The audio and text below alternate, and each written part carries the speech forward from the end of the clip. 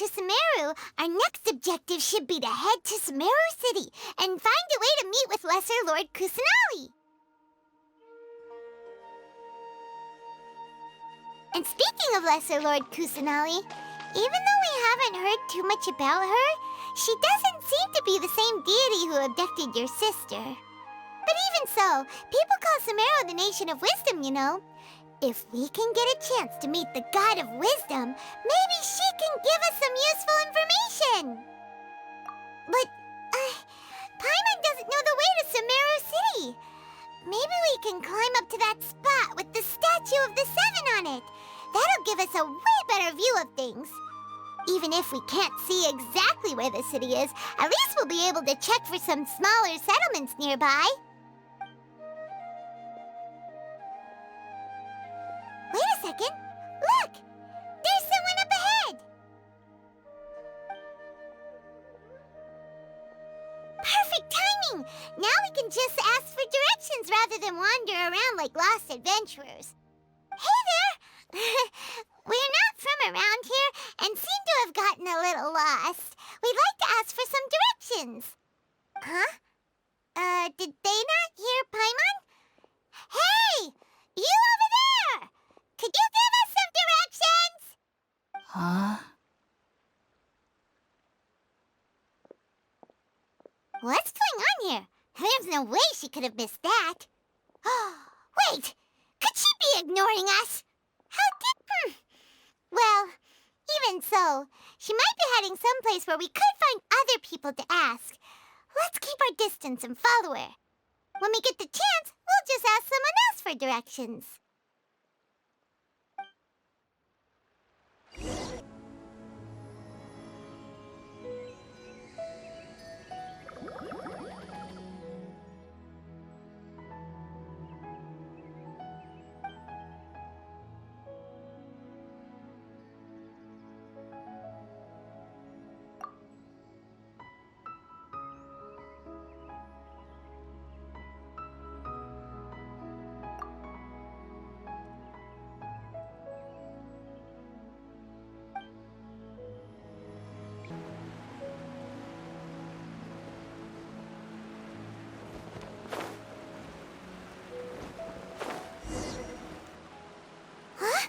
She just walked near that small waterfall and then suddenly vanished.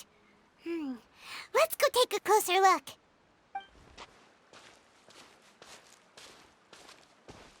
Paimon thought this cave would lead to a village or something, but, it looks like that's not the case. Look, she's sitting over there. Wait, she couldn't possibly be living here, could she? What should we do now? Do we try asking her for directions again?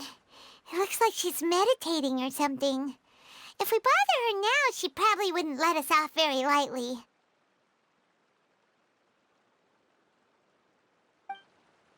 Oh! What a lovely smell! It's coming from that sensor over there. This is definitely not your typical place to call home, but at least it smells nice. Maybe living here wouldn't be too bad after all.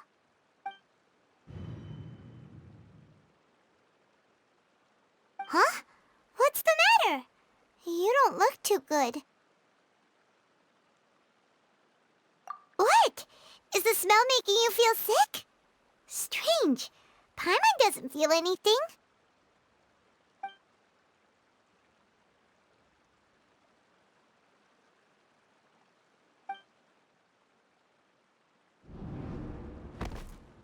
What's happening?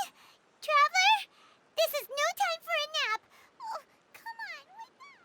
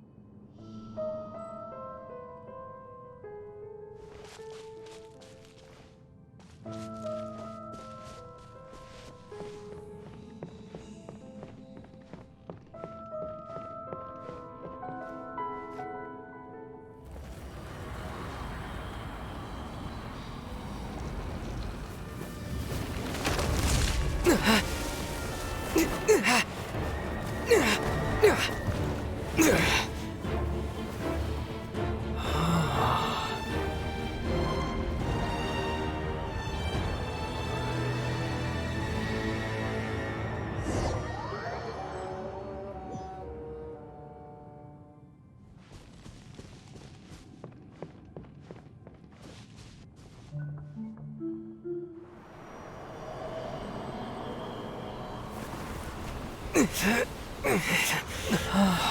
world would get me.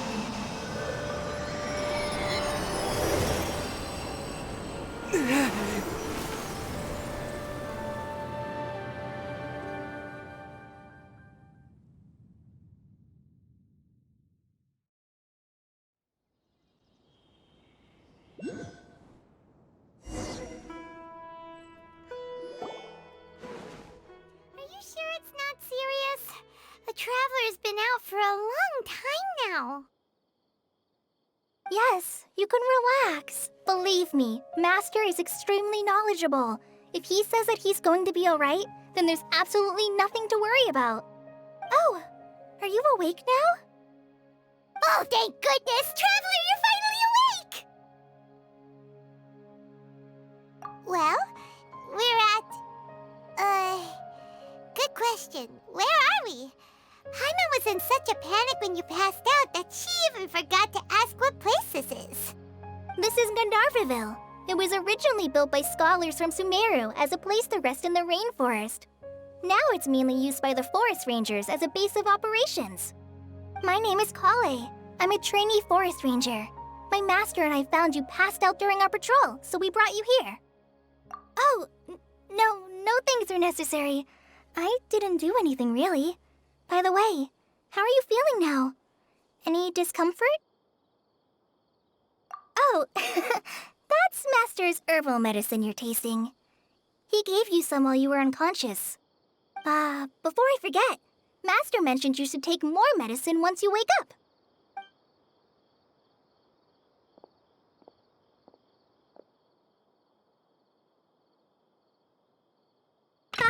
Whoops! Kale, what's the matter? Were you trying to retrieve the medicine? As I've already told you, you must be careful with these. All right, I'll get it for you once I'm finished here. Sorry, Master. Now, the guide to Avidya Forest's edible fungi is clearly posted on our bulletin board. But if Farbode forgets which mushrooms to avoid one more time, I'll have no choice but to leave the guide somewhere a little more visible. Like right smack on his forehead so others can remind him to be careful. Right? This is the second time he's come down with food poisoning this month. I'll be sure to give him a good talking to. Yes, please do. If, on the off chance, Farbode simply enjoys having little imaginary fairies dance before his eyes, then we'll just let him be. But the next time he requires any of our medicine, be sure to charge him accordingly.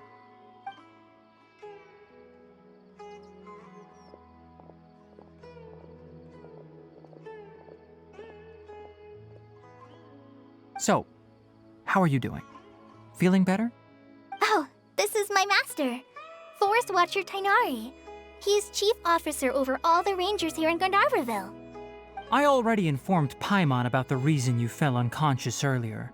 But now that you're awake, let me explain it for you as well.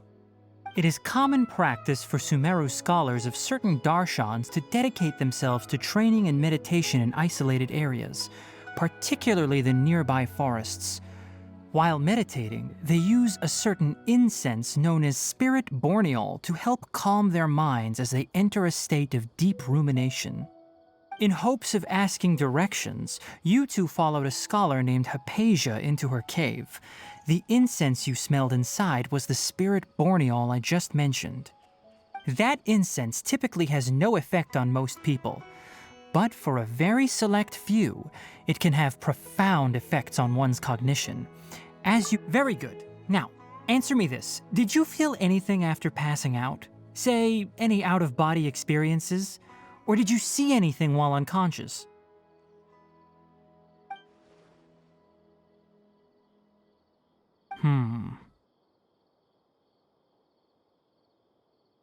Kale, let the others know to stop bringing their patrol logs here for now. Huh? Why? Because these two will be staying here for the next few days. They can have my room and I'll bunk with Amir. Now get a move on and be sure to do as I've said. Yes, Master Tainari.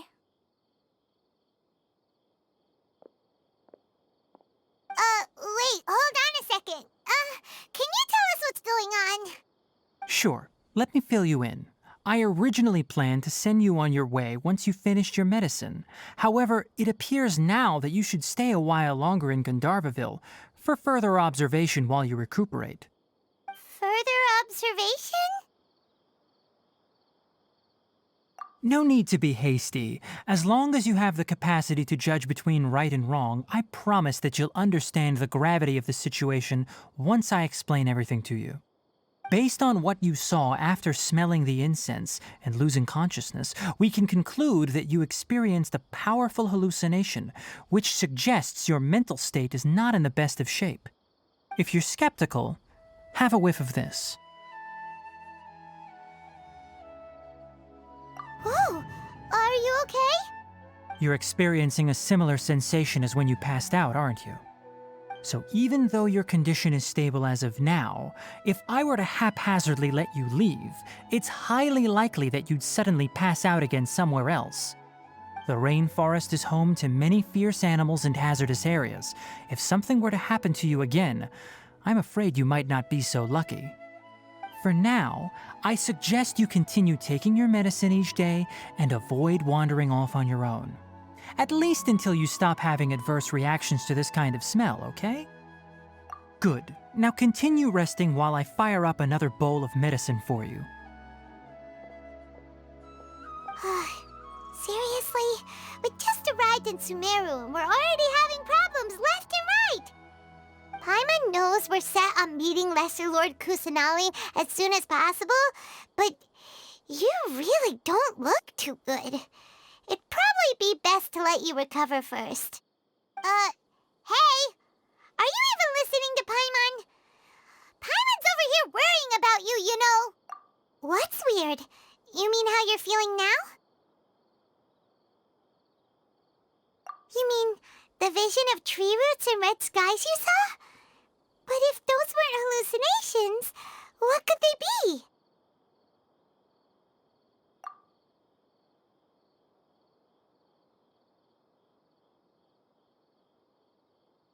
Well, considering how unique you are, Paimon trusts your judgment here. But why didn't you say anything about it to Tainari? If he misjudged your condition, then there's a chance you could get worse, right? Huh? You mean that Tainari already knows that what you saw weren't hallucinations? But if that's the case, why would he try to hide that from us? Oh, Paimon gets it now. That explains why you were so quiet earlier. Well, that settles it then. We'll stay here to rest up and figure out what's going on with your hallucinations. But it seems like asking Tainari might not be an option anymore. What do you think we should do? Good idea. Kale's pretty friendly. We can ask her tomorrow about what she knows regarding the Dendro Archon and customs in Sumeru.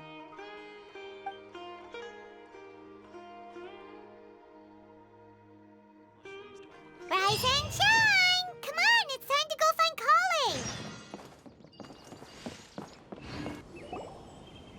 All right, next let's see your right hand. Yes, not bad. But please remember that you still need to be careful. Understand?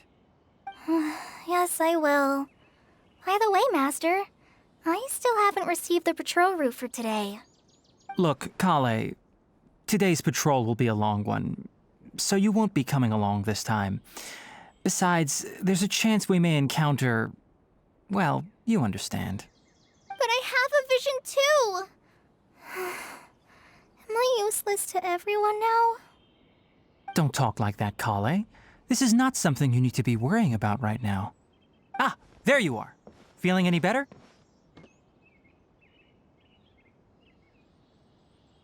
Yeah, since we'll be staying here for now, we thought we might as well try lending a hand around here. Seems you're not the type to sit back and take it easy for a while, huh? In that case, perhaps Kale could take you two for a patrol south of Gandharvaville for the day. And if you're feeling up to it, you can be responsible for cleaning the Statue of the Seven. Tainari, we're ready to head out. Roger, I'll be right there. All right, We'll be heading into the forest now. I'll leave any further details to Kale. Yes, you can count on me. So, Kale, what exactly are we going to be doing today? Tighnari mentioned cleaning the statue just now, but, that doesn't really sound like the job for a ranger. Well, a forest ranger's responsibilities can be pretty diverse. They handle a variety of tasks, like checking the condition of outlying roads, maintaining forest facilities, ensuring fire prevention standards are met, and providing assistance to travelers and locals. As for Master, well, he has to handle more dangerous areas of the rainforest. Today we can perform routine checks on the pathway lamps as we make our way to the Statue of the Seven. Paimon, traveler, this way! You can leave the task of checking the lamps to me. In the meantime, you two can keep an eye out for anything unusual.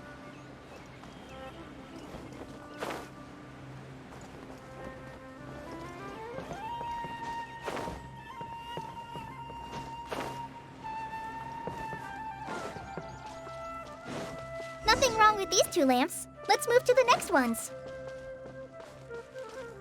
Oh, this lamp seems to be getting a little wobbly. Let me make a note of it. No problems with this lamp. Good.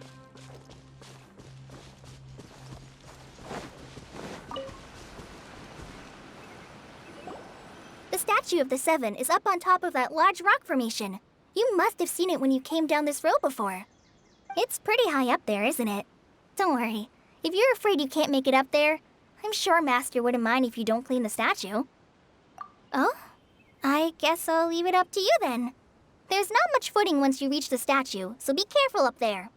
Paimon will fly up with you and help you with those hard-to-reach areas. By the way, Kale, do you know anything about the Dendro Archon? You know, what's she like? That depends. Are you referring to Greater Lord Rukkhadevata or Lesser Lord Kusanali? Huh? Greater Lord Rukkhadevata? Oh, is that the name of the former Dendro Archon? Uh-huh. Greater Lord Rukkhadevata was Sumeru's first Dendro Archon. She created the rainforest as well as the wall of Samiel around the desert. Her works provided a means of peaceful living for everyone. To the people of Sumeru, she's not only a symbol of wisdom, but also of power and kindness. Unfortunately, she disappeared in a great calamity that occurred a few hundred years ago. According to what Master has told me, the sages later found the newly born Dendro Archon and whisked her back to Sumeru.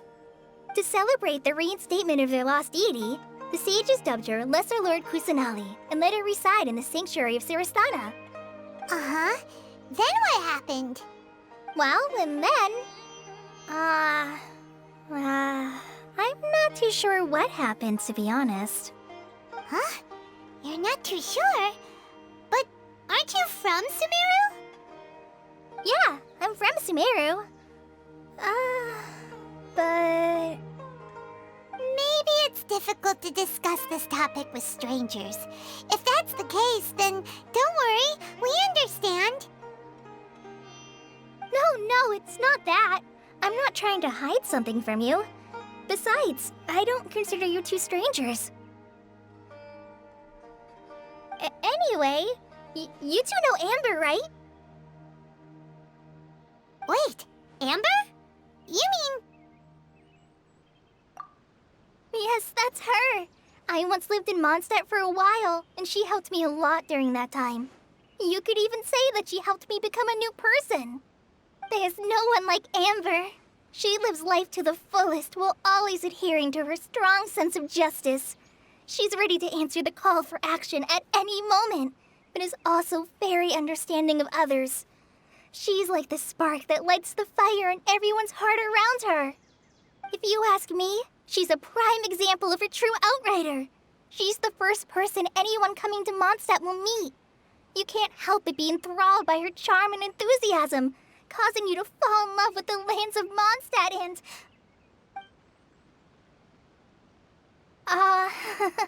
Sorry.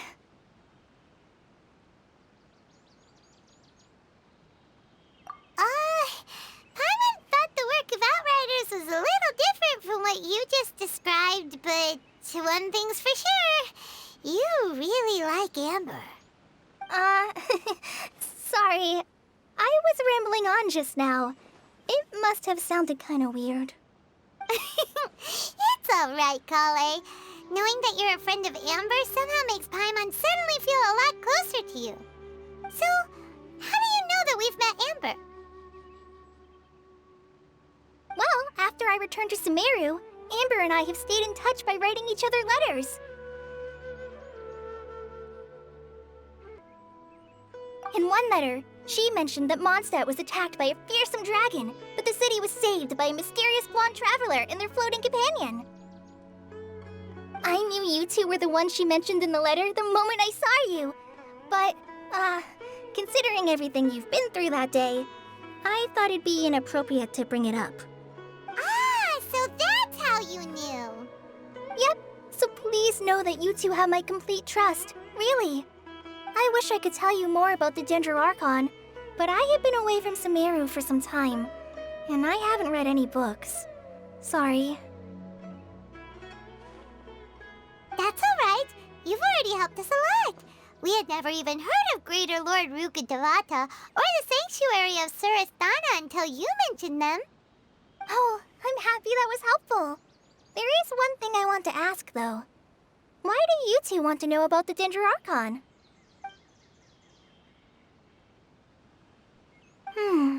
So that's why you're here. Thank you for telling me your story. Don't mention it. We are friends after all, right? Alright, we have a statue to clean. You both have my thanks. While you two are up there cleaning, I'll go ahead and inspect the forest canopy. Let's meet back here shortly.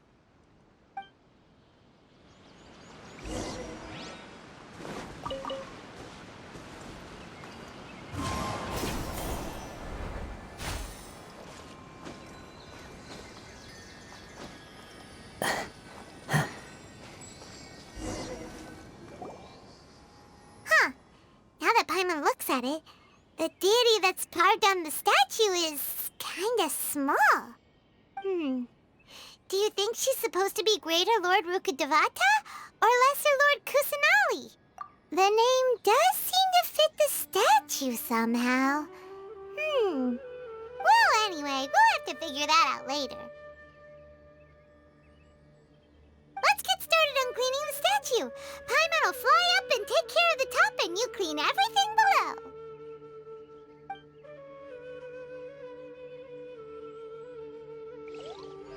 Nice work.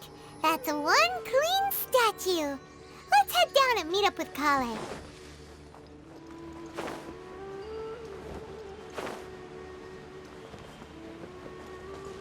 Time to go.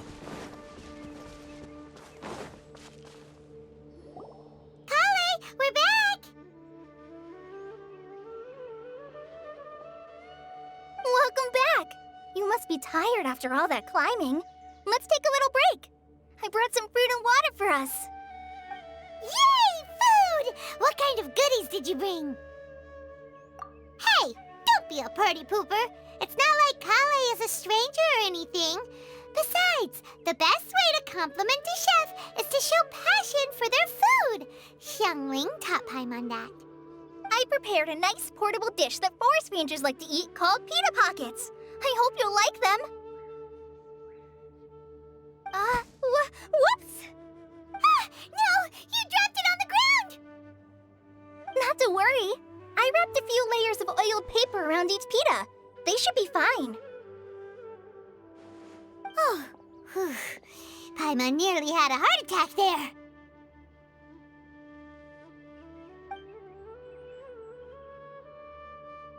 Those pitas are amazing! You're quite the cook, Kale. Thank goodness you wrapped them in paper. Paimon wouldn't have been able to sleep at night knowing something so tasty had been wasted. You really know how to compliment the chef, Paimon.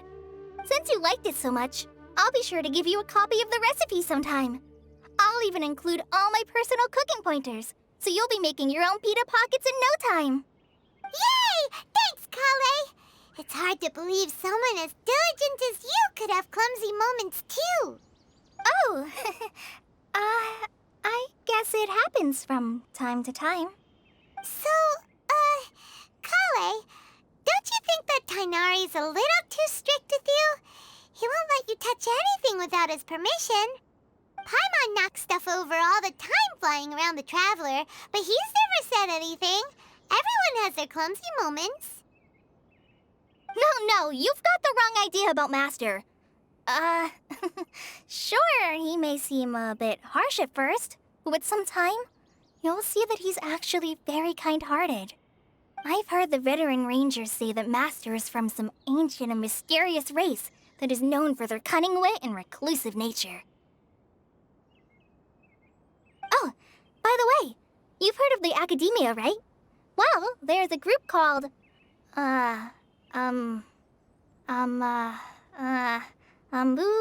something?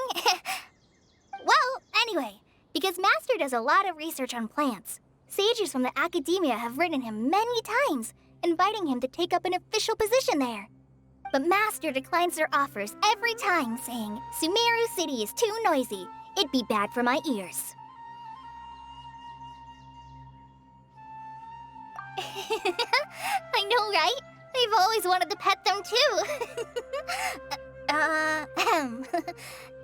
Anyway, Master could have easily left the rainforest to take up a position at the Academia, but he chose to stay here instead as a forest watcher, helping the locals every day and passing on his knowledge to trainees. In fact, Master's the one who taught me how to make pita pockets. Really? Paimon would have never guessed that.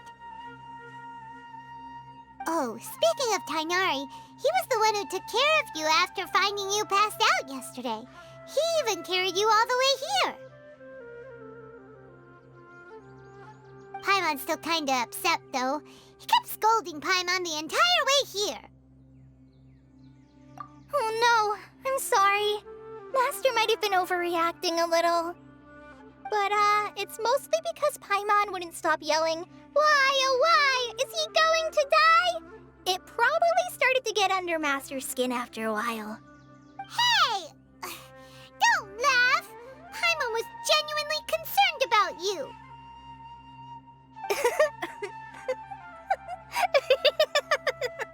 Hey! Now even Kali's starting to laugh. Ugh, that's it! Paimon won't forget this! It's time for some primordial wrath! No! Don't touch me!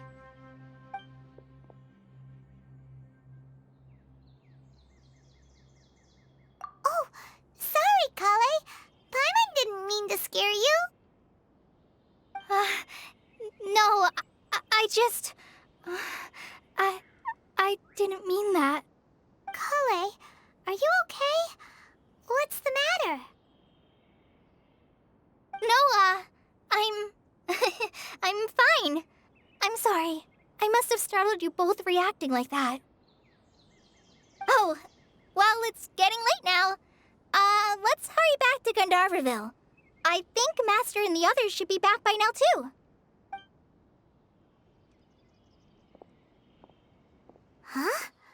What was up with Kale just now? And why is she in such a hurry all of a sudden? Look, she's practically running back.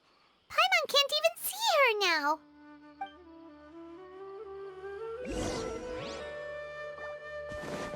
Wind. Tch! Time to go. Tch!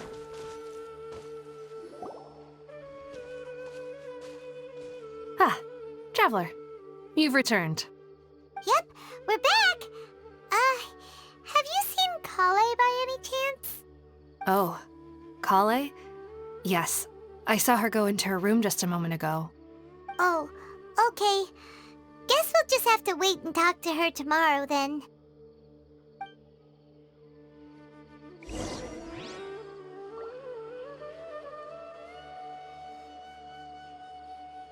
Kale, and still can't figure out what the problem might be. Maybe she's in a better mood now. Let's go check on her. Paimon was thinking all night about what happened with Kale, and still can't figure out what the problem might be. Maybe she's in a better mood now. Let's go check on her.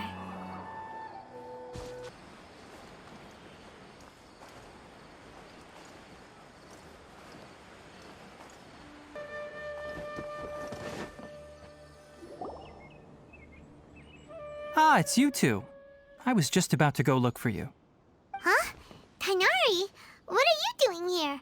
Where's Kale? I came to check on Kale's condition. To put it simply, she's not well. You mean she's sick? How could she be... Oh, wait a minute. Could it be because of what Paimon did yesterday? No need to worry. Something as small as you could never harm her. This sickness is something that Kale has been dealing with for some time. Kale has been more excited than usual since you two arrived. A little too much so, to be honest. She hasn't remembered to take care of herself. I suppose it's understandable, though. She hasn't been around anyone she considered a friend for some time now. It must have been refreshing for her to have you two here. So, Tighnari, what's really wrong with Kale? Let's take this conversation elsewhere. Kale just fell asleep after taking her medicine. She needs some peace and quiet.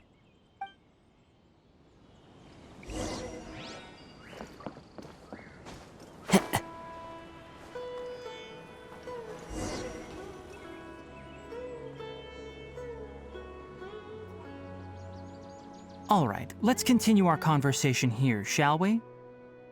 To be honest, I hadn't realized that you're that honorary knight from Mondstadt until Kale told me just now. I've also heard all about your deeds in Liyue and Inazuma.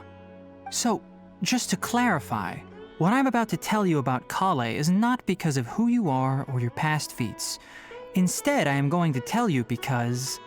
well, because Kale asked me to. And honestly speaking, I was against Kale revealing her past to you. But she insisted, saying you two treated her with sincerity and as a friend. So now she wishes to reciprocate the gesture. So, Tighnari, what exactly is wrong with Kale? You said this is something she's been dealing with for some time. Just how serious is it? Right. Ever since she was a child, she's been afflicted with a disease called Elazar. Elazar? Yes, it's a disease unique to the lands of Sumeru. It is characterized by dark and hardened scales that form on the body. At first, the afflicted may only feel mild numbness on the affected area of the skin. However, as the disease progresses, one may begin feeling fatigued and even experience peripheral paresthesia. In its final stages, the disease strips a person of the ability to control their own body, and they effectively become completely immobile. That sounds terrifying. Wait, hold on. So when Kale seemed to be acting a little clumsy earlier, it was because... Correct. That would be the effects of Elazar, which is precisely why I do not want her carrying or holding anything, lest she ends up hurting herself. With appropriate treatment, the disease can be effectively controlled before it progresses to a more serious stage. However, there is unfortunately still no true cure for Elazar. Nevertheless, Kale's mother still hoped that there was something out there. She handed Kale over to an organization known as the Fatui after one of their members lied and said they had a cure. What? The Fatui? Ah, it appears you are already familiar with them. That'll save me some explanation. Anyway, the person who eventually rescued Kale and brought her to me for care said that she had been given to a harbinger known as the Doctor. I have no idea how this doctor managed to do it, but her case of Elazar was completely stable for all the years that Kale was with them. However, Kale's days with the Fatui were anything but pleasant. Kale is a resilient individual and always tries to appear cheerful, but her experience with the Fatui has left deep scars. Even now, she can still feel deathly afraid of someone touching her. Oh, Paimon had no idea Kale's been through so much suffering. Oh, by the way, Paimon, Kale wanted me to tell you that she's sorry for scaring you yesterday. She also wanted both of you to know that she's sorry for hiding her illness. She doesn't need to apologize. None of this is her fault at all. Well said. I hope you'll get a chance to tell her that in person the next time you see her. Kale once thought that it would be impossible for her to have any real friendships. I trust that you two will never let my trainee experience such emotional pain again. Don't worry, Tainari. We'll take good care of her. Well, it's not too serious at this point. She overexerted herself the last couple of days, which is what led to her breakdown this time. As long as she has taken her medicine and gets plenty of rest, she should get better. Though, I must admit that Kale's condition was much more stable when she first arrived here in Gandharvaville.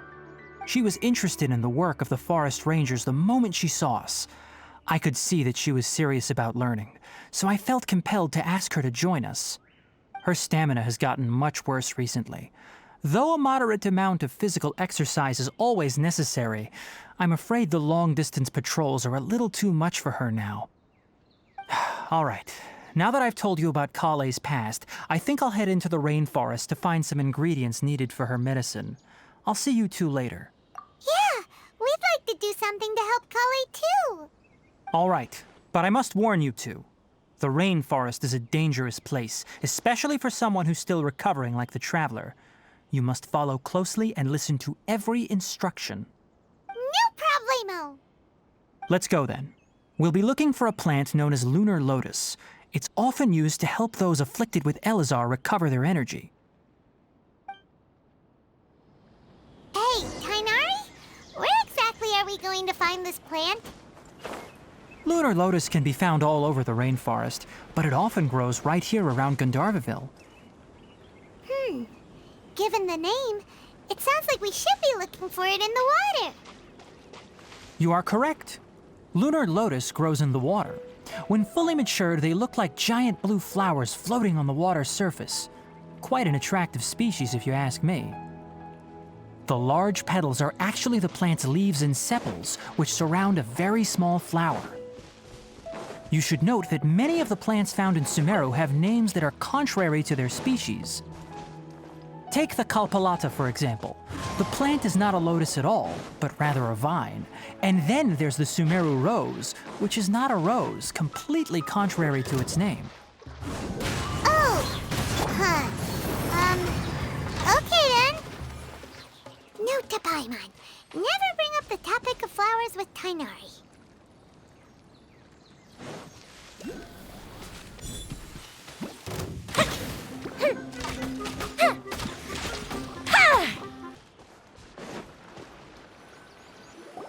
There should be lunar lotuses growing somewhere in this area.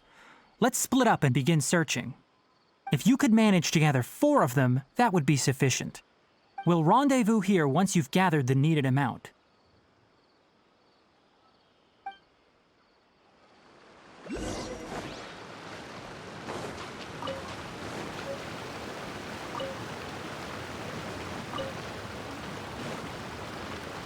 All right, we've gathered enough lunar lotuses.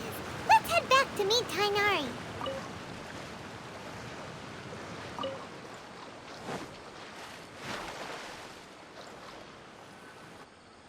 Hey, Tainari! We found the lotuses you requested.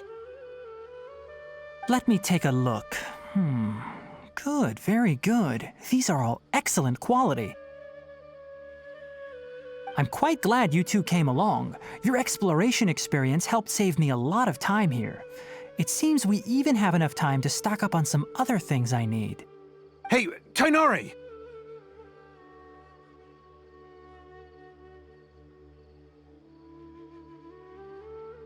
Oh, Tainari!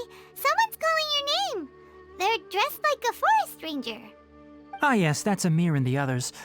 But didn't they just set off not too long ago? What are they doing back so early? Let's go find out what's going on.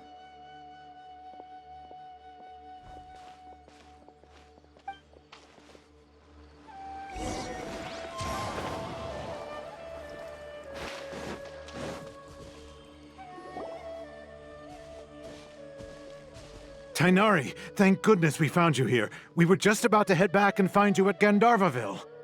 What's going on? We just discovered a withering zone. The Withering is back? But the patrol route you were on should have been already clear just a week ago. It reappeared so quickly. Can you tell me the exact location? It's up ahead, deep in the river valley. It's appeared in a spot that blocks nearly the entire narrow part of the valley area, so we decided to come find you as quickly as possible. And the radius of the contamination? Sorry, I couldn't get a clear enough view to tell. No one in our patrol team had a vision, and it appeared to still be spreading, so we didn't risk getting any closer. Okay, I understand. You made the right decision. I'll go deal with it right away. In the meantime, please guide these two back to Gandharvaville. Wait, Tainari, why don't you let us help you? You two have only just arrived in Sumeru. You're still unfamiliar with many things in these lands. There's a unique type of anomaly that occurs in the Sumeru rainforest. It's called the Withering. The affected areas not only cause nearby vegetation to wither, but it's also lethal to wildlife and even people. If you don't carry a vision, then you should think twice before approaching such places. Yes, Amir is absolutely right. I wasn't kidding when I said the rainforest is a dangerous place. As Amir said, only someone with a vision, that is, the power to manipulate elements, will be able to resist the Withering's corrosive effects for a time. That's right. If any of the forest rangers without a vision come across a withering zone, we first make a record of the location and then have a ranger with the proper abilities deal with it, like Tainari here. Only someone with a vision can venture within a withering zone and find a way to deal with it. But you don't seem to carry a vision. Don't worry, he may not have a vision, but he's a real pro at using the power of the elements. Don't sweat it. We've helped others deal with similar situations before. Wait, you've met other forest rangers before? I was planning to properly show you both how to identify the Withering before you left Gandharvaville. Anyway, since you two are experienced adventurers, come with me. I'm sure you'll both be able to help.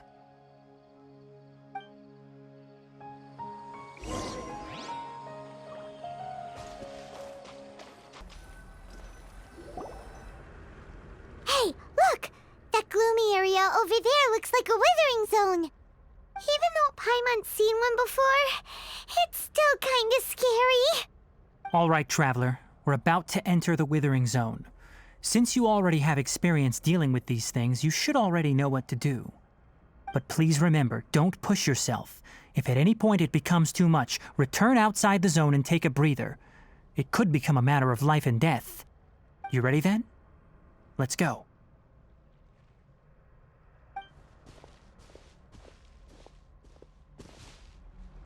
First, we must locate any branches sustaining the Withering Zone.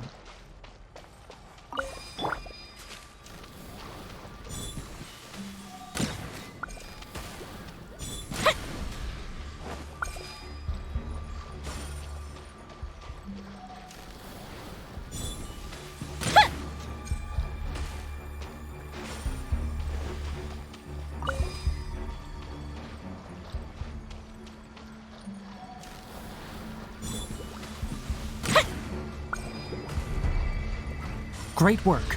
Now that all the branches have been cleared, we'll need to take care of the tumor. Fire hazard! Into the wind. As one with wind and cloud. Spirit Blade! Attack! A touch of frost!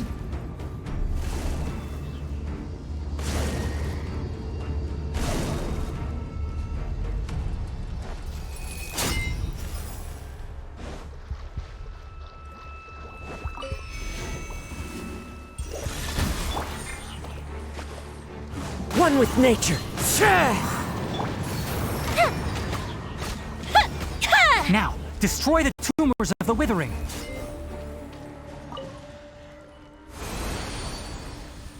Everything's returning to normal now.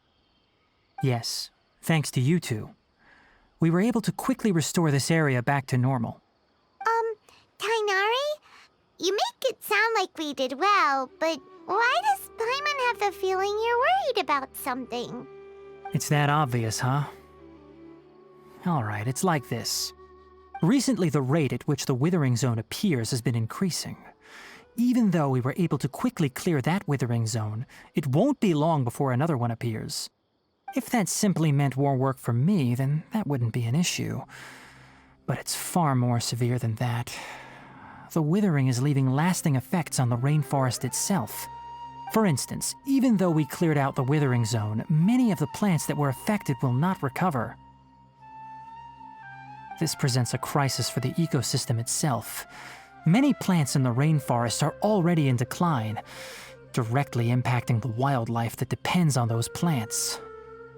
And most disturbingly, as the appearances of withering zones have started to increase, Kale's case of Elazar has also become more serious.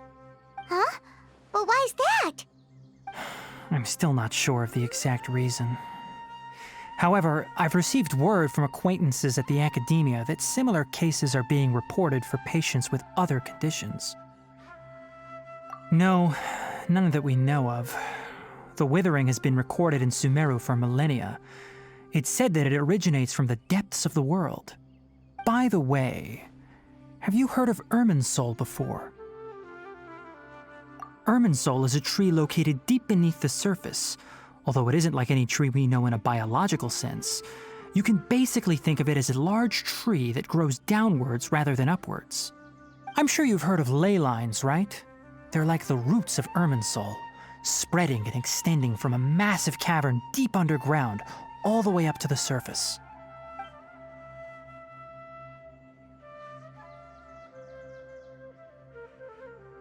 Ley lines continually absorb the memories of this world, which are then funneled into Irminsul, allowing it to collect knowledge and wisdom from ancient times to present day.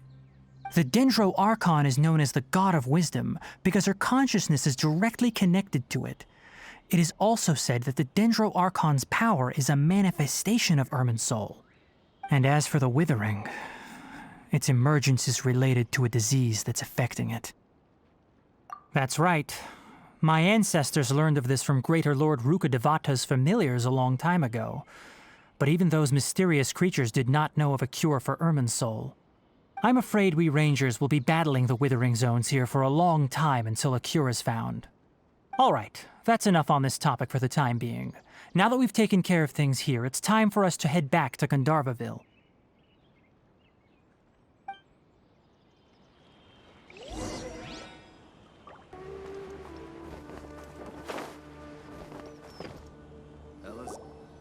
Oh, Tainari, you all made it back.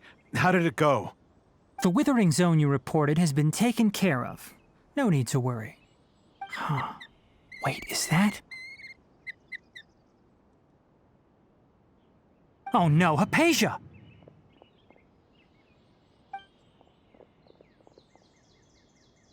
Huh? What's wrong, Tainari? This Duskbird is Hypatia's designated courier for urgent news. You do remember her, don't you? She's the scholar you and Paimon were following when you first arrived in Sumeru. Oh, her? How could we forget? So did something happen? Let me see what's written in the letter first. Oh. So what's it say? And what's with that weird expression on your face? Just let Paimon read it. Huh? All Paimon sees are 3 squiggly lines. Yes, allow me to explain. After we brought you from Hypatia's cave to Gandharvaville, Hypatia resumed her meditation. She must have just finished. It's been nearly 3 days since she's had anything to eat, and it appears she's forgotten to prepare some rations. This letter is her asking us for help. We need to go. What? You mean she's been sitting there for 3 days? Hey, wait, how did you know all that from just a few lines on the paper? Well, obviously because this has happened before. Last time she drew 5 lines, and by the time we found her... Well, I'd prefer not to remember that. Needless to say, Hypatia's been through worse, but we should still get to her as quickly as possible. I've got some emergency rations set aside for times like these. Paimon, Traveler, could you two bring these to her? Wait, you want us to bring her the rations? But will the Traveler be okay if her cave is still filled with that funny incense? Let's find out. Here, Traveler, take a smell and see. So, how do you feel? Huh? Really? You're not feeling even a little drowsy? But wait, how'd you know that he'd be okay this time, Tainari? Back when we were clearing the Withering Zone, I observed that he could adeptly manipulate the Dendro element. I knew then that he would be fine. And if I may ask, when I was telling you two about Irminsol's ley lines, was what I described similar at all to what you saw while you were unconscious? That's correct. Those weren't hallucinations at all. Though I don't intend to apologize for deceiving you. Because what you saw is of significant importance. Not just for the nation of Sumeru, but the entire world of Tevat. My forefathers were shown much favor by Greater Lord Rukkhadevata. We took an oath to protect this nation together with her. Now that that duty has fallen to me, it was part of my responsibilities to ascertain whether you could be entrusted with the fate of Sumeru. Now, after seeing you in action with my own eyes, you have earned my confidence, and I no longer feel the need to hide any secrets from you. When you passed out, your consciousness had connected directly with Irminsol. What you witnessed were actually real memories contained within Irminsol itself. I could try to tell you more, but it would be better if you went to ask Hypatia instead. Her focus on meditation and use of Spirit Borneol are aimed at establishing a connection with Irminsol, just as you did. That sounds nice and all, but will she really help us? Seriously, she completely ignored us the last time we tried talking to her. That was because when you ran into her, she was in a special phase of her training. During that time, she must avoid communicating with others. Please, wait here for a moment.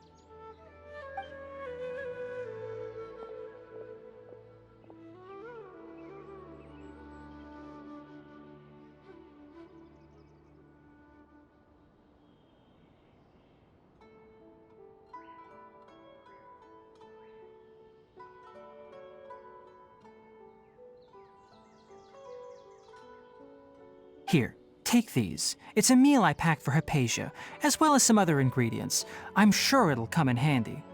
Also, here's a letter that I would like you to give to her. Just show it to her and she'll answer any questions you may have. No. I should be the one thanking you. You've both been a great help these last few days. Hypatia should still be in the cave. Let's go inside and see how she's doing. Yesterday, a total of 5. Let's go inside and see how she's doing.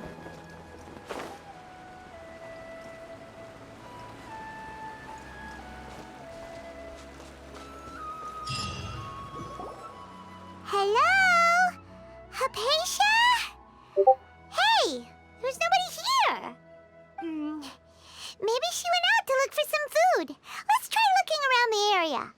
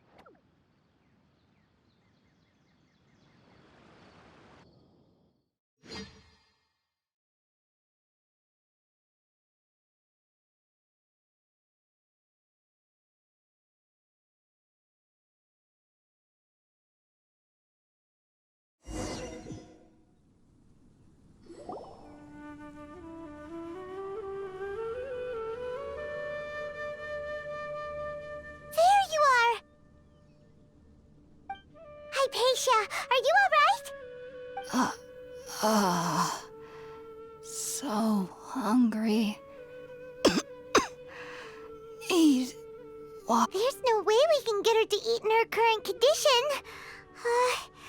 Let's try finding some water first.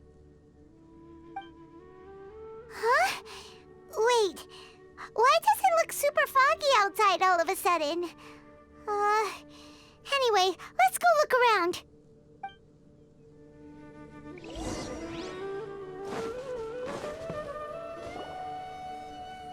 Huh? How'd things out here end up looking like this? What happened? And where are we? Really? Oh, maybe you're right. Let's go investigate the area.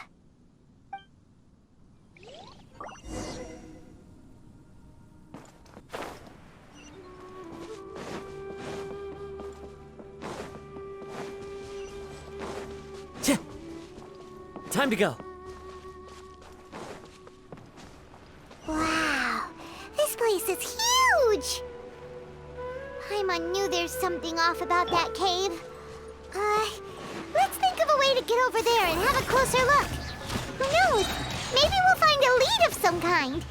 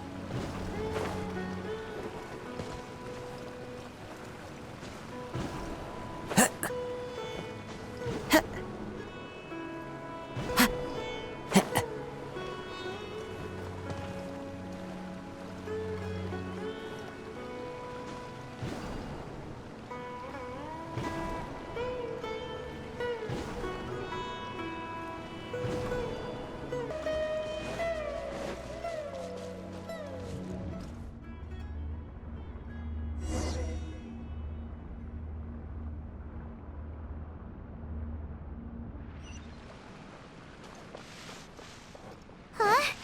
What happened just now? Why'd everything around us suddenly change?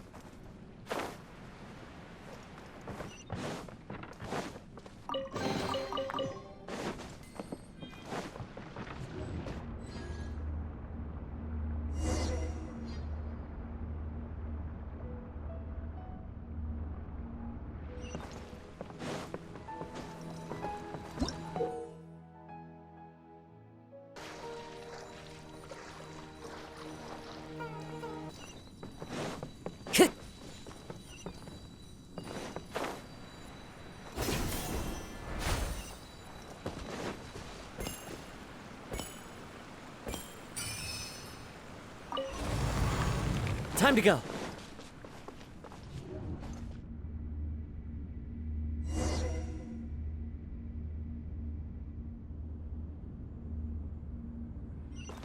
What in Tibet is going on here?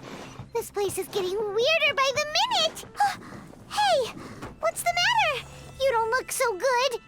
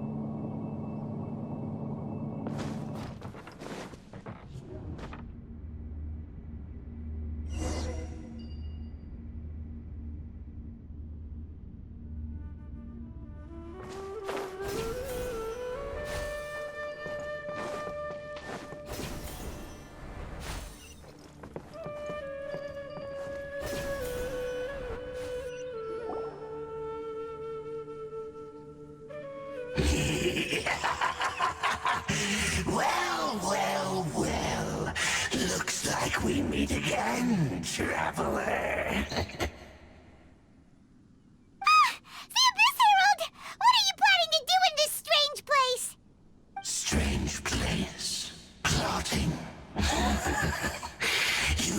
Don't worry about such things. They don't concern you. Bow before the abyss! Chih! Fallen leaves, adorn my... Submit for judgment! Time for a light show!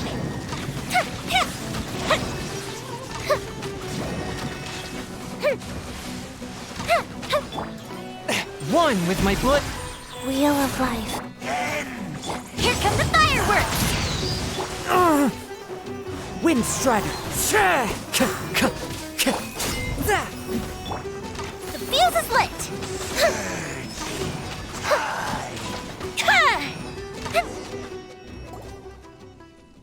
Huh? Why can't we beat this guy?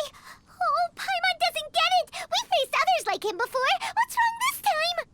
Traveler, though you may have managed to avert countless crises before, your good fortune was bound to end sooner or later.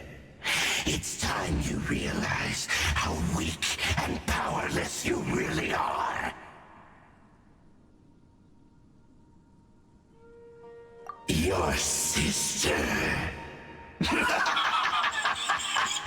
Oh, pitiful traveler. Are you really so ignorant? Or are you just living in complete denial? Her Highness has long since forsaken you. Your meager existence in her eyes is that of an annoying bug, only to be stepped upon. The bonds of love and family which drive you to find your sibling are utterly gone. Your journey is meaningless. But don't you fret now. Today will be your last. Now die!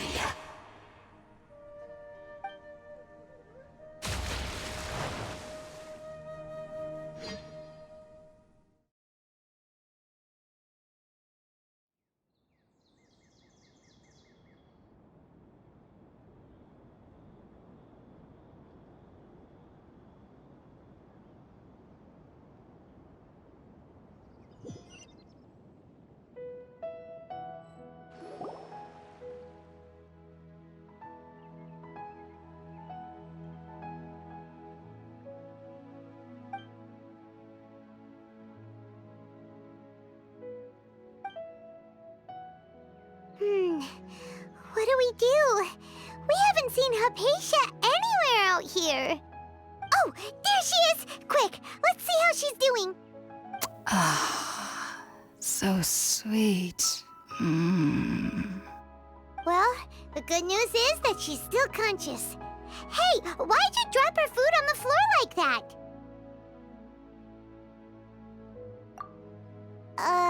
Are you okay? That's really not like you. Anyways, we can talk about this later. We better make sure she's alright first.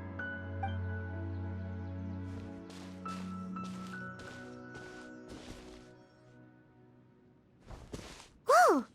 Wait a sec. Look at all this fruit lying around her. We can put that to good use.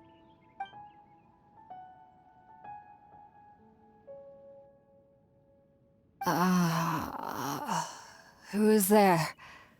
Tainari, is that you? Huh?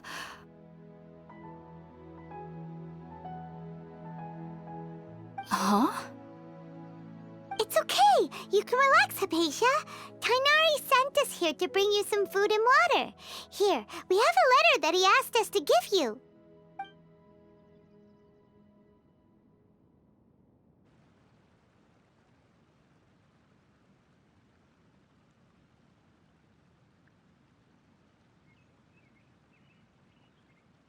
I see. So, you're friends of Tainari. I apologize for all the trouble I've caused you. I'm grateful that you came so quickly to save me. You even brought all this fruit. Well, actually, we didn't bring the fruit. It was already here when we arrived. We were kind of wondering about that, actually. When we found you here, there was all this fruit lying around and even some juice dripping from your lips. How did you end up like this anyway? Oh, really? I seem to understand now. All the fruit was likely from my, neighbor. Must have come by and saw me like this. Your neighbor? You mean there's someone else living nearby? Oh? So you're able to see them too?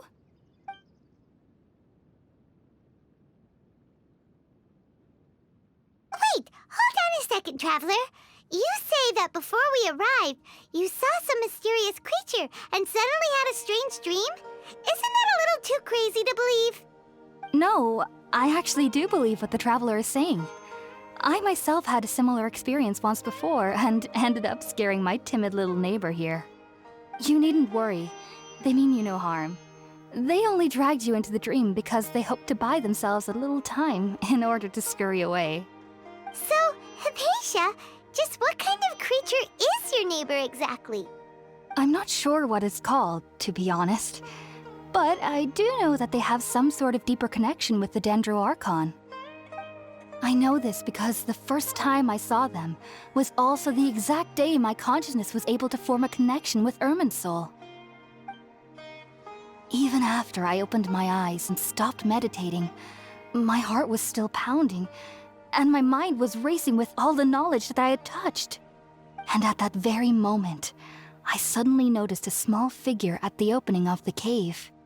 In my curiosity, I began to walk over to the creature. They must have already been used to me living in the cave, because they didn't seem to mind me approaching them. They just kept doing whatever they were up to. It wasn't until I crouched down next to them that they suddenly realized that I could see them. Oh, and then? And then I had a dream. By the time I came to, they were nowhere to be seen. I was convinced they'd never show up again. But sure enough, I saw them nearby a few days later. And they weren't alone. I feel like they aren't as afraid of me as the first time I approached them. But I never would have expected them to save me. Yes, no doubt about that. By the way, Tighnari mentioned in his letter that you had questions for me regarding Irminsul.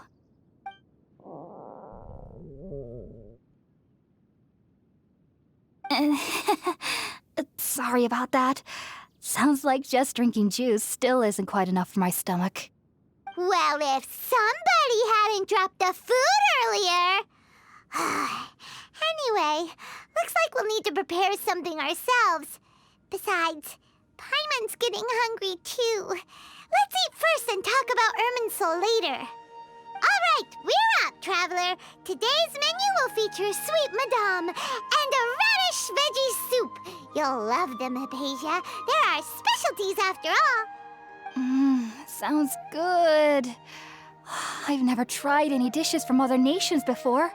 I certainly look forward to it. It's been so long since I've had a decent meal, too. To be honest, the last time had to be when Tighnari came to visit.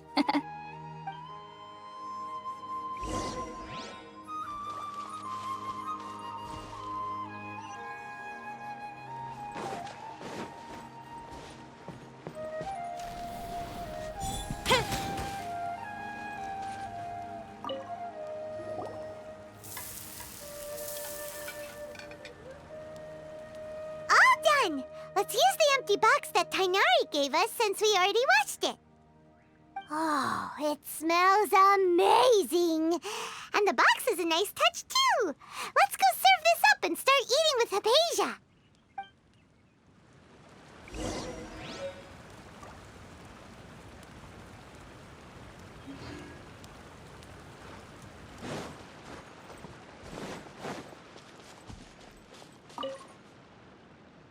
Are you already finished cooking? Smells delectable. I'm truly thankful whenever I can enjoy a proper meal like this. Cooking really isn't my forte.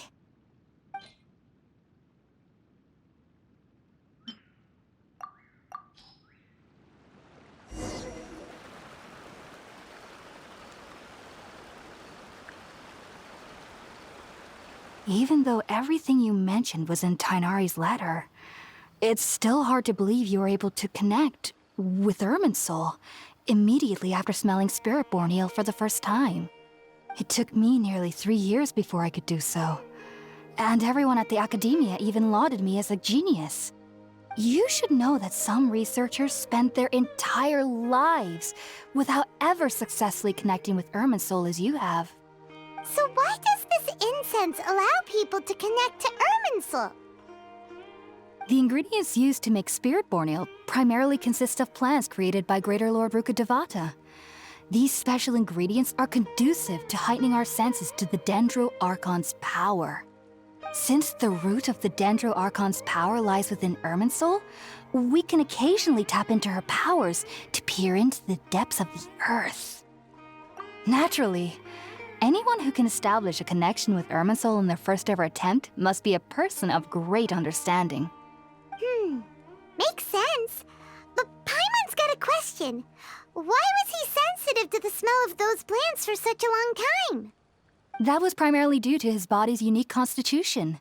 Stimulated by the incense, he could perceive the Dendro Archon's power and experience the sensory overload, hence the adverse reactions. Taking in any scent similar to the ingredients of Spiritborn Ale would cause adverse effects. Not to worry, though. It appears you've already fully recovered. Technically, your body should still be sensitive to the powers of the Dendro Archon, but unless you're using intentional meditation techniques, the scent of Spiritborn Ale should no longer trigger such reactions. Whew. Well, that's a relief. I must admit, I am quite envious of your abilities. Even if it meant suffering from pounding headaches for the rest of my life, I'd consider it worthwhile so long as I could connect with Irminsul at will. Whoa, you're really serious about this whole thing, aren't you? I am a researcher after all. As a member of the Ritaoist Darshan at the Academia, my main area of research is the stars and their connection to the fate of living beings. But there is still so much we don't know, especially regarding the mysteries that lie in the starry skies. Which is why I must turn to the all-knowing Irminsul for answers. If only my perception wasn't so limited.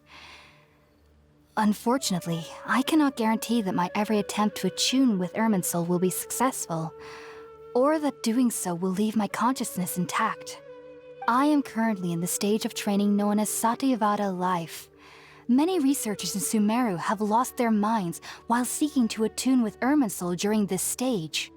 Sages have said that Irminsul contains divine knowledge, and touching such knowledge without the proper preparations and abilities will only lead to one's mind caving in on itself. That's why we meditate alone. We need to ensure that our minds will be calm while minimizing the possibility of involving anyone else. Whoa, so knowledge from Irminsul can be super dangerous.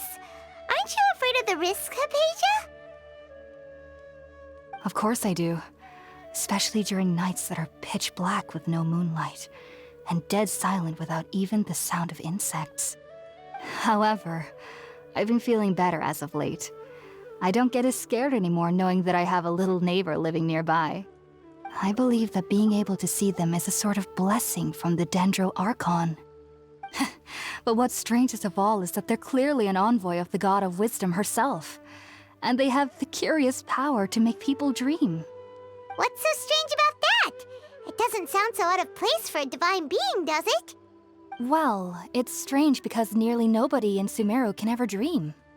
Huh. Is that true? Yes, well, to an extent. Only children can dream in Sumeru.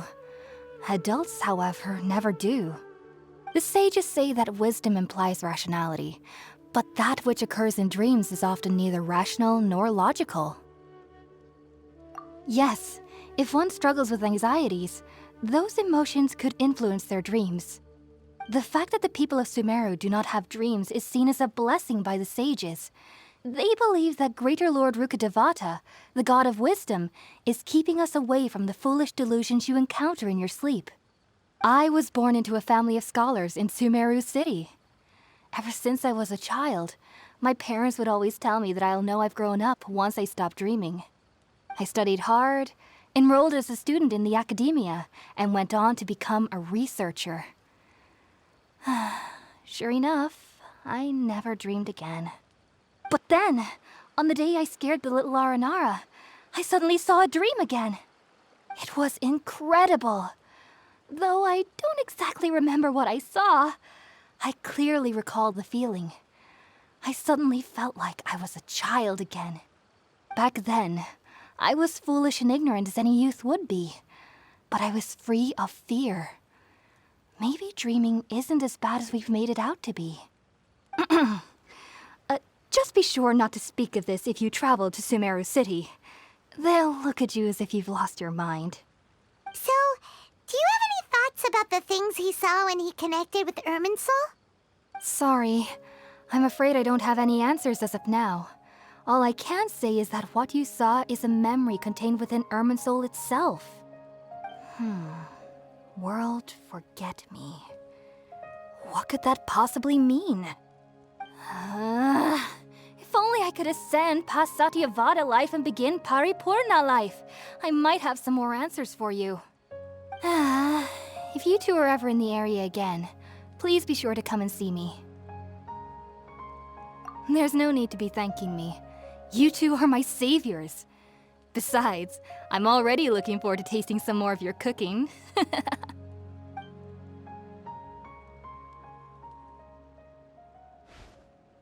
that we know Hypatia is alright and had the chance to ask her some questions, Paimon thinks it's about time to head back to Gandharvaville.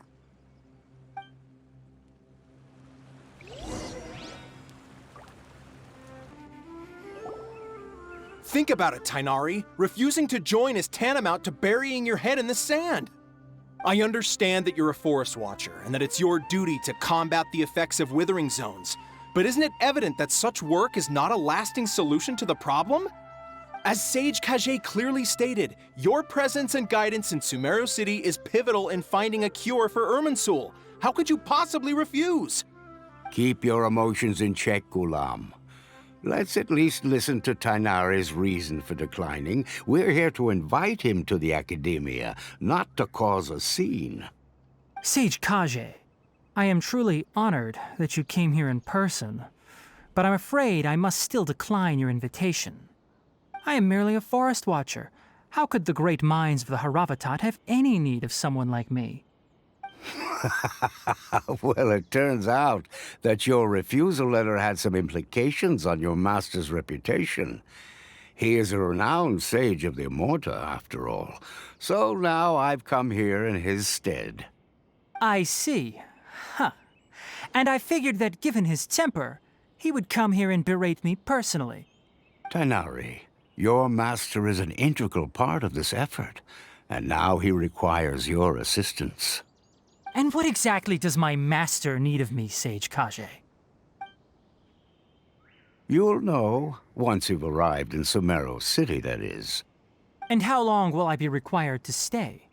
There's no definite answer as of now. Do you mean to tell me that despite coming all the way here to Gandharvaville, you still can't answer the questions I laid out in the letter to my master? If that's the case, then I'm afraid I cannot give you a definite answer either. Tainari, but you... So be it. Come, Gulam, we're leaving.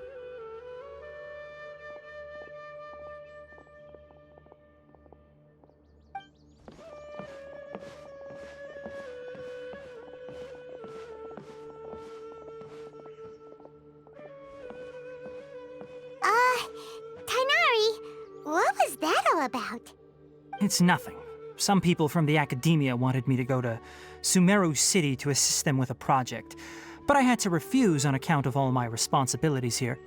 But all that can wait. How did things go with Hypatia? It was quite the eventful trip, but the main thing is that she's safe and sound. She answered a bunch of questions for us, too. Very good. Now that the traveler has made a full recovery, there shouldn't be any reason for you to tarry here longer. I assume you will be heading to Sumeru City, correct? That's right! We want to meet Lesser Lord Kusanali and ask her for advice. Do you have any idea on how we can find her? Sorry. I'm afraid I don't have any advice for you there. Well, do you at least know anyone we can try asking in Sumeru City? Let me think. My trips to Sumeru City have been fairly short, and most of my acquaintances are researchers. How about this? I'll write you a letter of introduction that you can give to a researcher I know. He's from the Amurta Darshan and is adept at gathering information. Asking him might prove worthwhile. Also, when you enter Sumeru City, you'll probably end up receiving something like this item here. I'm not sure if it will ever come in handy for you, but maybe you can give it a try. Oh? What is it? It's called an Akasha Terminal. It's a tool produced by the Academia that utilizes the legacy of Greater Lord Rukkhadevata. Some say that this very item is the basis of Sumeru's reputation as the City of Wisdom. Needless to say, this device and its usage fall under the Academia's expertise, so I'll leave it to them to show you how to use it. Great! Next up, Sumeru City! That's right! Tainari, we have something important to say to Kale before we leave. Is she doing better now? Yes, she's doing much better. After being confined to her bed all this time, I thought a little walk would do her some good. Last I saw her, she was taking the path towards the North Crossing. She knew you two would be leaving soon, so she must have wanted to see you off. Thanks, Tainari. All right, let's go! Farewell, and good luck to you both.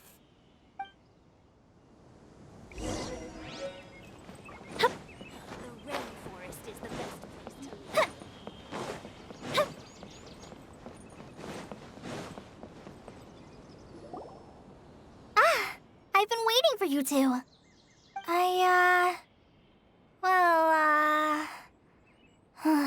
Never mind. I guess I should just wish you two a safe and successful journey. Thanks for waiting here just to see us off, Kale. We're headed to Sumeru City. Don't worry about me. I can take care of myself. My condition won't be getting in the way of my duties. I want to be a forest ranger after all. It's up to me and the others to protect the rainforest here. And, I'm sorry. I should have told you both about my condition when we first met. I just wanted you two to treat me as a normal friend, not some girl that needs your sympathy. But I guess now I understand that the most important thing is for friends to be genuine with one another. There's no need to apologize, Kale. We should be thanking you for trusting us enough to be your friends and sharing your past with us. We're probably still gonna worry about your condition, but that's because we're friends and we care about you. Thank you. That means a lot. Before you leave, I have something for you. Oh? What is it? It's my recipe for pita pockets. I told you that I'd give you a copy, remember? My handwriting is a little, messy, so please don't laugh. Yay! Thanks, Kale. Now we can eat those scrumptious little pitas whenever and wherever we like. I hope that whenever you eat them, you'll both remember your time here in Gandharvaville. Well then, I, trainee Forest Ranger Kale, bid you both farewell. Please visit Gandharvaville again. The Rangers will always be ready to assist you here.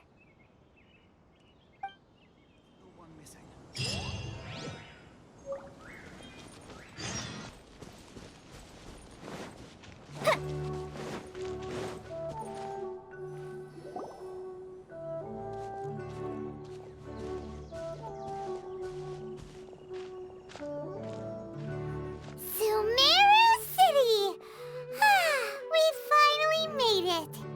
Oh, did you see that? When those people entered the city, something on their heads lit up. One moment, please, you two. It appears this is your first time visiting Sumeru City. Oh, yeah, that's right. But how did you know that? Because there's currently no information on either of you in the Akasha. But no need to worry, that won't prevent you from entering the city. In fact, the Academia conveniently provides each traveler to Sumeru City with a device. Perhaps you two have heard of the Akasha before.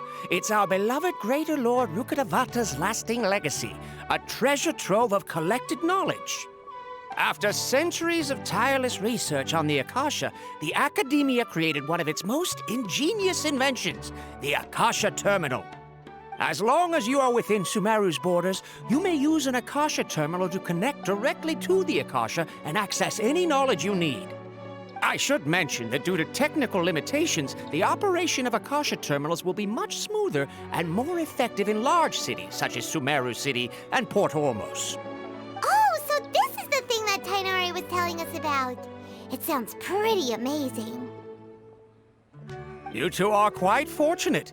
Until recently, it was standard practice to only issue Akasha terminals to outlanders who spent an extended amount of time in Sumeru.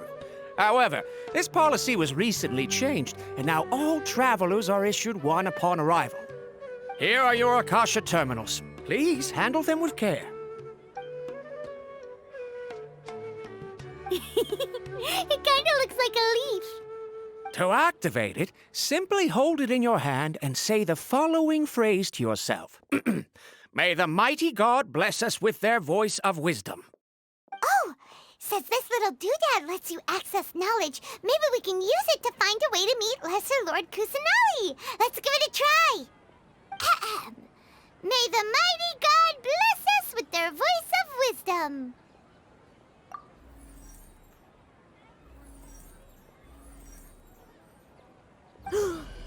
Whoa!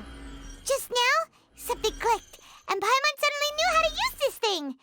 It seems all we need to do is concentrate on what we want to know, and bam! You get it. Oh, that'll come in real handy. Exactly. That is the power of the Akasha.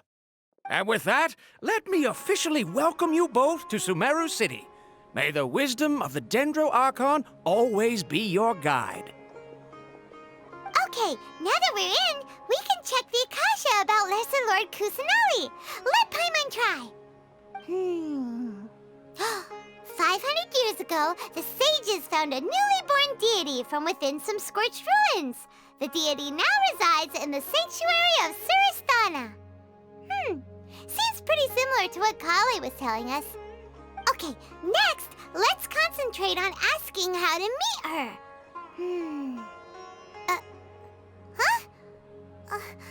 Paimon doesn't sense anything. Oh, come on! Ugh. Focusing on this question feels like when you have something you're trying to remember and it's on the tip of your tongue, but you just can't think of it. Ugh, Paimon's brain is exhausted. Oh, smart idea. But what are you going to ask it?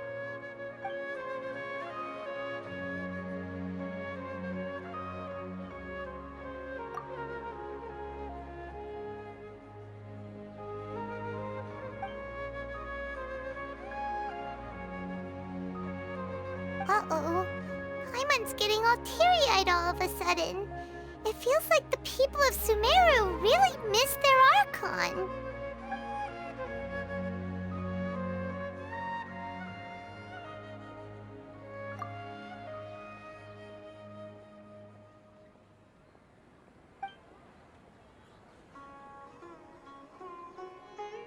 Huh.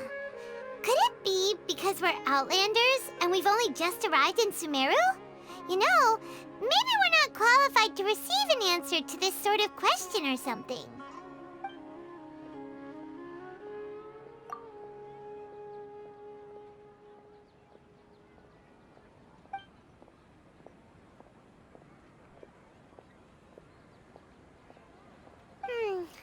You too?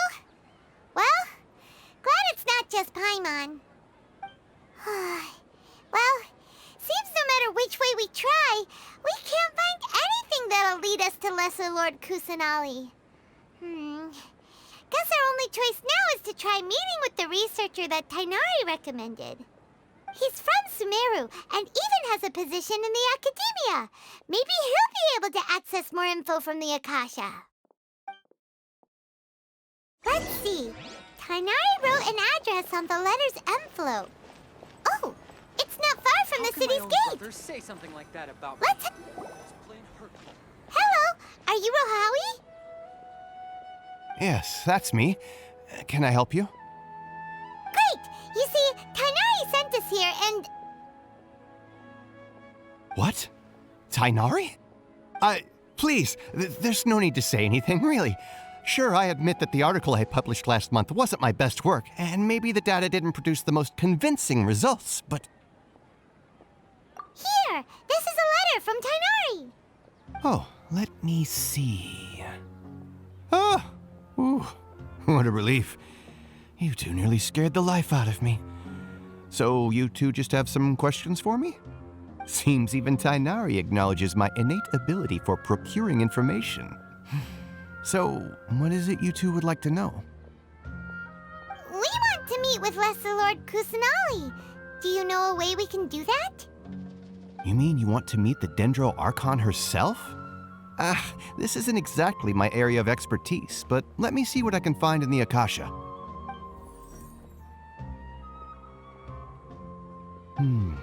Sorry, the Akasha didn't respond to my query. What? You too? But what about your abilities for getting information and all that? Paimon was sure you'd be able to access more info than we did. Well, as I said, this isn't my area of expertise. I am but a lowly researcher, so the Akasha doesn't see a need for me to know more about the Dendro Archon. All I know is that ever since Lesser Lord Kusanali returned to Sumeru, she's never left the Sanctuary of Sorasthana or made a public appearance. Huh. Didn't expect her to be such a mysterious figure. The Dendro Archon is somewhat of a recluse. Perhaps she just doesn't want to entertain visitors, which would explain the lack of information in the Akasha. But then what can we do? No need to worry just yet. I'm only hypothesizing here. You could certainly try asking around and see if anyone else has ideas. And besides, you two should consider the bright side of things. Not being able to see Lesser Lord Kusanali may not be a bad thing. In this world, there will always be information you cannot obtain from the Akasha and things you can never accomplish. Knowing when to yield is a form of wisdom. Take me, for example. It's a miracle if my brain cells can spit out one paper every 3 years. But Tainari?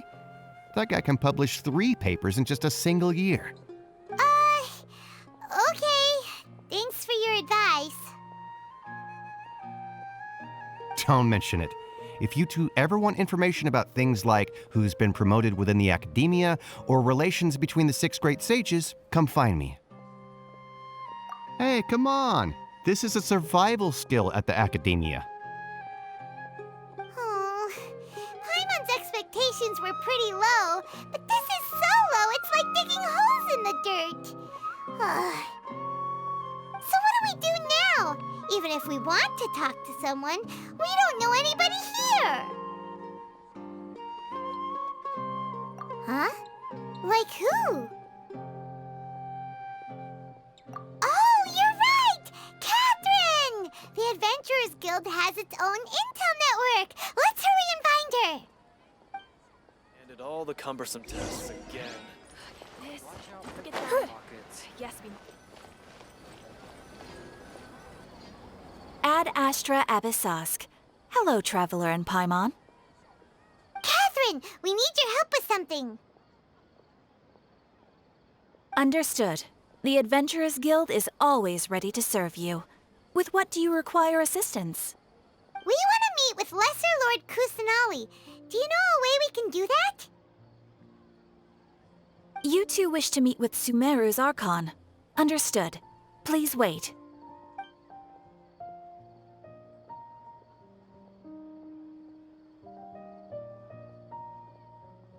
I apologize, but I am unable to call up any relevant information in the Akasha. I'm also unable to locate any pertinent information in my personal memory. Aww, another dead end. Well, if Catherine can't help us, then we really don't know anyone else to ask now. Please do not worry. I may know of someone who can help you two. In Sumeru, the Adventurers Guild does not serve as the vanguard of information. Rather, there are numerous active mercenary groups collectively known as the Eremites. They take on various contracts and work all across Sumeru, so they naturally accrue intelligence. An Eremite brigade called the Corps of 30 is in charge of Sumeru City's defenses. Not only are they the oldest brigade, but they are responsible for managing and coordinating the affairs of all other mercenary brigades. Corps of 30? What a weird name. Supposedly, they are named as such because their ranks numbered 30 at their inception. Asfand, an advisor with the Corps of 30, maintains good relations with the Adventurers Guild. Though he's already retired, he and his words carry great weight within mercenary circles. If you'd like to get in contact with him, you can find him at the Corps of 30's headquarters, the Citadel of Rexar. You're welcome. I wish you two the best of luck. We look forward to your exploits in Sumeru. All right, off to the Citadel of Rexar we go!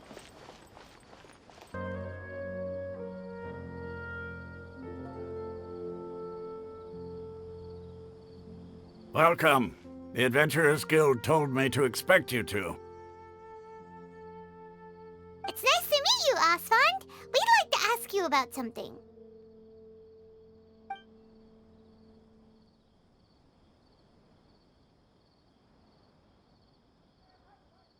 I see. So, Catherine's the one who sent you this way. Ha! It's true that the Eremites' network is vast, but even I can't help you meet the Dendro Archon. Wait, seriously? That's it? Afraid so. The Eremites aren't terribly religious, so we don't know much about divinities. As far as the Akasha goes, we can access even less than you. We originally came from the desert. The gods there died off long ago. Since those days, we've used our own two hands to carve out a living. We don't beg gods for their aid. It isn't just us, though.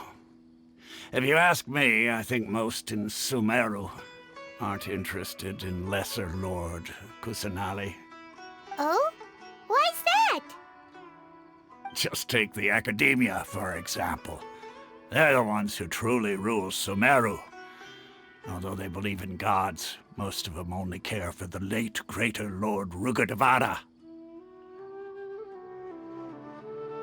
In their eyes, she was the one who founded Sumeru and gifted us with the Akasha. Lesser Lord Kusanali just happened to inherit her legacy. Because of the Academia's influence, most citizens are more familiar with Greater Lord Rugadavada and hold her in greater esteem.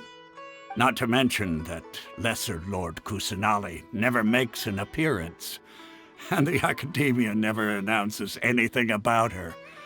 As far as the people of Sumeru are concerned, she's just a god that exists. And that's all.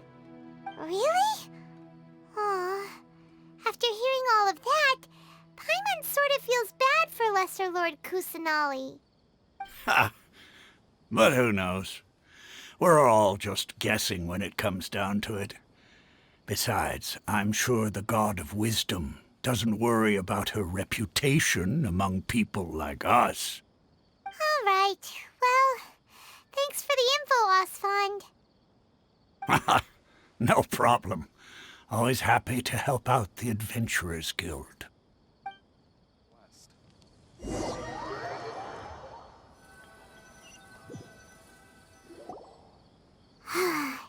Seems Asfand was right about most people's attitudes here.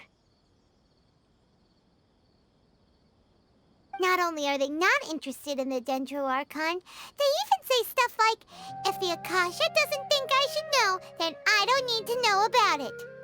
We've been asking for information non-stop ever since we got to Sumeru. But the harder we try, the more helpless everything seems. Isn't there at least one person in this entire city who cares about Lesser Lord Kusanali? Oh, you two are interested in Lesser Lord Kusanali? Huh? Who are you? From the sound of it, you two are Outlanders who recently arrived here. You've been asking around for information on Lesser Lord Kusanali, right? Oh, I'm sorry. I forgot to introduce myself. I'm Dunyarzad, one of Lesser Lord Kusanali's faithful followers. Whoa, really? Then do you know how we can meet with her? I'm afraid I can't help you with that. but your conversation earlier did happen to remind me of a legend about the Dendro Archon. Sure, it goes like this. Long, long ago, there was a man who heard a prophecy. It predicted that a great calamity was about to befall him. Panicked by what he heard, the man sought out the Dendro Archon in hopes that she would bless him with the wisdom to help him escape his predicament. The man journeyed across deserts and through rainforests and experienced tribulations of every kind. However, he still couldn't find any trace of the Dendro Archon.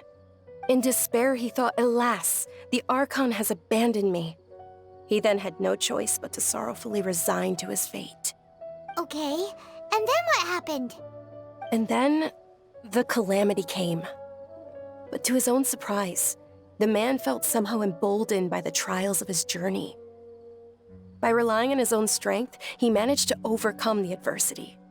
At that moment, a bird perched upon his shoulder. This bird was, in fact, an avatar of the Dendro Archon. She said, "O Archon Seeker, do you now understand? She and her wisdom have long been found by you. Along your journey, we were in every flower and blade of grass, every ray of sparkling sun, and every breath of dancing wind. So long as you continue to think and ponder, we'll be wherever you go." Yeah, thanks for the story! Paimon feels all warm and fuzzy inside after that. In a way. It seems like this story is also one of the Dendro Archon's avatars. Dunyarzad, since you worship Lesser Lord Kusanali, can you tell us anything else about her? Of course. So did you two know that, I'm terribly sorry, but it seems something's come up now. Let's chat another day.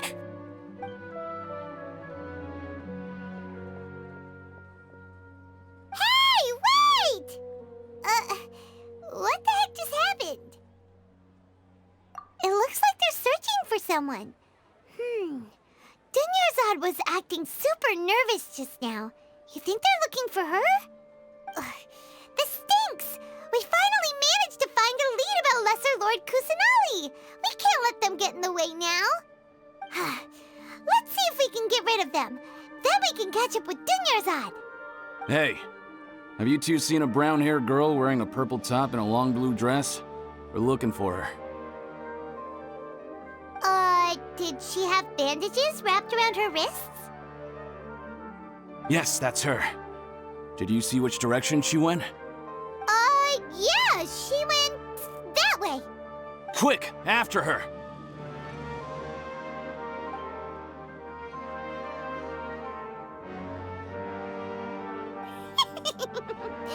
That should keep him busy for a while. Let's hurry and find Dunyarzad.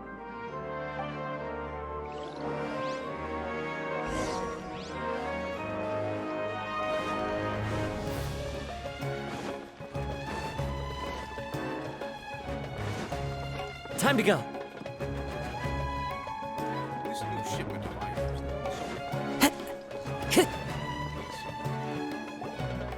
There you are, Dunyarzad. We thought you might have been long gone by now. Oh, it's you two. Oh, you startled me there.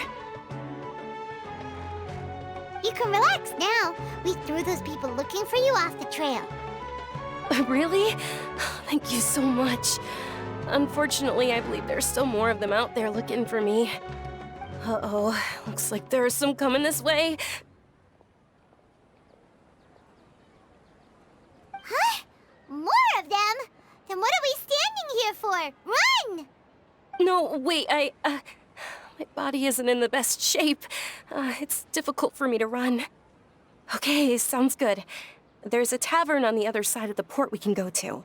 They probably wouldn't expect me to hide in a place like that. All right, let's move out. Stay behind us. We'll keep an eye out for anyone looking for you. This new shipment of items is also ridiculously overdesigned. Trust me, just take my word for it.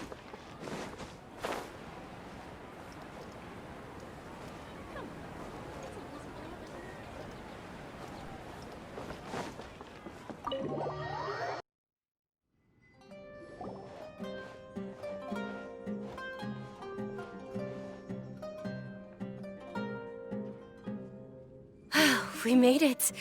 Oh, they shouldn't be able to find us now. Wait, stand down, Dia.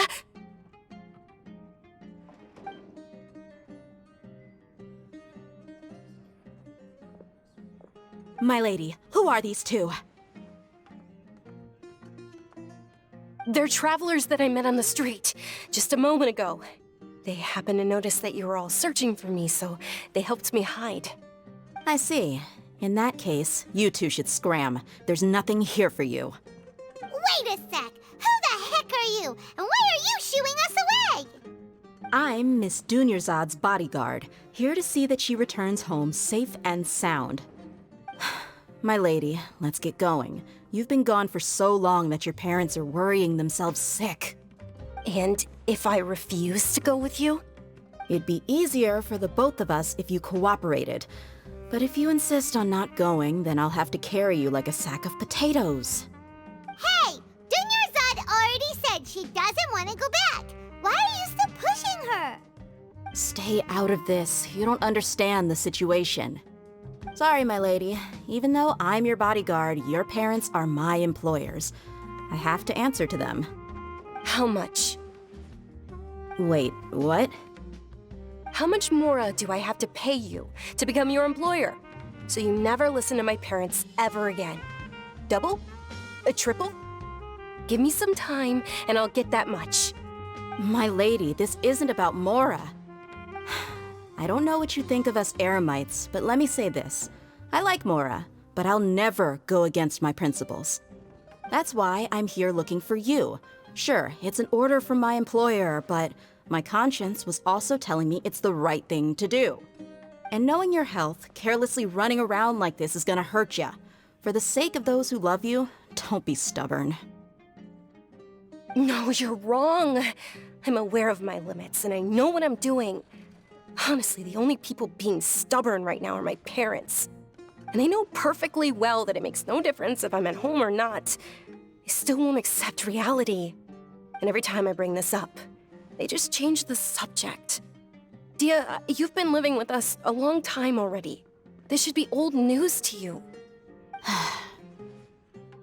Dia, I know it hasn't been easy for Mother and Father, and I'm grateful for everything they've done for me. But there's someone else in this world I'm also grateful to. Because she saved me. The love I have for her is the same I have for my parents. This is my life and my last chance. So I want to do something meaningful.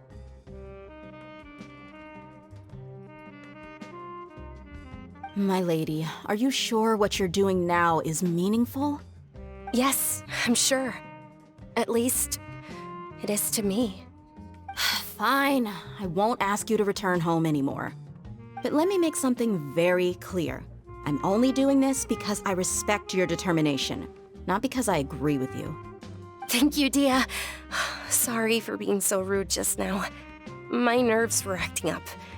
And I even brought up your payment in such an offensive way. Don't worry about it, my lady. I did say that I like Mora. Besides, that's our next topic of conversation. Today's little excursion caused such a ruckus that every single bodyguard at the estate was deployed. It wouldn't be easy to hide things from your old man. Since this definitely won't be your last escapade, here's a little tip. You should at least make it look like your room and things are still in order when you leave. Also, you'll need someone to cover you for when you're out and about. So, I'll let you hire me, my lady. This way, everyone wins. As for the pay, let's say half of what your father pays me. We can settle the bill when we return to the estate. Okay, deal. Yay! Looks like they've reached an understanding.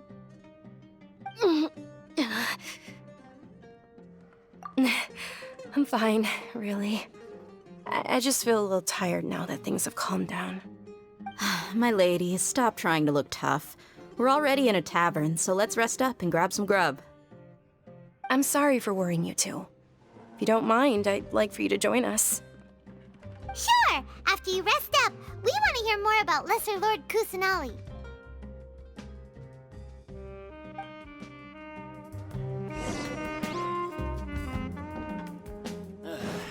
You just can't beat the atmosphere here.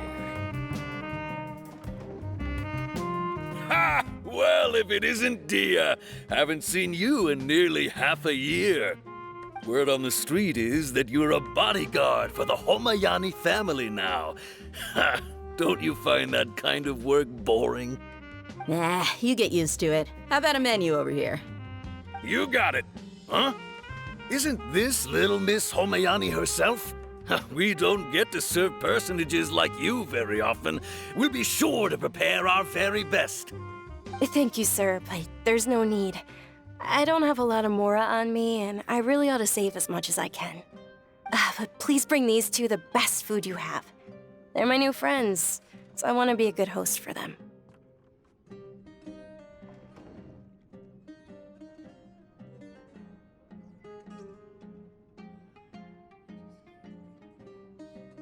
Wait, we're paying for ourselves now? Aw, Paimon kinda wanted to try something fancy, but we aren't exactly loaded. Guess Paimon will settle for something ordinary. How about our coconut charcoal cakes? They're our signature snack, and they run cheap.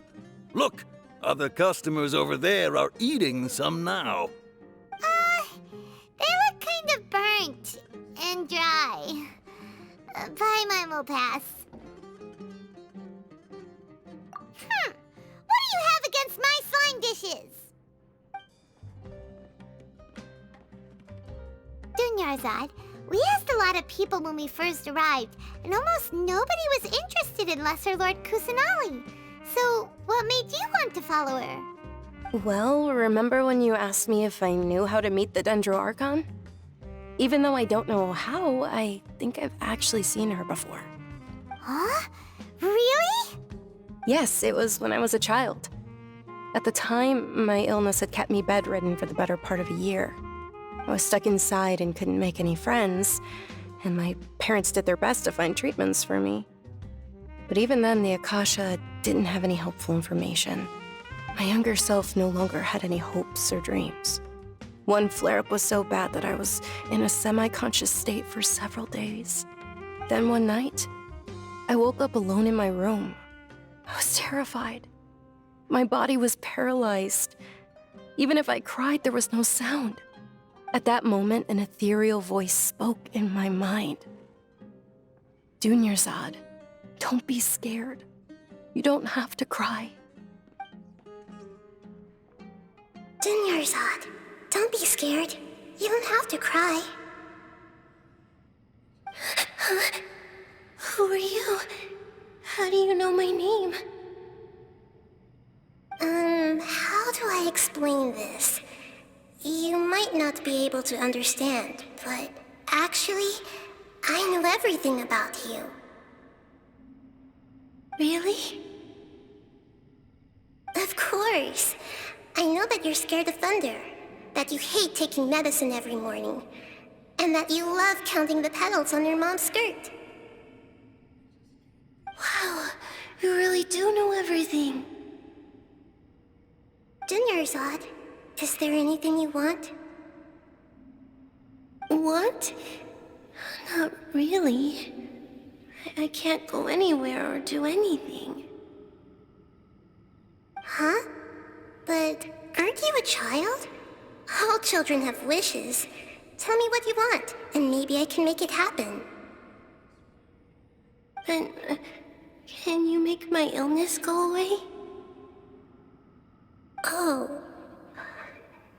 I'm sorry, but I'm not powerful enough to do that right now. Then, can you be my friend? After that, the voice said, "Okay, I'll be your friend." Although my body was suffering during those days, that voice encouraged me and told me many wondrous things. Beyond my window was the flourishing Sumeru city. Beyond the city was a lush rainforest. And beyond that was the wall of Samiel, deserts, and all of Tevat. Once I finally made it through that bout of illness, I couldn't hear that voice anymore.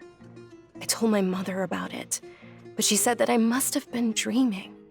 But I know that that voice wasn't a figment of my imagination. Before that, I had never heard of Tevat. Yes, for sure. If it weren't for that voice, I would have never grown curious about the outside world, nor would I have learned how to read and enjoy so many books. That voice sparked a desire for wisdom. It had to have been the Dendro Archon. I've been hoping for a chance to repay her kindness. In fact, I was running around today to help prepare the Sub-Zero's festival for her. What's the Sub-Zero's festival? It's Lesser Lord Kusanali's birthday, which was the day that she was found by the sages. It's actually an old holiday that originally celebrated Greater Lord Rukkhadevata's birthday. When she passed away, the holiday eventually became a celebration of the Lesser Lord's birthday. I heard everyone was overjoyed when they welcomed her back to Sumeru. In those days, the festival was a huge deal. But because of the Academia's influence, people have gradually lost interest in the festival. The Academia actively participates in Sumeru's many holidays dedicated to Greater Lord Rukkhadevata. But when it comes to the Sub-Zero's festival, forget any funding. They practically act like it doesn't exist. Maybe they see Lesser Lord Kusanali's birth as confirmation of Greater Lord Rukkhadevata's death, so they're reluctant to celebrate it.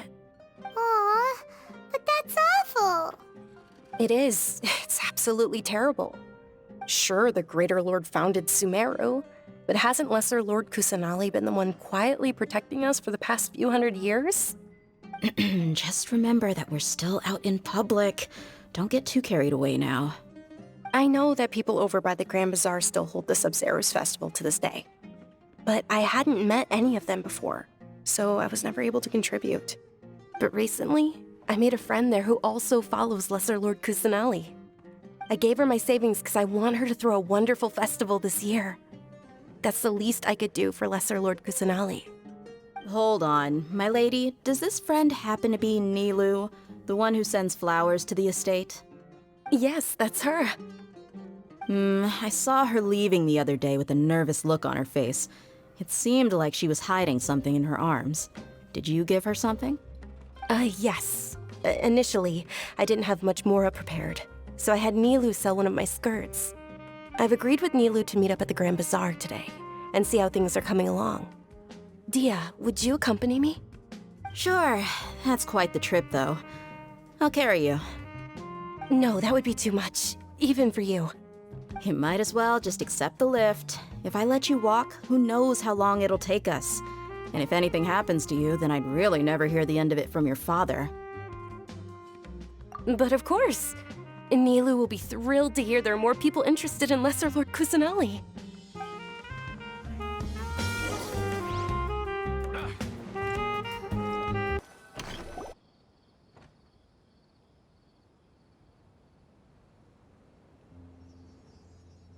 I've got great food and great drinks that everyone... Sorry I'm late, Nilu.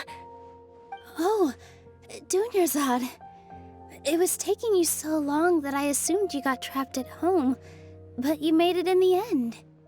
Uh-oh. But if Dia's here, that means you got caught, right? You could say that, but everything worked out. She's on our side now. Not completely. Oh, and who are these two? Oh, meet the Traveler and Paimon, my two newest friends. They're visitors who just arrived at Sumeru City and are looking for information on Lesser Lord Kusanali. So you're followers from another land? Oh, really? Well, that's okay. You're still invited to the Sub-Zero's festival. By the way, Dunyarzad, we've already started decorating the Grand Bazaar. It looks spectacular, thanks to your generous contribution. You're very welcome. It's the only thing I could do. Do you still have enough Mora? Probably? But don't sweat it. We've already finished renovating the stage. Come on, I'll show you.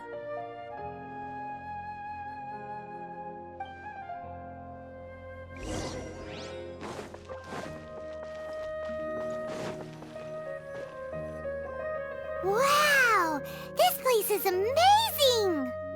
Not bad. Last time I was here, the stairs were full of holes. The stairs were nothing. A little while ago, we discovered that the tree above the stage had a huge chunk of bark ready to fall off. Mr. Zubair was worried sick. We reported it to the academia many times, but they never sent anyone to deal with it. We didn't want anything bad happening, so we were going to cancel all the stage performances. Oh, probably because it was the theater asking. The academia looks down on performers like us. They probably think it would be best if the theater closed down completely. We can't let that happen, though. Not only would everyone involved in the theater go hungry, but then we wouldn't be able to hold the Sub-Zero's festival anymore. Thank the Dendro Archon for Dunyarzad. With the Mora she gave us, we hired someone to patch up the tree, and we also gave the stage a much-needed makeover. The stage is going to be even prettier when it's festival time. I can't wait for you to see it. And I can't wait to see you on the stage. You've been practicing so long already. It's almost time for your dream to become reality. It's our dream. I'll do my best for the two of us. Nilu, what are you gonna be doing at the festival? She'll be dancing the dance of Sub-Zeros, the most important performance at the Sub-Zeros festival. Dunyarzad, have you told him the origin of this holiday? I only told them about the Greater Lord and Lesser Lord so far. Okay, then I'll tell you two about how this holiday came to be. According to legend, the Sub-Zeros festival was originally the Goddess of Flowers' birthday celebration for the Greater Lord. A long, long time ago, on one of Greater Lord Rukkhadevata's birthdays, her friends threw her a celebratory banquet. Some of the gods got drunk. One started playing music, and the Greater Lord started singing, so the Goddess of Flowers began to dance. As she danced upon the grass, countless beautiful parisaras began to bloom wherever she stepped.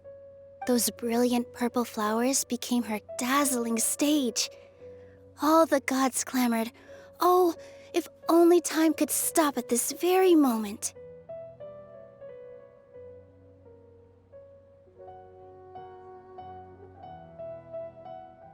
Of course they did. When people mention the gods, they always think of the Archon War. But Sumeru's gods also had happy times. Although they aren't around anymore, they're preserved in our tradition of dance. This outfit I'm wearing is apparently based on how the Goddess of Flowers looked. Though we're just tiny people compared to the Divine, we still have to do our best to make sure that the birthday girl feels loved on her special day. Nilu, you of all people will definitely be able to convey our well wishes to the Dendro Archon. I also noticed that you went the extra mile and scattered parisaras around the stage. They symbolize the Goddess of Flowers, after all. It's just a shame that all the real parisaras went extinct after her death. Yeah. The Greater Lord brought forth parisaras in memory of the Goddess of Flowers, but she ultimately could never truly replicate that beautiful purple. Thinking about the Goddess of Flowers dance makes me wish I could have seen it. If my stage were anything like that, I'd be thrilled if I had just 2 real parisaras on the stage. So, Traveler and Paimon, what do you think? Interested in the Sub-Zero's festival? Will you two be coming? All of Lesser Lord Kusanali's followers will be there for her birthday. It'll be a good opportunity for you to learn more about her. Ooh, Paimon thinks that's a great idea! Hey, come on! There's nothing wrong with enjoying a festival. Besides, it's Lesser Lord Kusanali's birthday. She'll be happy to have more people who are celebrating it. So how about we all attend the Sub-Zero's festival together? Dunyarzad, let me show you which stage decorations we've picked out so far. Traveler and Paimon, if that doesn't sound interesting to you, then feel free to explore the area. Everyone at the Grand Bazaar loves Lesser Lord Kusanali, and we're all looking forward to the Sub-Zero's festival. In that case, we'll take a look around.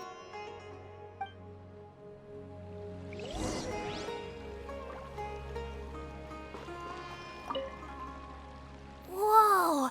What's with your yellow hair? And why do your clothes look so funny? Are you an Outlander? Did you know that the Sub-Zero's festival is about to happen? There'll be loads of fun things to do at the festival. But the best part is when Ferris, the Knight of Flowers, passes out candy to everyone.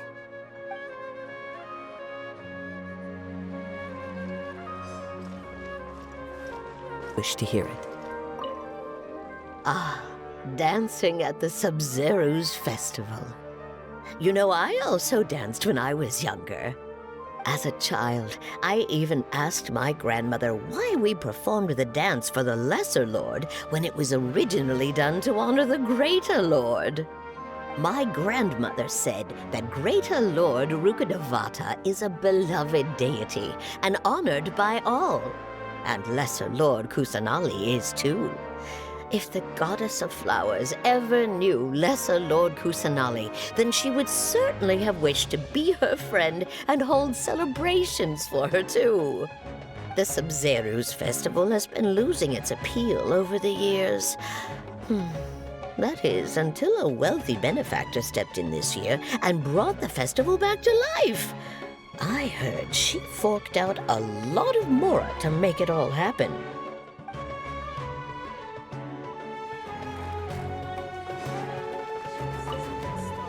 Huh. Revamping the stage for the festival couldn't have been easy, that's for sure. I bet this year's festival will be one to remember. I don't know much about the Grand Bazaar, but I do know that the residents here have a penchant for song and dance. Two things that the academia doesn't particularly approve of. Oh, and the perfume sold around here is a lot better than what you'll find elsewhere. The fragrances are longer lasting and they're gentler on your skin and... I mean, that's what I've heard at least.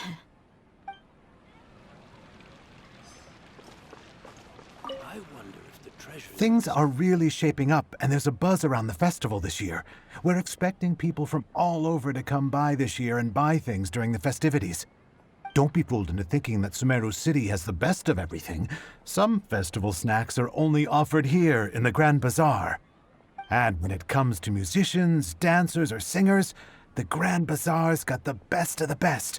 Sure, those folks at the academia might not like it, but what's a festival without song and dance?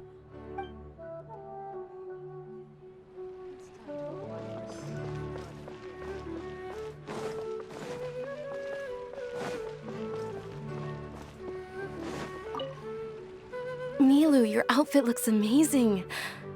There's also something different about you from when we first met up. I thought I'd add a little extra pizzazz to my dress for the festival. See? Wow, did you sew all that yourself? Uh-huh. Sewing is a fundamental skill for everyone in the theater company because we make all our own costumes. Did you know that Mr. Zubair not only can make costumes, but props too? I've noticed that you can't keep your eyes off that crown over there. Would you like to try it on? May I? Of course! The legends say that the Goddess of Flowers had beautiful horns on her head, so this crown was made to reflect that. Dunyarzad, you look absolutely stunning with it on. It's like I'm looking at the Goddess of Flowers herself.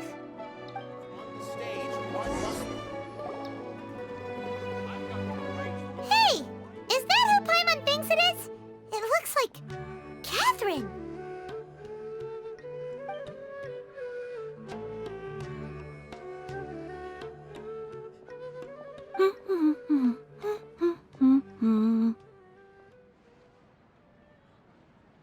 Huh. Come to think of it, Paimon's only ever seen her behind the counter at the Adventurers Guild. This is the first time we've ever seen her taking a break. Hey, Catherine! Huh? Oh, hey! It's the Traveler and Paimon! What's shaken? Whoa, break time Catherine sure sounds a lot less formal than usual. Paimon was still waiting for her to say Ad Astra Abyssosk. Sure. Standing behind the counter at the Adventurers Guild doesn't require any complicated functions. But saying and doing the same old things over and over again can get pretty monotonous. Like watching the same Fontaine movie day after day. But take you two, for example. You travel across Tevat to enrich your lives and gain new experiences. Well, we enjoy traveling across Tevat and all that, but we're mainly looking for clues about his sister. Yes, you should keep searching. Sometimes the answers we're looking for aren't necessarily at our intended destination. Instead, they're found along the way. Huh. Haven't we heard someone say something pretty similar recently? Anyways, what brings you out here, Catherine? No, not particularly. I guess you could say that I'm loving the recent atmosphere here. If festivals bring happiness to everyone, then that's where their true value lies. Oh, it looks like it's about time for me to be heading back now. Alright, we'll see you next time at the Adventurers Guild. Oh, by the way, thanks for connecting us with the Eremites. We've already made some great friends in Sumeru City thanks to you. I'm sure you two will get along well with the people here. You've already been blessed by the element of Dendro after all. See you around.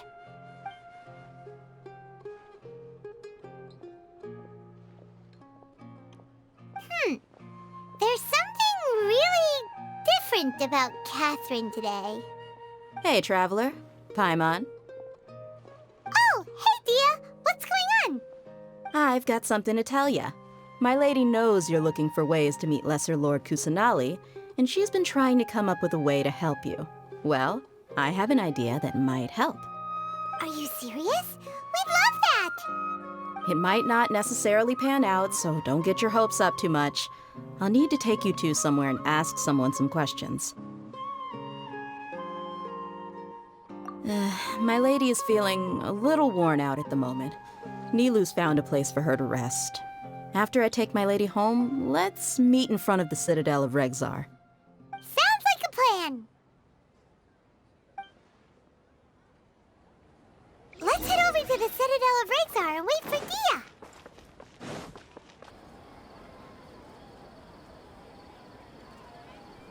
Sorry, I'm late. It took some convincing for the Master and Mistress to believe that Miss Dunyarzad was only sitting in the port for a while because she was in a bad mood.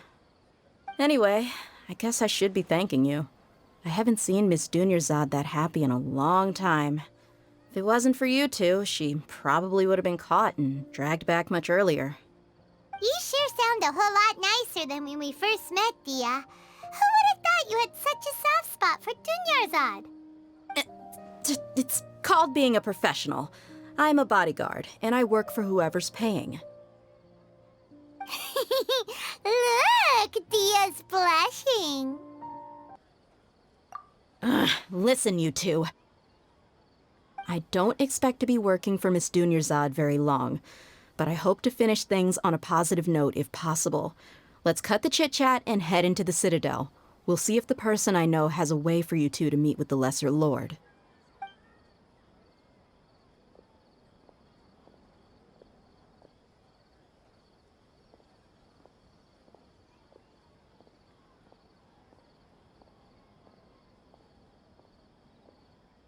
Oh, hey, Chief. Ha, Dia! What are you doing here? And well, didn't expect to see you three together. I take it you all know each other already? We met this morning after the Adventurers Guild pointed us to Osfond for more info. No kidding. Huh. So, where's Ruksha? I thought I'd help these two out by asking about the theft. Anything you can tell him? Ruksha's gone over to the Academia. The Grand Sage recently ordered Sumeru City to begin bolstering its defenses, so people from all over have been called back to the city. Since you've already mentioned the theft, I suppose I might as well tell him what we know. Appreciate it, Chief. Theft? Sorry, what the heck are you guys talking about? Just recently, the Academia lost something, and there's a chance the item is connected with the Dendro Archon. This case might just somehow help you in meeting her. I suppose that's one way to look at it. But if you ask me, The case is more about the Academia than anything else. Let me fill you in. The Academia recently sent a convoy to pick up an important package from Aru village. Word got out, and the convoy was robbed on its way back. The Grand Sage took the whole matter very seriously. Not only did he dispatch the Matra, but also enlisted our help in the search for leads. All we know so far is that whatever was stolen is currently in Port Ormos. You two have heard of Port Ormos, haven't you? It's the largest commercial port in all of Sumeru. You can travel there by leaving Sumeru City and heading south along the river. The Academia's grip isn't long enough to reach all the way to Port Ormos, so the city's a little more laid back, meaning the population's also a mixed bag. You never know who you'll meet there. Apparently what was lost has a great deal to do with the Akasha, knowledge, and even the gods. I'm afraid I don't have any other details for you, though. If you're interested, maybe you could head to Port Ormos and ask around yourselves. If you want my advice, try introducing yourselves as students of the Academia once you're there. Are you serious, Chief? All the Academia students are in Sumeru City, you know. Why should they pretend to be students in Port Ormos? If you're also interested, just go there and see what happens. Count me out. I've got plenty of work to do here for the Homayani family. And take it from me, if you two really do decide to visit Port Ormos, you'd best watch your backs. Let's just say that the Eremites there aren't nearly as friendly as those here in Sumeru City. There are even some extremists who go around shouting slogans like, "Retake Sumeru for the Scarlet King." Word is that more and more are joining their movement. They're becoming a real headache for Chief and the others. You bet they are. The Scarlet King's been dead for thousands of years. Now they start spreading rumors of his return. Ridiculous. Not everyone's like you, Chief. Even the desert natives who abandoned their homes in the wilderness still wish to have a god of their own. Well, Traveler, that's about all the information we have for you. Thanks, Dia, and you too, Osfond. Since we've gathered all we could for the moment in Sumeru City, let's head to Port Ormos and see what we can find next. Miss Dunyarzad is looking forward to seeing you both at the Sub-Zerus Festival, so be sure to get yourselves back here in time for that. Good. Then we'll see you both at the Sub-Zerus Festival.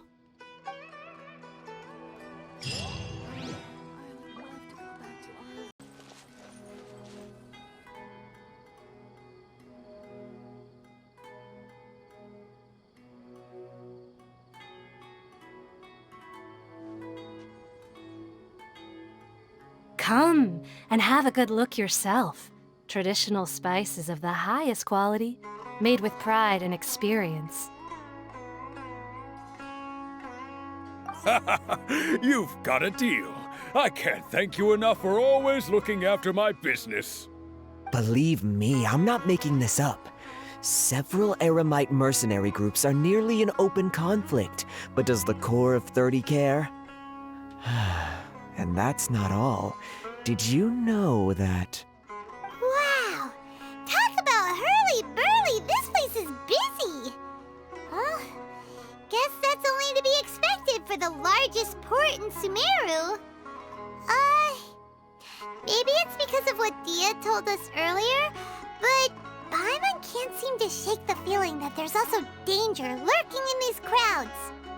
Ooh. Let's get our bearings so we can start looking for leads. We know that whatever the Academia lost is related to the gods. But other than that, we don't have much else to go on. Osfond told us to try posing as Academia students while asking around. Paimon checked the Akasha on the way here, and the Academia doesn't seem to have any research facilities in Port Ormos. Paimon doesn't get it. Won't we look even more suspicious going around saying we're Academia students and asking about the stolen item? Well, given all the people that come through here every day, if there's any information to be found, Paimon bets we could find it in the market. Let's ask around and see what we come up with.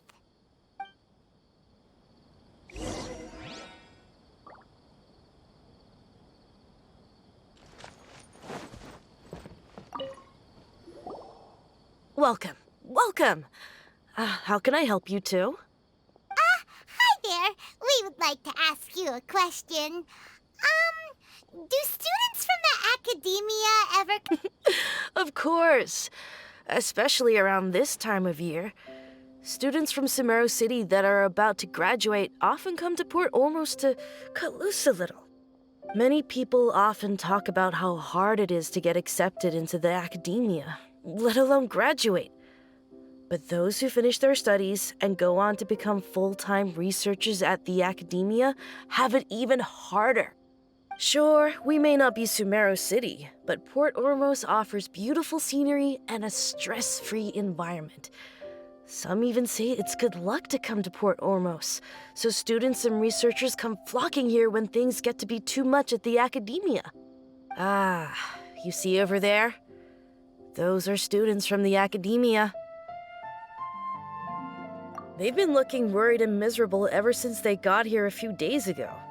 If you ask me, the life of a merchant is better. So long as the Akasha teaches us what we need, then life is good.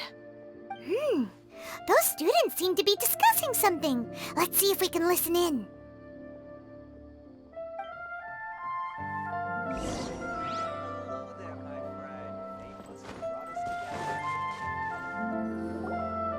It's no good. I've tried asking around, but I haven't been able to learn anything useful. Not to mention that a bunch of scary-looking Eremite mercenaries have been posted along the streets now. There's been a lot of fighting between the different Eremite factions in Port Ormos.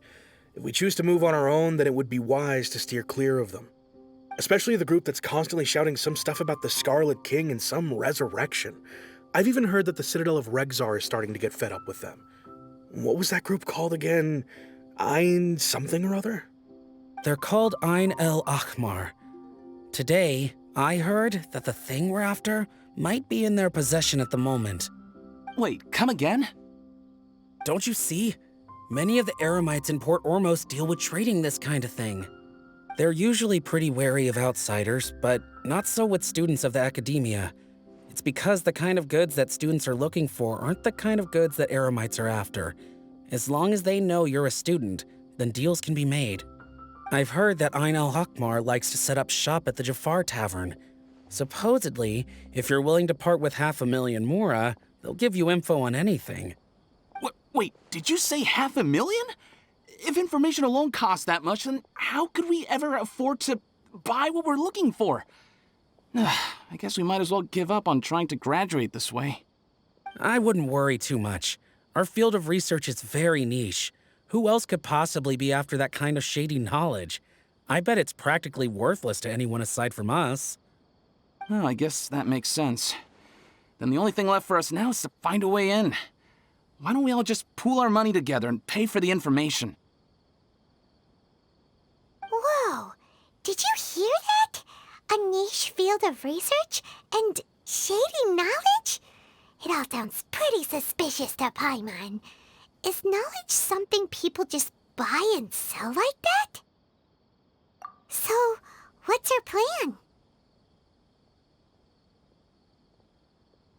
Wait, didn't you hear what they just said? Buying information is going to cost us 500,000 mora! Have you lost your mind? Oh, all right. Paimon never thought she'd agree to parting with that kind of mora. But if you know what you're doing, then we should give it a shot.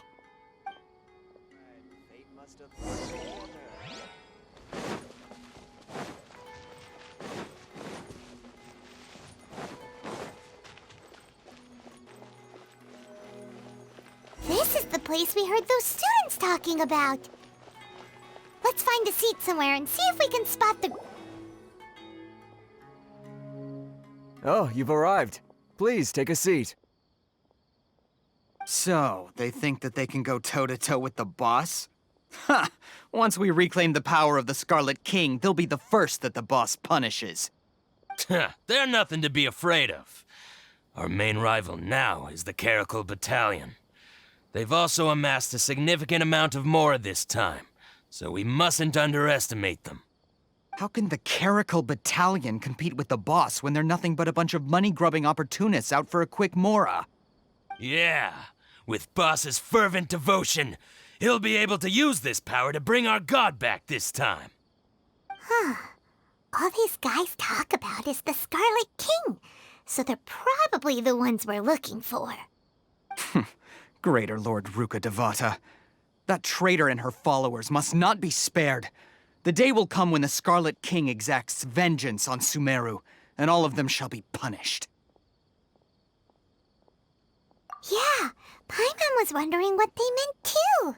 We should ask about that if we get the chance later. What happened next? Should I adjust? What's going on? How can there be Kairagi here? Huh? Who are you? What do you want? A student? Huh. What's a student from Sumeru City doing in Port Ormos? Ah, well, if it's info you want, you've come to the right place. The question is, can you afford it? Huh? What is this, some kind of joke? Oh! Sorry! He must have grabbed the wrong amount! Hey, what do you think you're doing? Oh, Paimon can't stand to see so much more ago. But there's no other choice right now. Here, this is the merchant's address. Whatever you're looking for, you'll find it there. Hmm? Well, what are you waiting for? Oh, that's right! We heard you mention the Scarlet King just now. We're actually interested to know more because we're, archaeology students! Fine. Since you've already handed over the Mora, I guess I can throw in a little extra info. As you can see, members of Ain al-Ahmar are devout believers of the Scarlet King. Years ago, the Scarlet King founded the great desert nation that was our homeland. It was an advanced civilization, far beyond anything you'll see in present-day Sumeru. The Scarlet King was the rightful god of wisdom, but he was betrayed by a companion he trusted. She even stripped him of his title, God of Wisdom. So, you mean the traitor was... Greater Lord Ruka Devata, yes. That shameless wretch destroyed the Scarlet King's civilization, and our ancestors were forced to flee to this land where we were made to suffer the tyranny of our enemies. Furthermore, she conspired with the Academia to cover up the truth of her actions, and create the merciful and benevolent facade for which she is now known. Ugh, just thinking about it sickens me. But the story doesn't end there, oh no. The Scarlet King isn't truly dead. The voice of the Oracle has been heard in the desert, prophesying his resurrection. Mark my words, our god shall return. And when that day comes, all followers of the traitor and all the desert dwellers who have forgotten their true god will suffer retribution together. If what I'm saying makes you shiver with fear, it might not be too late for you to become a believer of the Scarlet King.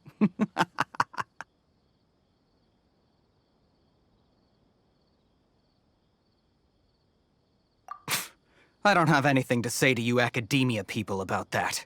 I think this conversation has reached its end. Not just yet. This man is a fraud. Huh? You again? Deranged Academia lunatic. Yes, it's me again. I already warned you that if you weren't willing to sit and discuss things with me, I'd take measures to make things uncomfortable for you. Listen to me. That address he gave you is fake. Or at least, you won't find a merchant waiting for you there. This group has been boasting all around that they can provide information on a certain item as a means of luring people into their territory. Once you show up, they keep up the act until they have hard evidence that you want to purchase said item. Then they use that to squeeze you for all the more you're worth. Hey! Shut it, Al-Haytham! What are you playing at, trying to ruin our business like this, hmm? I told you the other day. I wish to discuss my terms with your boss. Ha! The boss made it perfectly clear that he won't negotiate with you. Yes, and in no uncertain terms. But that was then. It does not preclude him from changing his mind in the future. I'm warning you, don't push us, or this could get ugly. We don't usually get rough with people from the academia because it just complicates things. For a lunatic like you, though, we might just have to make an exception. If you're suggesting that we escalate this from a verbal exchange to a physical one, I accept. After all, even the Archons used war to negotiate the ownership of Tevat.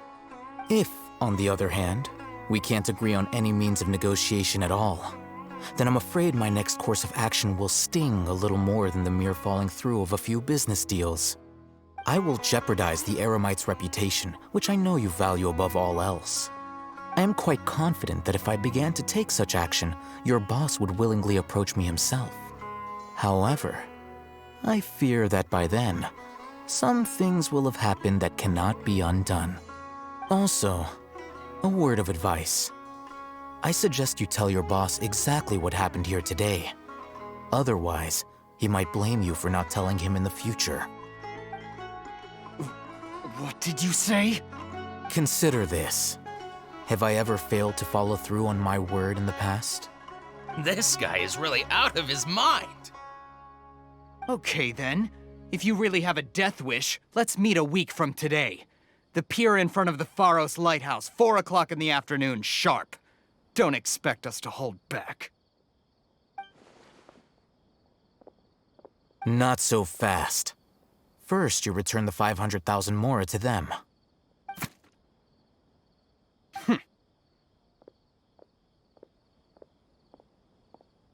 Please, I beg you, don't provoke them. We can't afford any trouble with this crowd. They haven't even paid for their food yet. Ah, Mr. Iman. There appears to be fewer staff in the restaurant recently. This wouldn't happen to be because they're all busy spreading the word to the students, would it? Well... Someone who chooses to do business with a group like that really can't afford to get so flustered the instant someone confronts them about it. Consider the meal compensation for our silence. I'd say you're getting an excellent deal. Whoa, did you see that? He not only got us our Mora back, but sent the Emirites running too! Plus, he seems to know a lot about what's going on around here. Let's catch up with him and ask some questions! He went that way! After him!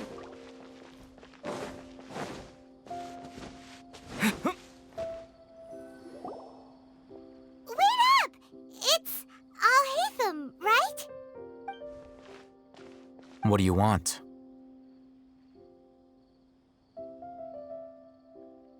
No need for thanks. My goal was to get to them, and you two gave me just the opportunity I needed. We're even. Oh, I advise you to keep your distance from them. Since they weren't able to make off with your Mora in the end, they might harass you again in the future. All right. Goodbye. Hold your horses! We still have something to ask you about! Since you tore through their scam right in front of them, you must know the real story about certain something, no? Who exactly are you two? And why are you inquiring about that? A student. Right. Look, you should know that those thugs conducting business with you had nothing to do with your lie.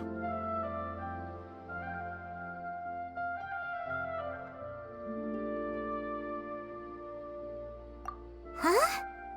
Oh, yeah! He's really strong! Weren't you saying something about a physical exchange? We can help with that. He doesn't even have a vision. Forget it. Maybe not, but he can still use elemental energy. Otherwise, there's no way we'd go asking for info from from guys like that.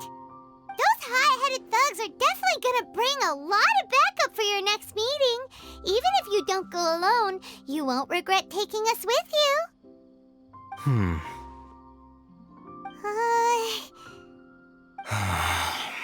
All right, I accept. Got a pen and paper? If you're searching for someone who sells that kind of merchandise, I'll give you one of their addresses, and you can try your luck. We'll reconvene at the appointed time by the pier. It doesn't matter if you show up or not.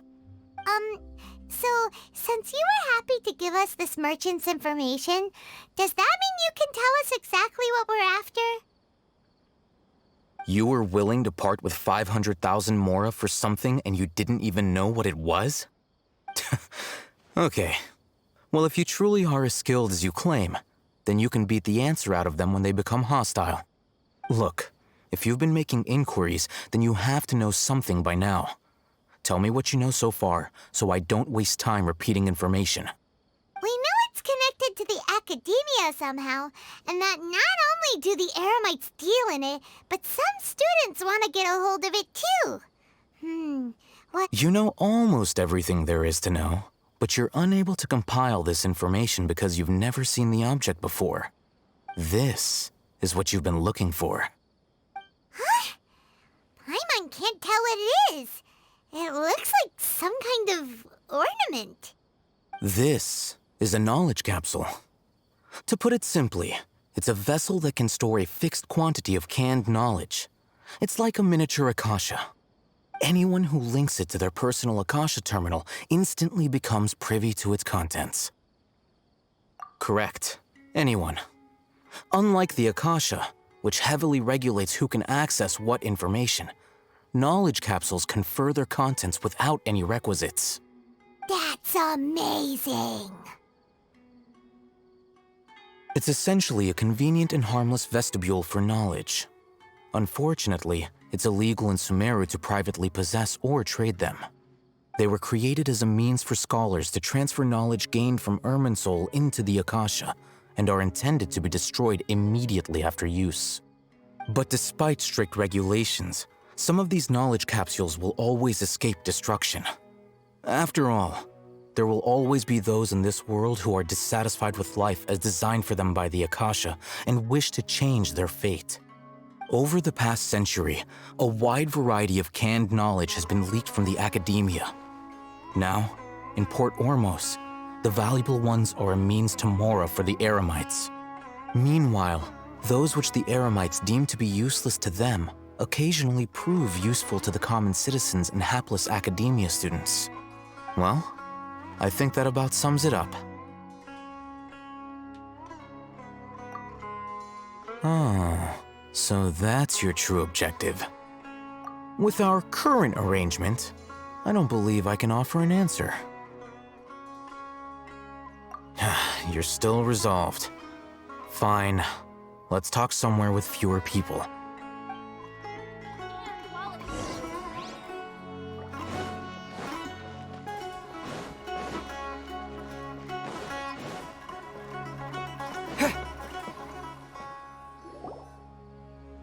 Let's continue our conversation here. If you wish to learn more about the knowledge capsule that the Academia lost, then you must help me with something. I need you to find someone named Dory, a traveling merchant. Unlike the peddlers who hawk inferior knowledge capsules, she often has quality goods in stock. Some say that as long as there is profit to be made, there is nothing she won't dare to sell. She's guarded against people from the Academia because most of her wares don't comply with Academia regulations. I think she blacklisted me. I met with her informant, but it soon became clear that they had no intention of letting me get any further. Become one of Dory's customers and earn her trust. This is my condition for further collaboration. Why do you want us to meet with her? Until you complete this task, you don't have question privileges. Fine. So how do we go about doing this? You two are Outlanders who haven't been here for long, so Dory should view you as safe clients. I'll give you the informant's address and their contact password. Beyond the password, though, I have no way of knowing what other tricks she might have up her sleeve. You'll have to improvise. This is kind of nerve-wracking. The true challenge begins after you meet her. She has a keen nose for mora and a shrewd eye for wares, and she only likes customers who she deems to have good taste. I'll prepare some funds for you. Buy her highest quality wares and earn her approval. But we only just saw a knowledge capsule for the first time. We don't know how to tell which ones are good and which ones are bad. Is that something we can learn quickly? That's true. Have you two heard of elemental sight? Oh, that's a surprise. Guess I'll have to hold you in higher regard. Anyway, that ability should resolve your issue.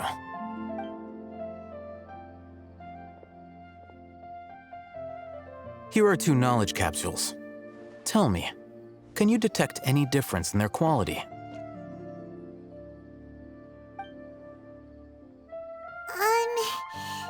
They look the same to Paimon. Try inspecting them with elemental sight. How'd it go? Did you see anything? Rumor has it that higher quality knowledge capsules generally appear brighter when viewed through elemental sight. That's because knowledge originates from Irminsul, the root of Dendro power itself. The more powerful the knowledge, the richer it is in Dendro energy. However, some canned knowledge with a high concentration of elemental energy is of little use in contemporary times, so those capsules are of little value. Using elemental sight is merely a stopgap measure, but it should suffice for earning Dory's trust. That sounds pretty impressive.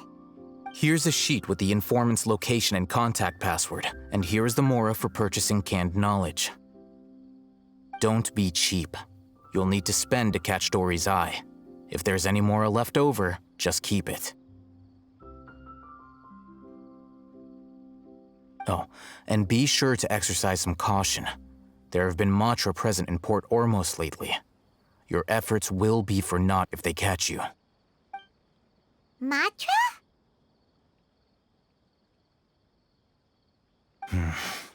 They belong to the Academia's regulatory body. They also handle cases of illegal canned knowledge transactions. Like I said, the Academia has banned both their trade and possession. The Matra are razor sharp.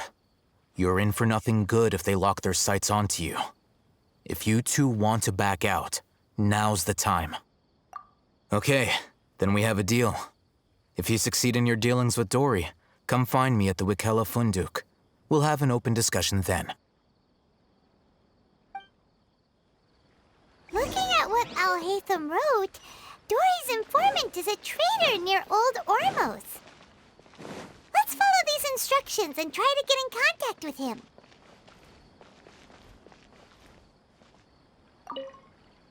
Hello. What are you two looking to buy?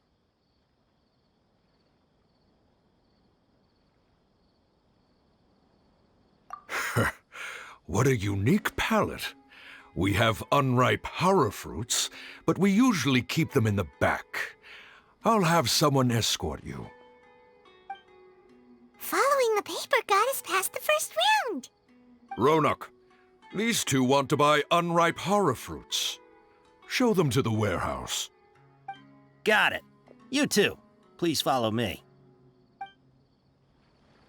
You two have a fascinating fashion sense. We haven't seen a customer wearing a Sumeru rose for quite some time. Hold on. Let me think. Sumeru rose means common merch.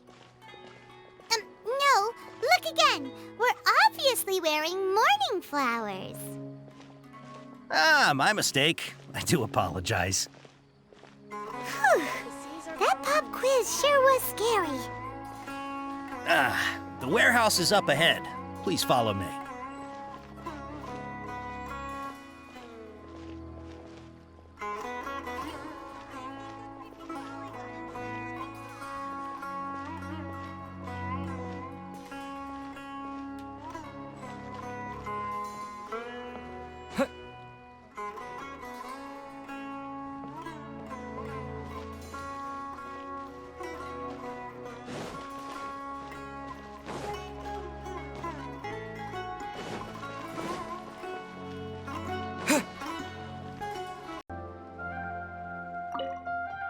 Before I retrieve your products, I need to confirm a few things. Please forgive me, but we may not have sufficient stock for you today. Earlier, many of our hara fruits were taken by mice. Thanks. If better goods come in, you'll be the first to know. You look like you have some skill. Why don't I pick out some fruits that'll make you dizzy? Yep, that's the right answer. But Eating horror fruit that makes your head and ears ring sounds like a bad life decision. Would you like your horror fruits to be packaged in the Sumeru City or Port Ormos style? Wow, you two sure are generous customers. We'll be sure to package your products beautifully. Okay, everything has been confirmed. Miss Dory is waiting for you up at... Shoot, it's the Matra! Run! What?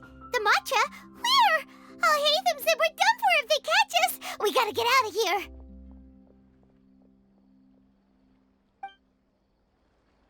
We don't know this area, so let's follow that informant. I think a creepy crawly got into the cooking pot. He ran that way!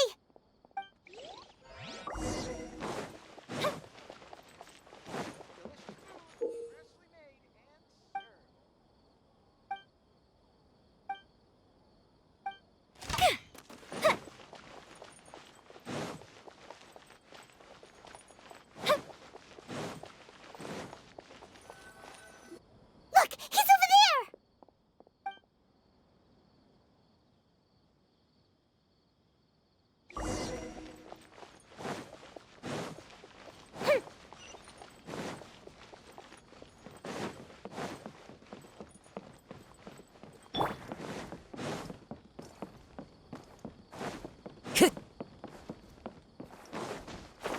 Hey! If you're hiding from the Rishbaland tiger, come this way! Another password! Huh? Oh, that voice came from behind the building. Here, over here. You can stop running now.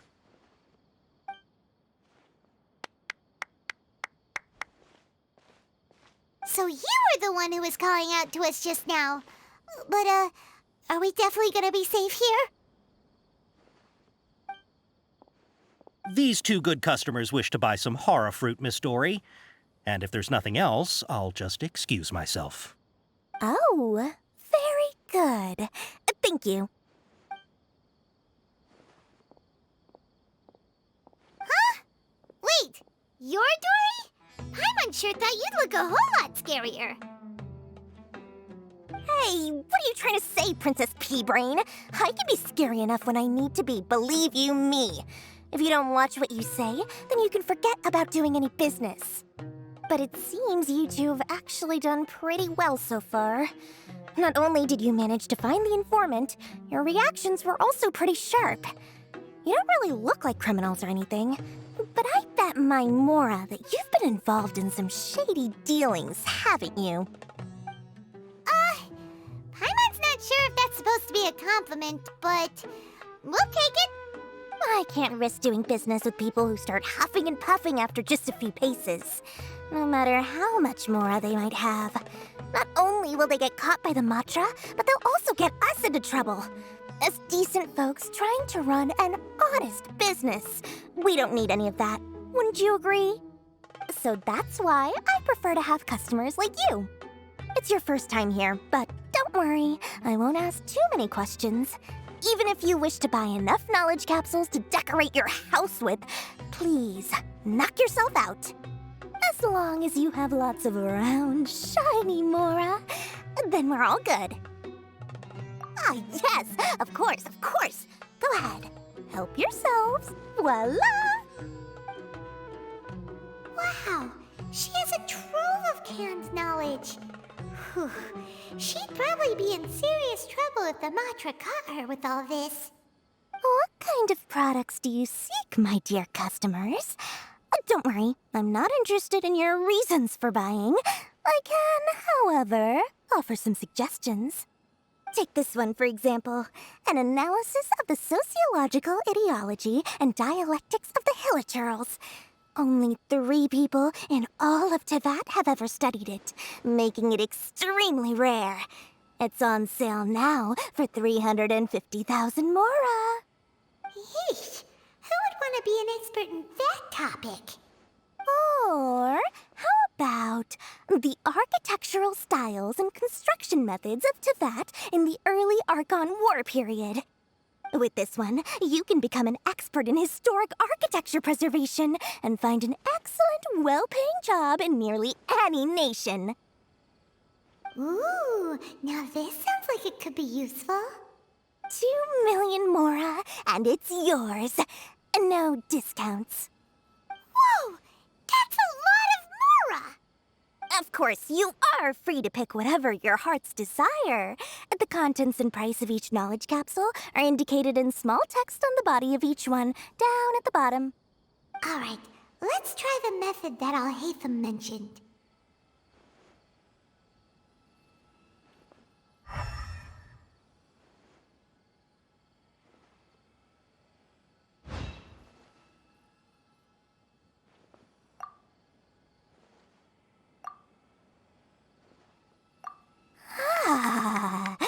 You've really got a good head on your shoulders, and quite the eye for quality.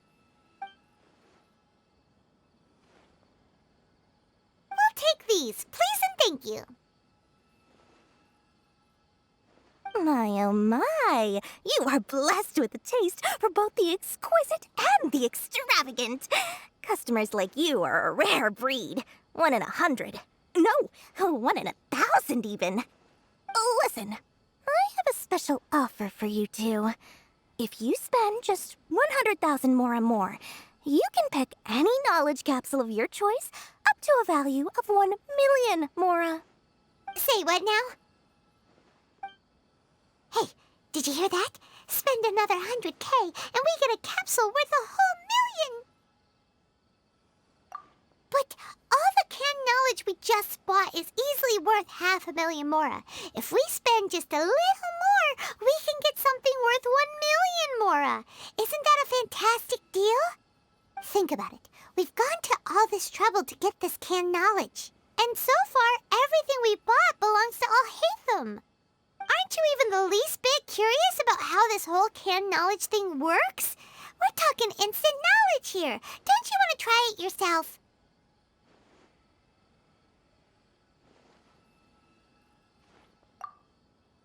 Come on, come on! We still have around 100,000 of Alhaitham's Mora left, so let's put it to good use by finding something useful for you. Ahem, you've got a deal, Dory. We'd like to spend an extra 100,000 Mora. Excellent! Then please, select from this fine collection of canned knowledge over here. Hold on a second. Paimon thought we could choose whatever we wanted. Why can't we choose the ones from over there? Oh, but my dear customer, the knowledge capsules over here are worth 1 million Mora each. I'm sure discerning customers like yourselves will be able to find something to your liking. Please, take your time. Uh-oh, Paimon has a bad feeling about this. Let's use Elemental Sight again to check these. Huh? Why? Hey, we're getting a capsule worth 1 million Mora here. Don't be such a party pooper. Well, anyway, the Mora's already been spent, so let's at least try to find something useful. Let Paimon take a look here. An introduction to traditional Sumeru brewing techniques, the art of growing spices, an overview of ancient runes. Oh, how about this one? Sword Fighting Techniques 8. Not sure we'd ever find volumes 1 through 7, but at least this knowledge should be useful, right? Let's go with this one. Dory, we'll take this one. All right, very good. I'm expecting some new goods in the next couple days, so be sure to check back again soon. Whether it's canned knowledge or anything else you need, bring your Mora to Dory and doors will open. Our dealings with Dory went smoothly enough. Let's head to Wakala Funduk and meet up with Alhaitham. Hopefully now he'll finally tell us about what the Academia True lost. history is sometimes even more exciting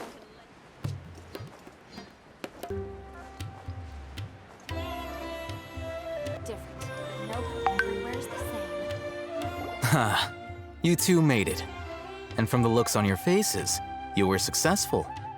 Whoa, there's so many people from the academia here. Why would you pick this place as our meetup spot? Well, Wikela Funduk is under the Academia's control, so naturally the Academia has people working here. I came to Port Ormos under the pretense of conducting official business. You're a pretty daring guy. Relax. No one here is interested in anything we say, and the Matcha won't come here. Okay now, tell me how your encounter with Dory went. Okay, we did what you asked. So, can you tell us about the knowledge capsule that the Academia lost now? Before that, I have to ask, why are you two so intent on tracking it down? You don't have to answer, of course.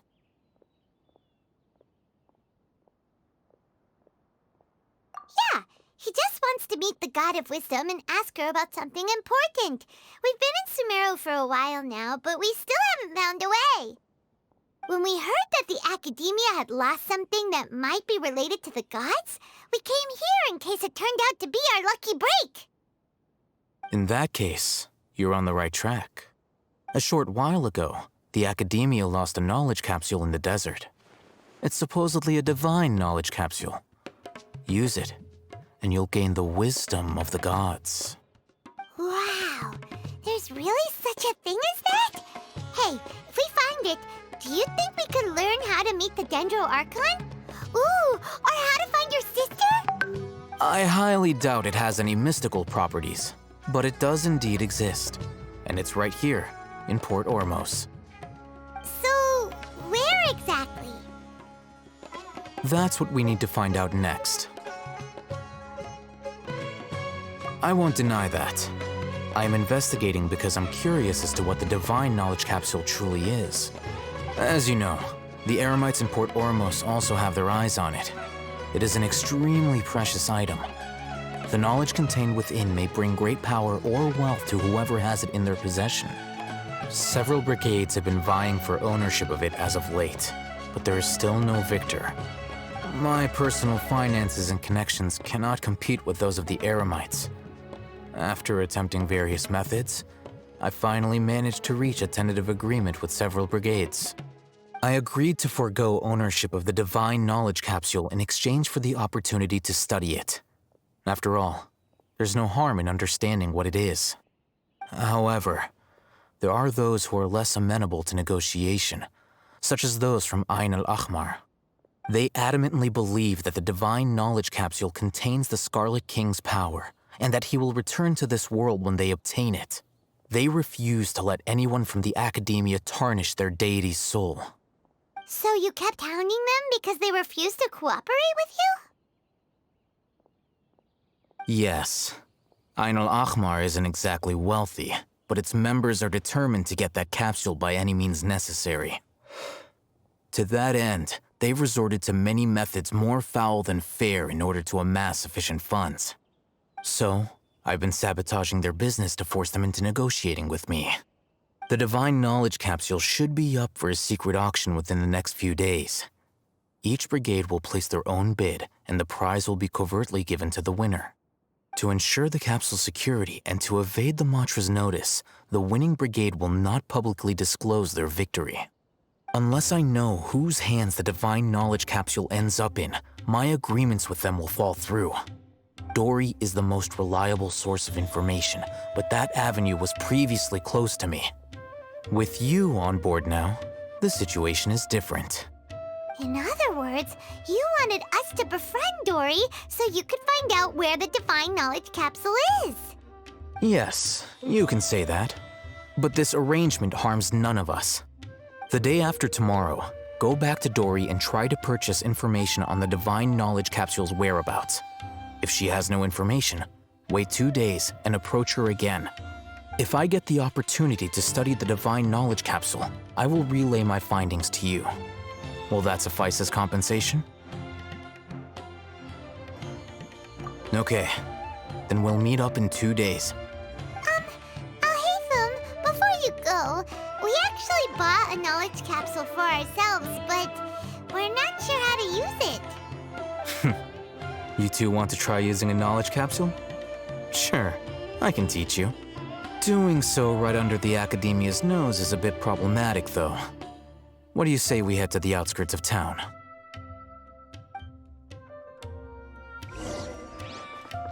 thought Sumeru would be different. Nope, everywhere's the same.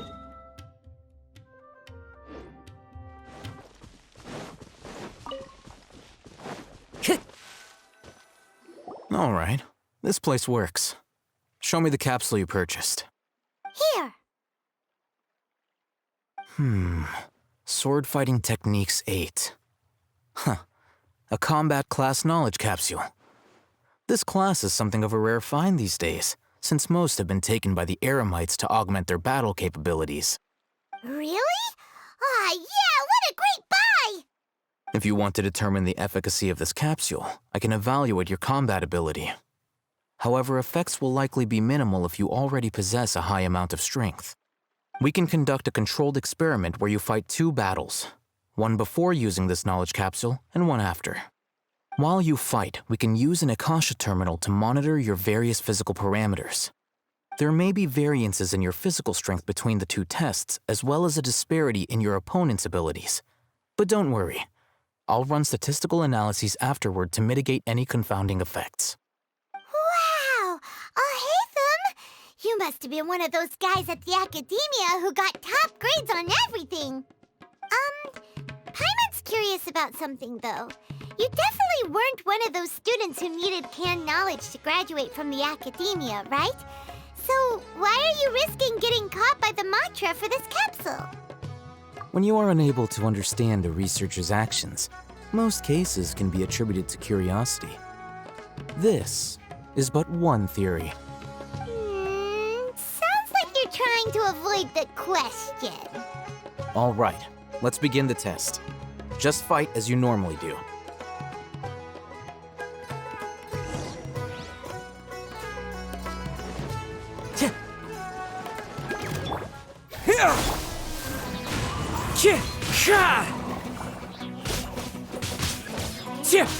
From whence you came! The fuse is lit!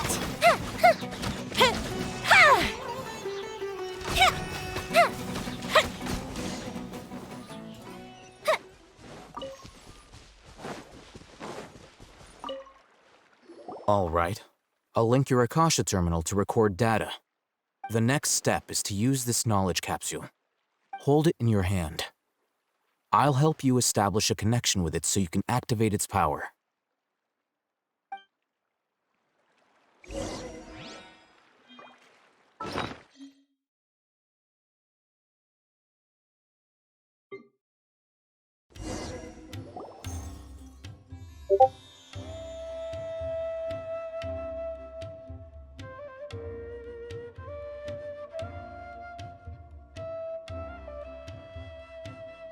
Hey, how are you feeling? You mean that it worked? All right, time for round 2. Fight with the same composure as before.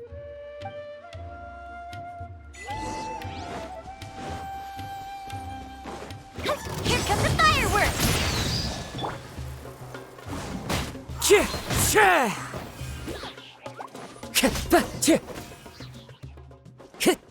Time to go.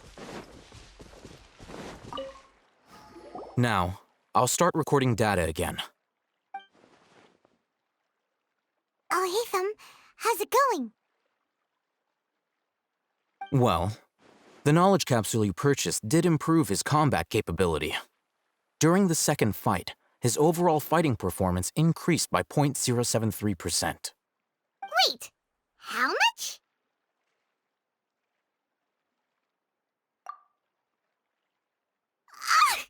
Dory's such a jerk! She totally scammed us! 1 million mora? This thing isn't worth a tenth of that amount! Of course, this could be because he is so powerful that the capsule's contents were unable to produce a substantial increase. At the very least, this test allowed me to gain more insight into you two. Our deal seems increasingly worth my investment. I'm heading back to Ikela Funduk. I await your response in 2 days' time. This is Mora for when you ask Dory for information. Pay her as much as she requests.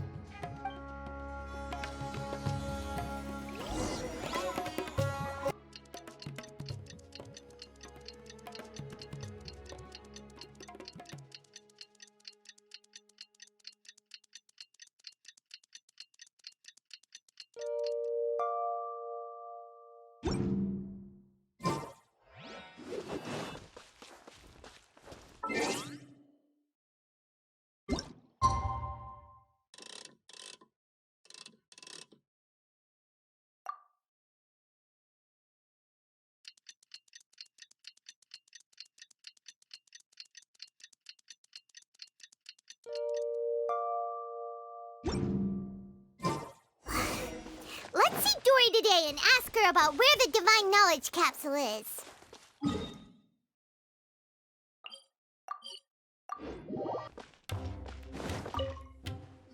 Here, over here! Oh, welcome back, my loyal patrons. What can I do for you this time? You name it.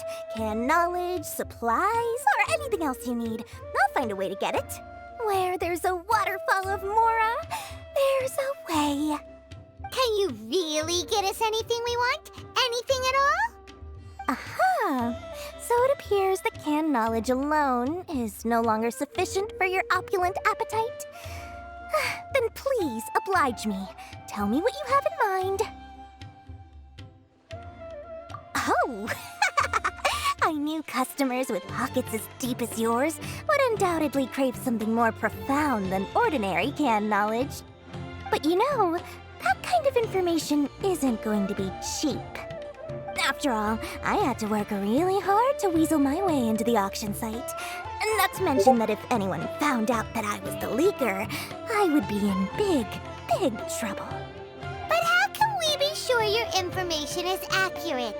Paimon's curious how you just happen to have this kind of info the moment we need it.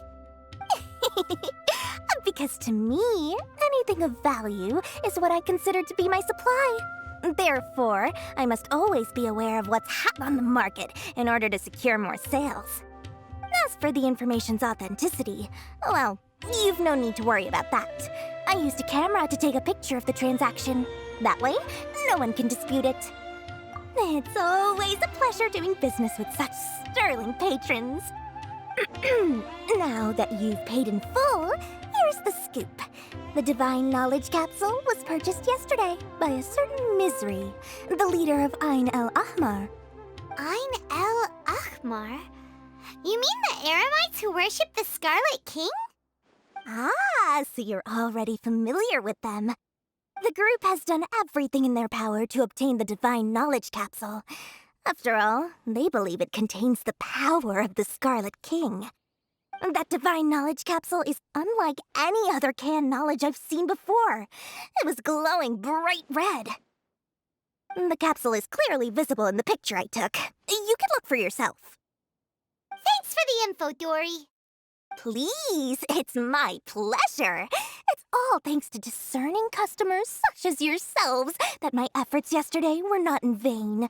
Please, don't hesitate to contact me if you ever need anything else in the future. Mora for Dory opens doors. Well, we figured out where the Divine Knowledge Capsule is. It turns out it ended up in the hands of Ain el Ahmar. Let's head back and talk to Al-Haytham.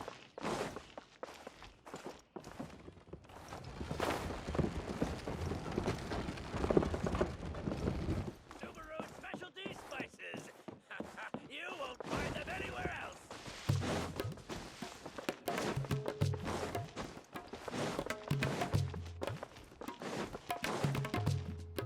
Al-Haytham, we got the info you wanted. Really? All right. Let's hear it. Dory even gave us evidence to verify the intel. Have a look. Huh, look at that. Clear as day. It must have taken some guts just to infiltrate the scene of the Eremites' transaction. But then to get close enough to take a picture like this. Bold move, Dory. Very bold move. All right. The person in this picture is indeed Misery, the leader of Ain al-Ahmar. And the glowing red capsule he's holding appears to be the Divine Knowledge Capsule. In which case, if we play our cards right, when we confront them next week, we should be able to force them to show their hand. At first, Paimon didn't get why you were provoking these Ain el-Ahmar guys. But now, it sort of makes sense. Everything's playing right into your hands. After we defeat them, we can finally have a serious talk with their boss and get them to lend us the Divine Knowledge Capsule. Thank you for your time and efforts. Take a few days off while I make some preparations. Let's meet up again on the afternoon of the arranged date, 3 o'clock sharp. See you then.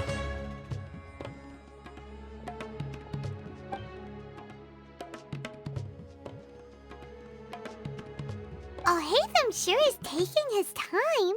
Where could he be? Oh, there he is. Sorry to keep you waiting. Let's head to the pier in front of Pharos Lighthouse. Yep, let's go.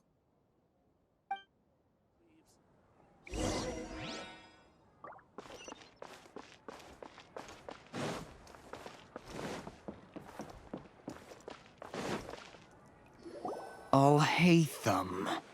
I knew you were crazy, but I didn't know you were crazy enough to actually show up. It was I who demanded that these negotiations take place. I was more worried that you might go back on your promise. But to your credit, it appears that you're sticking to your word. This is turning into quite an occasion. I also brought some backup. I assume you don't mind. Backup? Aren't you the brat from the restaurant the other day? You've come to support this lunatic because he helped you out? Fine, your funeral. I'm not going to mince my words. Once we're done with you, you'll be nothing more than fish food. Get 'em, boys!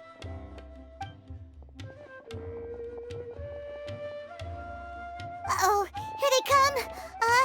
Good luck, you two.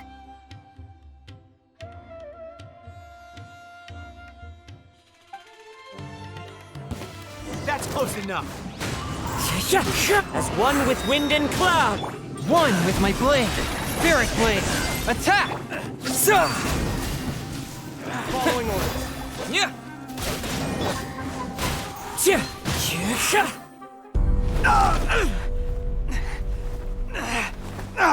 Academia scum!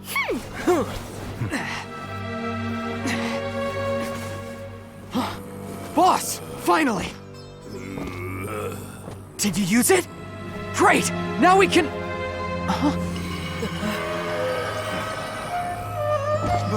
Boss? Boss!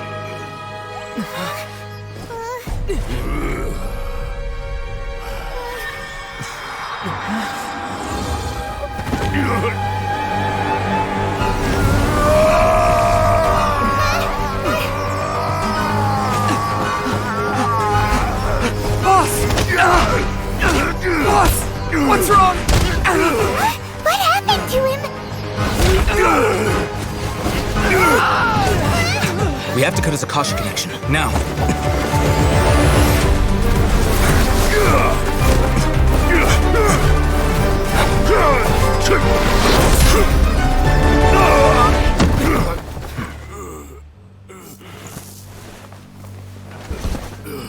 Target acquired! Arrest him!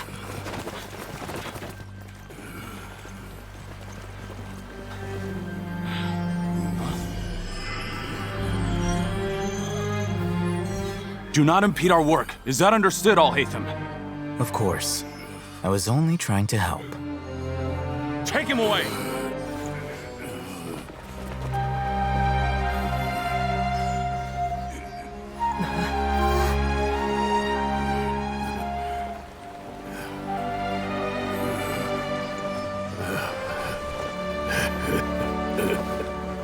World, forget me.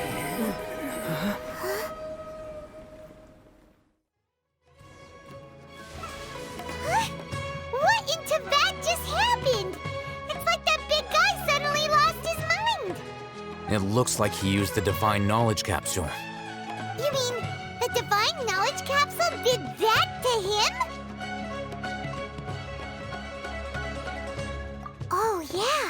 You mean how some researchers go insane after getting knowledge from Irminsul? I've heard of numerous incidents of researchers in Satyavada life going insane. The state that man is now in suggests that this is a similar situation. This divine knowledge capsule does appear to be linked to the gods, but beyond that, it doesn't seem anything like the rumors suggest. Possessing it doesn't grant you divine wisdom or power. Did you hear what he said? World, forget me. What could that possibly mean?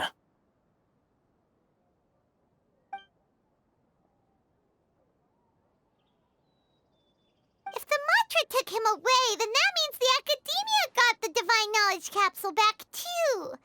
What a shame. We were so close. Still, Paimon didn't expect the divine knowledge capsule would be so dangerous. Imagine if we tried to open it. Oh, who knows what would have happened to us? As things stand, there is no reason for me to remain in Port Ormos. I believe our collaboration has also reached its end. Oh, we were so busy trying to find the divine knowledge capsule that Paimon forgot to ask you something. Since you're a member of the Academia, do you have any idea how we could go about meeting Lesser Lord Kusanali? Truthfully, I don't. Lesser Lord Kusanali appears to exist outside of Sumeru's entire administration. Most of the time, you wouldn't know she exists at all. Moreover, since the Academia possesses the Akasha, a symbol of our deity's wisdom, scholars have no reason to desire to make contact with the deity herself anyway. Everything about Lesser Lord Kusanali is such a mystery! I'm heading back to the Academia. How about you two? It's almost the day of the Sub-Zero's festival. Maybe we should head back too. We've been rushed off our feet over the past few days, so maybe a little rest and relaxation will do us good.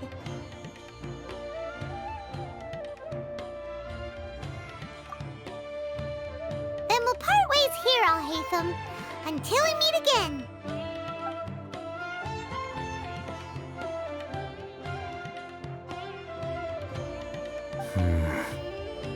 Now, do I deal with this thing first? Or should I produce the report that the higher-ups require?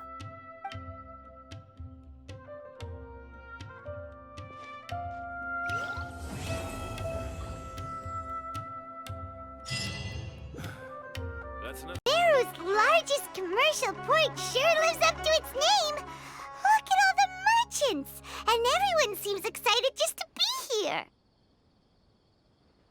How did things end up like this? All thanks to your artistic license. That's how. I should have made you wait until we got an update from Tanja. But when I finished the prototype Aranara yesterday, you agreed that the kids would like it. That's why we tried bringing it out for a test run today. Well, I never thought they'd dislike it so much. Oh, what should we do? Whoa. Yeah. Compared to everyone else, they seem really down in the dumps. Let's go find out what's going on. Hey there. Paimon's name is Paimon, and he's a traveler who is just passing by. Is there something bothering you? Oh, I noticed you two a moment ago. Welcome to Akara Crafts, the best toy store in Port Ormos. At least for now. What's bothering us is this prototype Aranara. To start with, could I get your opinion on it? Prototype Aranara? You mean this wood carving here? It looks like a mushroom monster to Paimon. Oh, no. The prototype Aranara is something that brings joy and laughter to children. At least in theory. Not the first negative feedback we've had. So, what exactly is a prototype Aranara? So for context, Aranara are magical creatures in Sumeru fairy tales that live in the forest. For the store's 20th anniversary, We plan to release a series of hand-carved toys based on the Aranara stories that kids know and love. This is a prototype we made to get an idea of how they would react. But when we put it out there, the reaction was not quite what we'd anticipated. They thought it looked like a mushroom too, huh? No, worse than that, actually. I can't quite describe it, though. And I'm also not very good with kids. Maybe you could ask them for yourselves.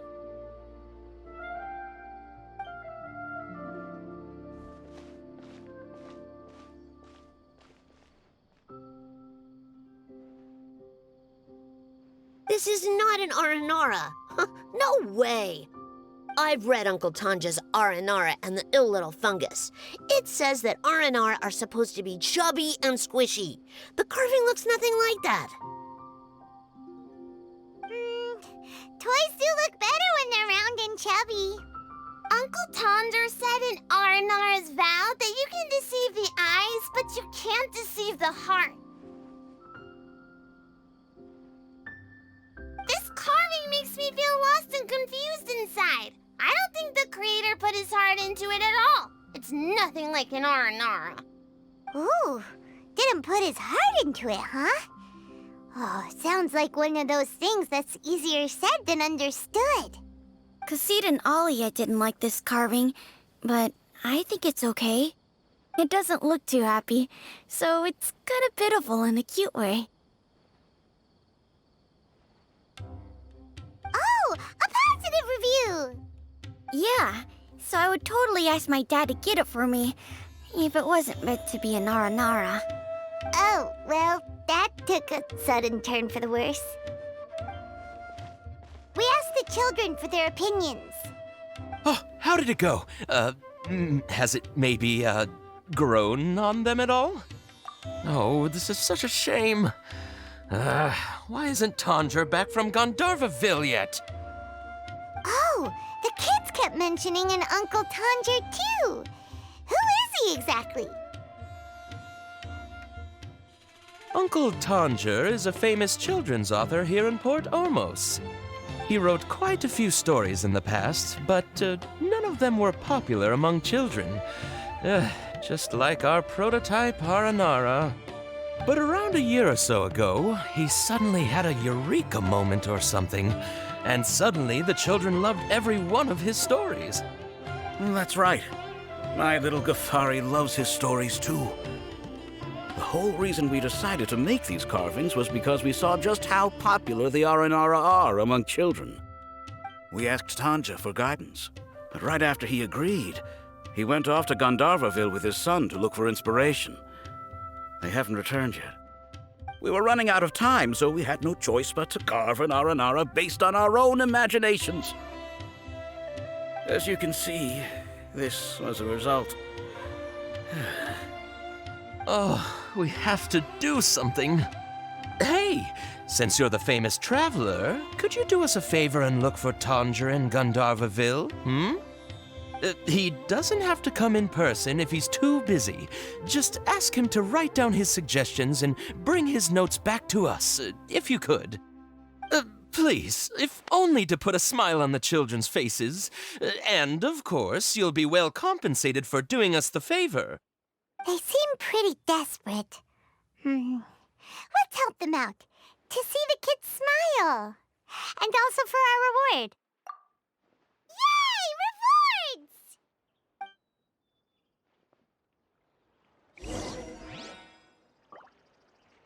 We're supposed to be here in Gandharvaville looking for inspiration.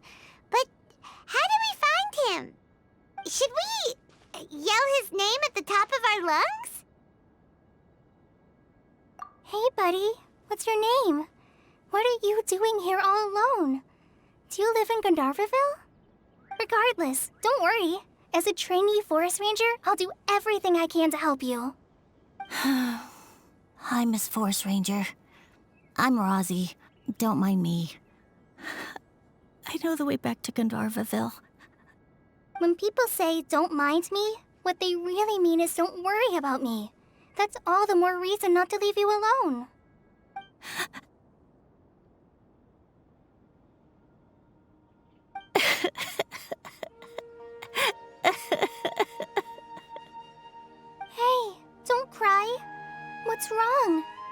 take your time. You can tell me all about it. Huh. That voice sounds familiar. Paimon's heard it somewhere before. Oh, it's Kale! And a child who seems to be upset. Oh, let's go say hi.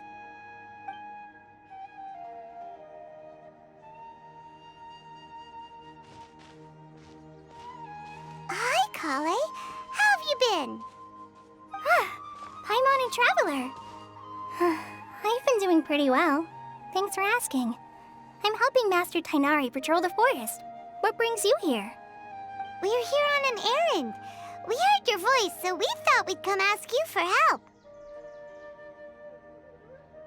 You seem kinda busy, though. I'll be fine.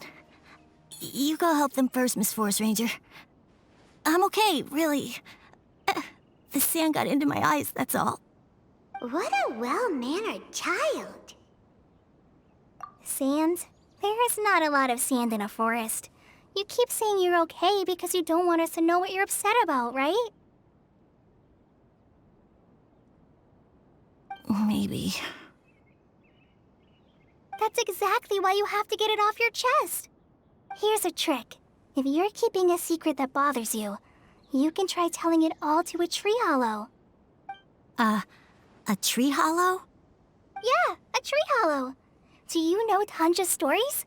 The Aranara living in the forest will patiently listen to every word children say. Maybe there really are Aranara living in the tree hollows that will listen to you. You like the Aranara stories too? Of course! I love them! Oh, people who like Aranara are the best. Okay, I'll try telling my secrets to a tree hollow. Thanks, Miss Forest Ranger. You know everything. Aw, you're just exaggerating. Anyway, I'm trying to be like my friend, who always does her best to cheer people up when they seem sad. So, how are you doing? Feeling any better now? The forest is very dangerous, so how about we stick together? Sure.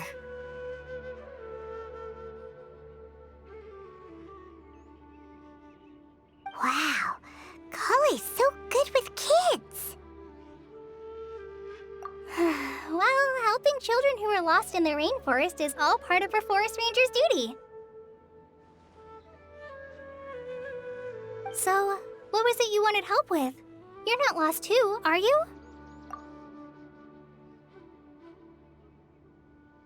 Okay, so you're looking for a children's author from Port Olmos called Tanja. And he's here in Gandharvaville, looking for inspiration. Wait. When you say Tanja, do you mean the Tanja? That's right, Uncle Tanger. So he's in the area? Looking for inspiration for a new story as we speak? This is amazing. Could you wait for me for a second? I'll run Razi back to Gandharvaville and then I'll be right back. I've always been curious what the man behind those incredible stories is like in person.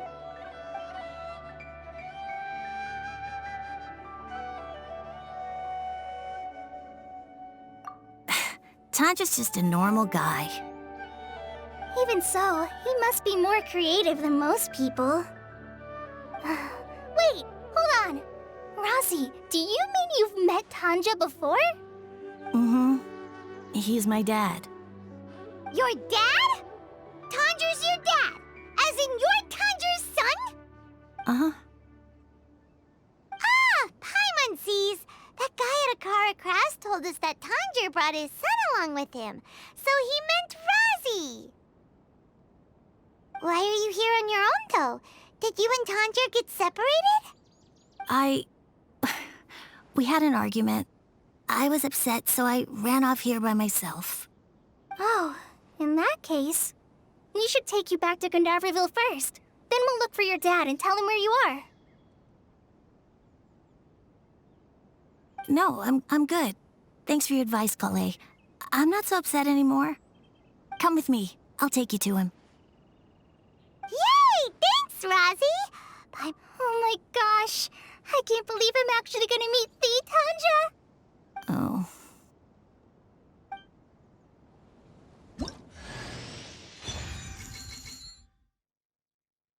Headed this way. I know this place pretty well. Follow me. Where are you, Rosie? Someone's...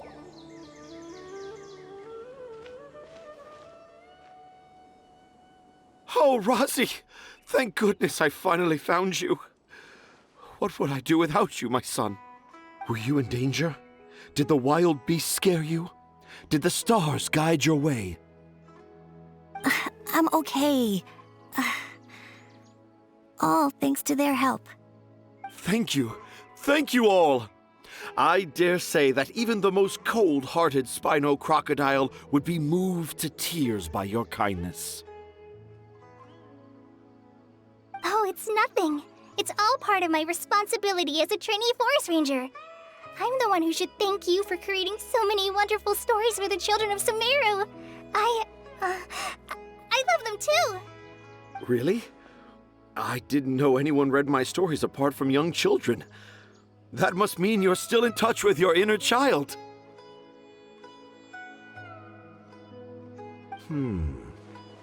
Okay then. I have the inspiration for my next story. It shall be about an Aranara granny who's a child at heart. Huh? It's an honor to become the source of your inspiration. Whoa, Kale looks like she's about to pass out. Hey Kale, are you okay? I'm okay. Sorry.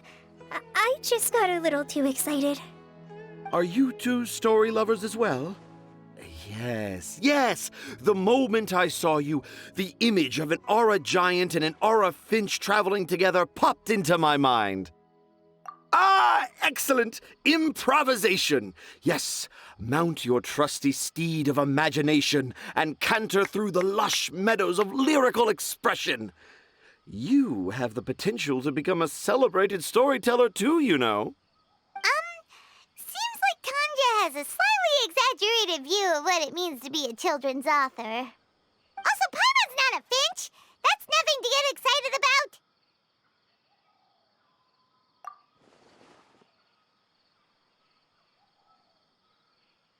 Akara Crafts. Oh, right. I remember now. That small boat once sailed into the sea of my memory, but before long it floated away over the horizon, never to be seen again. Perhaps for the best. After all, a wild tempest was a-raging in Tangier Harbor. What? Paimon has not... What should we do? Do you think we should get Tainari to take a look at him? Dad's saying he forgot about helping the people at Akara Crafts learn more about Aranara because right now he has something more important to do. Oh, that's what he meant! Well, there it is! All the proof you needed that this kid is definitely Tanger's son. Wait, no, this isn't the time for all that. Tanger, your help is pretty vital to the toy makers. You gotta do something! But the garden that blooms before my eyes is of greater importance, for therein lies the beautiful Patisara that all the children of Sumeru dream of. I, Tanger, have found evidence of Aranara activity right here in the Avidia Forest, conclusively proving that Aranara not only exist in stories, but in real life too. If I manage to document the first real-life Aranara sighting, the petty problems that perplex Akara Crafts will be untangled in no time. Meanwhile, I may well be able to leverage this to assume leadership of the academia. Then all across Sumeru will know of the great Tanger living in humble Port Ormos.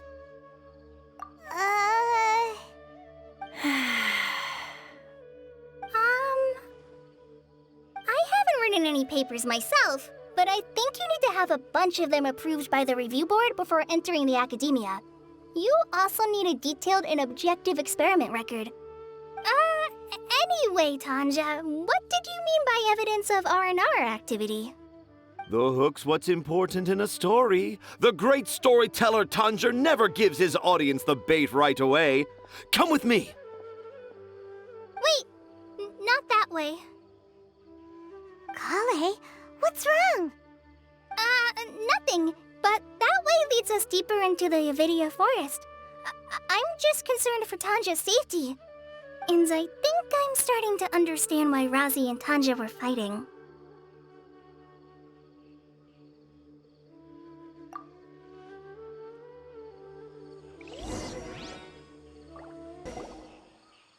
Just as I expected, the promise of one of my stories has kept you hot on my heels.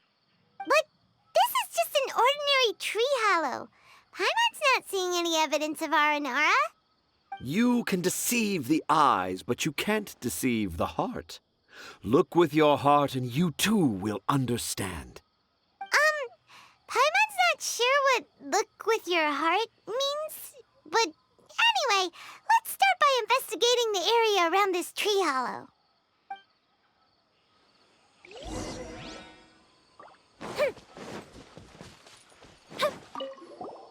Hey, look! There's a note here! Could this be the evidence that Tanja was talking about? The handwriting's so hard to read. It's too hard. I can't remember the names of all these mushrooms. Do Aranara need to learn about mushroom classification?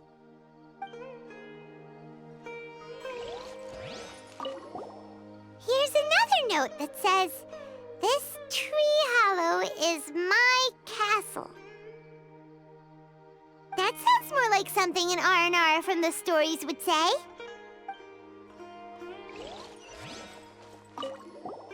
There's another one here!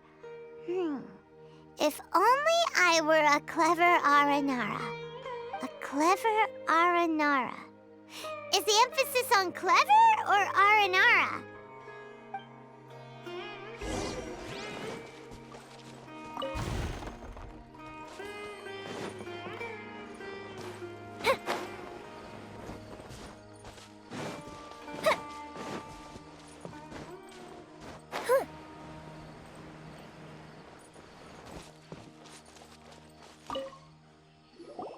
How does it feel to bear witness to a groundbreaking discovery? Exciting, isn't it? The crude handwriting may look like a child's, but don't forget, we're in the middle of a rainforest. I doubt that a child would be able to reach this deep into the forest, and I doubt even more that they would think of this lowly tree hollow as some sort of impenetrable castle. I boldly hypothesize that this tree hollow is in fact the Aranara's academia. The notes we saw were written by the Aranara themselves. There is no doubt in my mind about that. An Aranara that wasn't so bright left a note here wishing to become a clever Aranara. Oh, I shall craft a new story for them and call it The Aranara in the Tree Hollow. How's that? Don't the very words just conjure up images of Aranara in your mind's eye? Nope. Well, many an adventurer knows how to take to the skies with their easily visible wind gliders, yet they do not possess the invisible wings of imagination, making it hard for them to keep up with my train of thought. How about you, Miss Forest Ranger? Do you soar into the atmosphere on the wings of imagination? Huh? Me? I don't know.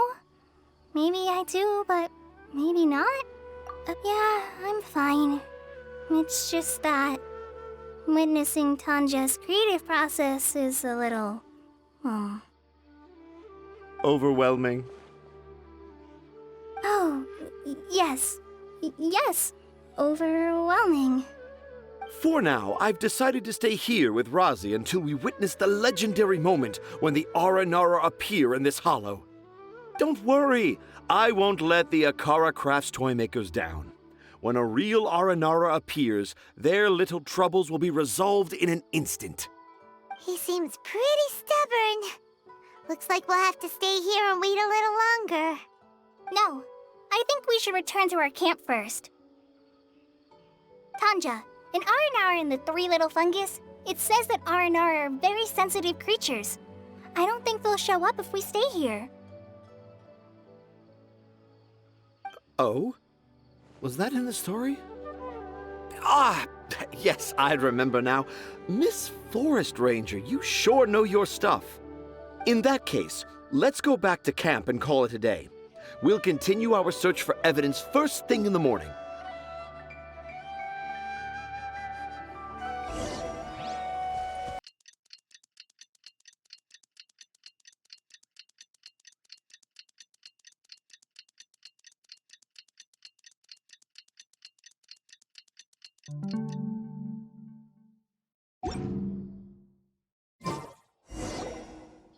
Traveler! Traveler! Wake up! It's not the Aranara! It's Kale! She's gone! Oh, Paimon's been worried about Kale since last night. Even though she kept telling us she was okay after we saw the evidence of Aranara activity, she's been acting kinda strange. Anyway, let's go find her. Hey, look! Aren't these Kale's footprints? But why are they headed towards the tree hollow?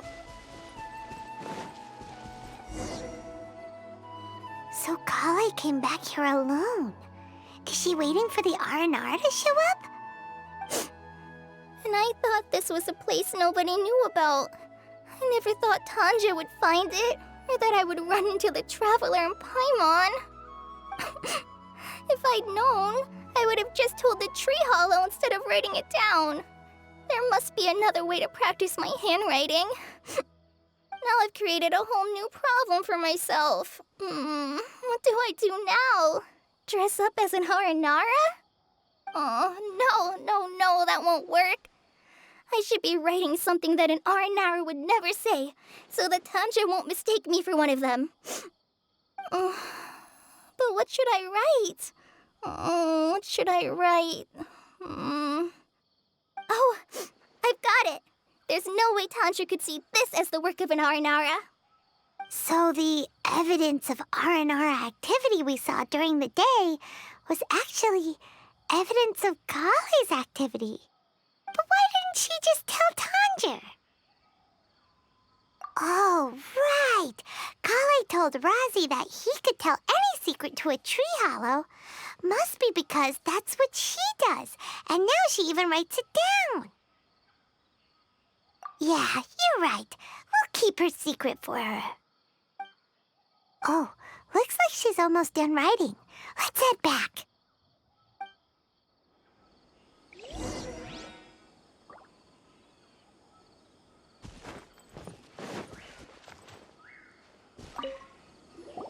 Aha! There's a new note just as I expected. Yes! It's the same handwriting, which means it must have been written by the same Aranara. Let's see what it says.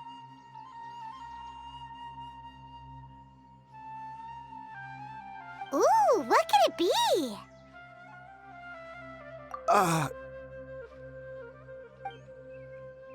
I want to visit Mondstadt during the Ludi Harpastum again? No, that's impossible. This must be some kind of mistake. How could an Aranara go to Mondstadt for the Ludi Harpastum? Even I would never write that into a fairy tale. So, in other words, the notes can't have been left by an Aranara. Yeah. If you ask me, they were probably left by a passing merchant from Mondstadt or something. Definitely not an Aranara. No, I refuse to believe it.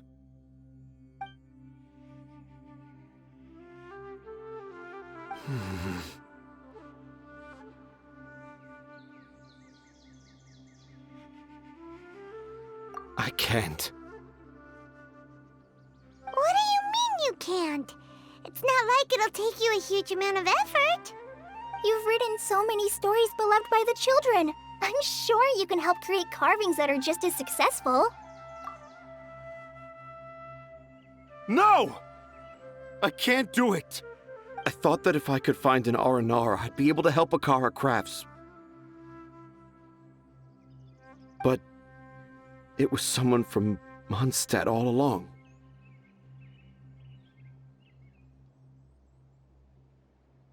But you've managed to write all those stories without ever having seen a real R&R, right? What makes this so different?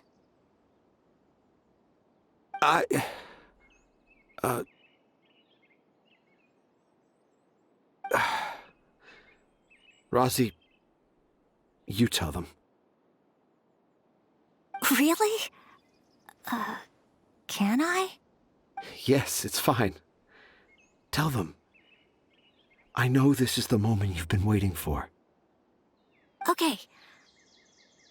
Kale, Traveler, Paimon, do you remember when I said that there was a secret I didn't want to tell anyone? I didn't want to tell anyone the secret, but it made me feel very sad and also turned Dad into a completely different person. So, I think I should tell you. Dad isn't the one who came up with all those Aranara stories. What? Hold on.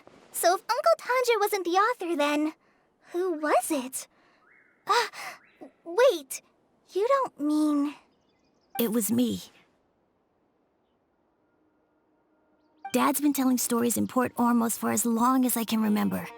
I always got to listen to all his new stories. Every night, Dad would give me a Zaytun peach for dinner, and I'd eat it while he told his stories. The Zaytun peaches were delicious, but Dad's stories were really bad. He always uses sentences that are really hard to understand and strange, metaphors, I think they're called. But Dad kept on going, telling his stories again and again. One time, he even borrowed a camera from Lord Sangema Bey's shop and got me to take pictures of him in action. Dad showed me the picture and said that it shall become the precious record of Sumeru's best storyteller early in his career. Even though I only had Zaytun peaches to eat and not so great stories to listen to, I was happy.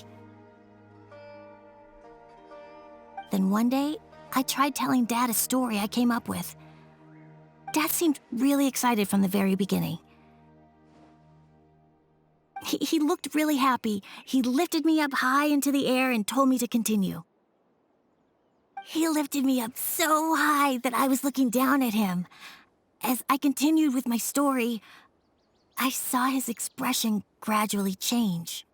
And when I got to my favorite part, Dad started crying. I guess he must have been moved by my story. When Dad put me back down, I looked up at him again, but now he had a scary look in his eyes. You remember it so vividly. It's not only Rosie. I, too, remember every detail of what happened that day. After that, I gradually grew in fame and started making money. I became Sumeru's best storyteller, just as I always dreamed. Finally, we could afford more than just Zaytun peaches for dinner. I thought it would make Rosie happy. I was really happy at first, but then everyone started calling me Tanja's son instead of Rosie. I kinda guessed why, but I also didn't want to believe it. Dad got busier with things that had nothing to do with storytelling, like that request from Akara Crafts. So I made up my mind that this time, I just want to be good old Rosie so that Dad will become good old Dad again. Instead of Dad the way he is now, starting every story with, "Dedicated to my dearest Rosie." I prefer my dad how he used to be, stumbling over words and not knowing how to end the story. That's why I decided to keep how I imagine R&R to look like a secret. Wait, Paimon gets it now. To sum up, all of Uncle Tanja's fairy tales were actually stories written by Rosie. And because Rosie didn't want Tanja to keep living a lie, he refused to help him with the Akara Crafts commission. Yes. That's why I tried looking for possible evidence of Aranara. But it turned out that I was just being a clown, as always. And not even a funny one. I'm a terrible father. I'm sorry, Razzie. I'm so sorry. And I owe you all an apology, too, for wasting your time. Razzie's the only one who can help Akara Crafts. If you can manage to persuade him, that is. Right now, I think I just want to find a tree hollow and be quiet for a while. Are we gonna let this happen? You want me to help Akara Crafts with their carving? Well, I did mention what the Aranara look like in my stories, but to make a carving, we might need more details. Kale, Traveler, and Paimon, I might need your help on this one.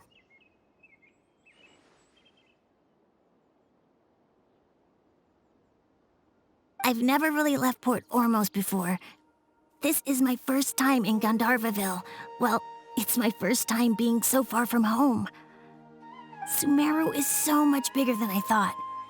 Seeing new places has given me loads of new ideas for my Aranara stories. So I want to visit more places in Sumeru. That way, I can help Akara Crafts create an Aranara carving that everyone will love. And I also want to take pictures of Dad everywhere that we travel to. You still want me to come with you? Even after all I've done? Yeah, of course. Come on, you're the best dad ever. This is the happiest Razzie has sounded since we met him. I want to thank you, Kale.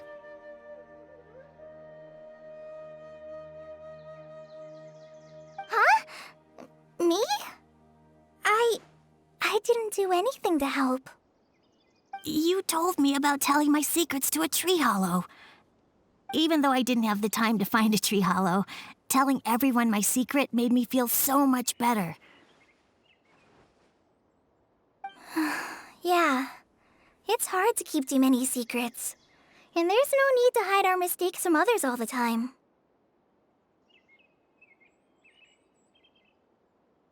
I made a lot of mistakes back in Mondstadt, but when I look back on them, it all feels more like a new beginning. I'm sure this experience will be the same for Tanja. Yes. I'll do my best to become a good father again. Wait. Did you just say you've been to Mondstadt?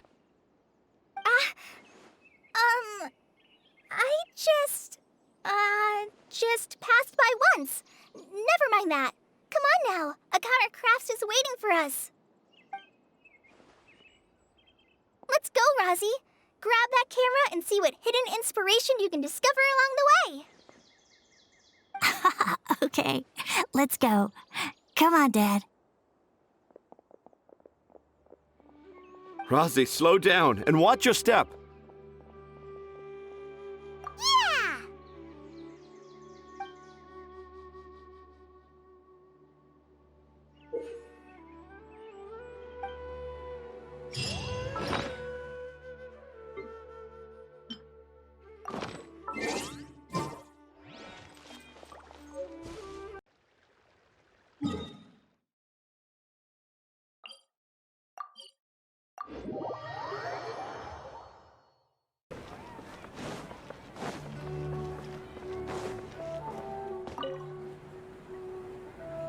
Traveler, you've come at a good time. Wait, this sounds like another commission.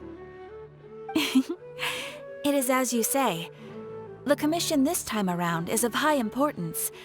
It pertains to the safety of the Avidia Forest's inhabitants. Huh? What happened? Not long ago, we received word that a section of the Avidia Forest seems to have become contaminated. Contaminated? You mean a new withering zone? I don't know about the specifics, but I hear that strange things are happening to people who cross through that region. The Avidia Forest inhabitants won't leave their homes so easily. If we allow this contaminated region to expand, the consequences could be unimaginable. That's why I want to ask you to investigate the situation. Even if all you can do is stop the contamination from spreading, that will still save many people. This is forest business. Maybe Tainari will know something. Let's go find him.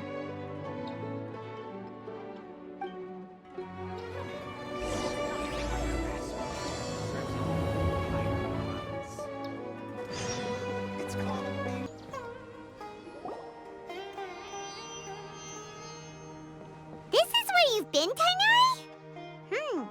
That's... Shh. Keep your voice down. Tainari, everything's spinning. Am I going to die? Tell Mom that I should have listened to her. And tell Suna that I'm sorry for breaking her toy. I didn't tell her because I was scared that she wouldn't play with me anymore. Tainari, I heard that people turn into birds after they die. Is that true? I feel like I'm getting lighter. What happened? Tainari, is he? Okay, enough nonsense. You just have a small fever. Take your medication and rest. You'll be bouncing off the walls in no time. Really? Then, can you keep the thing about the toy a secret for now? No can do. You're a big kid now. Once you've recovered, go and apologize. Keeping secrets to yourself won't solve anything. Oh. Hey, let me ask you something. I recall that you're usually pretty healthy. How did you get this sick all of a sudden? I don't know either. Mom's been telling me not to play in the forest. I just wanted to look inside. It's different from before. I got lost and went around in a huge circle. After I got out, I started feeling dizzy. Could it be?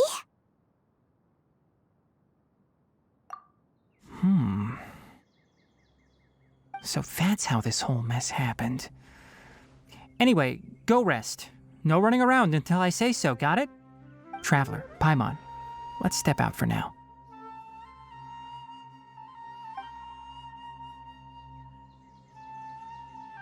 Mr. Forest Watcher, how is my son? I gave him some antipyretics. Let him rest here for a while. I told him that he would feel better after some medicine and rest, but I only said that to comfort him. His symptoms resemble a fever, but something else is causing them. They seem more akin to a disruption in his psyche. Antipyretics won't be of much use. What do we do? Mr. Forest Watcher, you have to help him. If memory serves, a plant called Vasanti grass can help soothe the mind. A small number grow in arid deserts. They usually look like shriveled weeds, but can be revitalized with a splash of water. They're expensive and unable to grow in the Avidya forest's climate, so I don't have any on hand. I'll ask the caravans. Go find Kale, have her prepare medicinal tools and a set of traveling gear for me. All right. Thank you. Contaminated region, huh? Is that why you two are also here? Yep. Is it a new withering zone? Doesn't seem like one. Whether you look at scale, internal conditions, or resultant effects, they're completely different.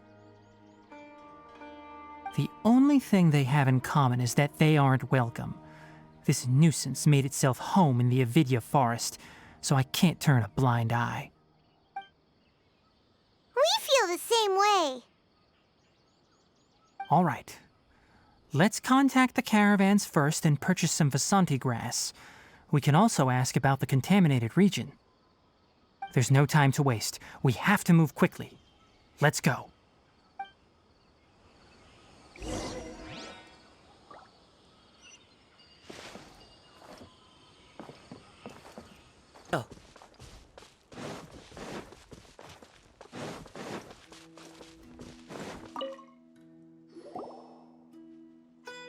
Excuse me, I'd like to purchase some Vasanti grass. Do you have any?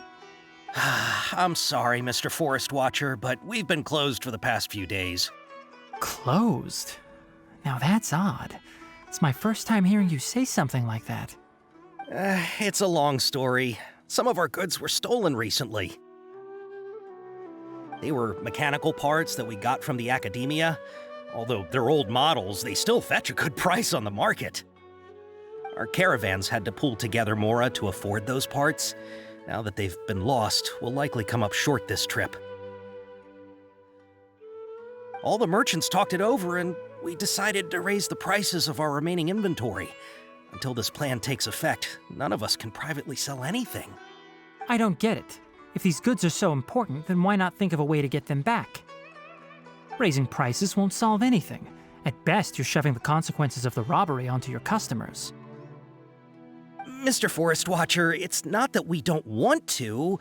It's just the thief disappeared into the deepest parts of the forest. We asked around, and apparently the forest has been very unusual as of late. Anyone who goes in experiences mental anomalies. We can't keep waiting out here for the thief to come out. All we could do is come up with another solution. So the bandit hid in the contaminated region after stealing those mechanical parts. How many people were there in total? Were they not affected by the contaminated region? That crook came from the contaminated region. As for how many, there weren't any people. No people? Even if I tell you, you might not believe me. Fine.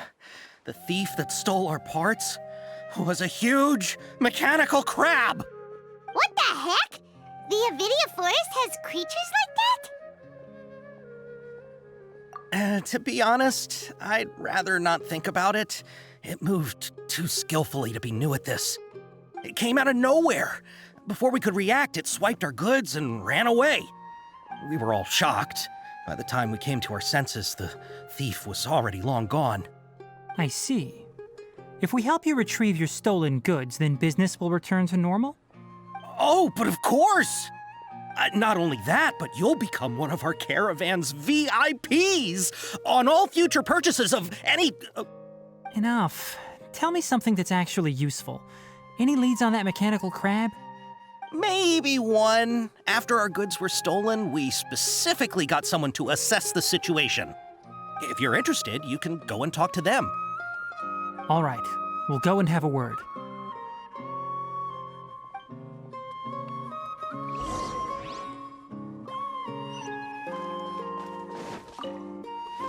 After the goods were stolen, I made multiple inquiries with nearby caravans and residents. It turns out that many others have also been robbed by that crooked crab. However, the crab only seems to be interested in machinery. It doesn't even bat an eye at other valuables. A caravan carrying a large amount of Mora had an uneventful trip, but another caravan had a child whose metal toy was taken. Whatever the case, that thing is a scourge. We'll eventually think of a way to get rid of it. Time to go.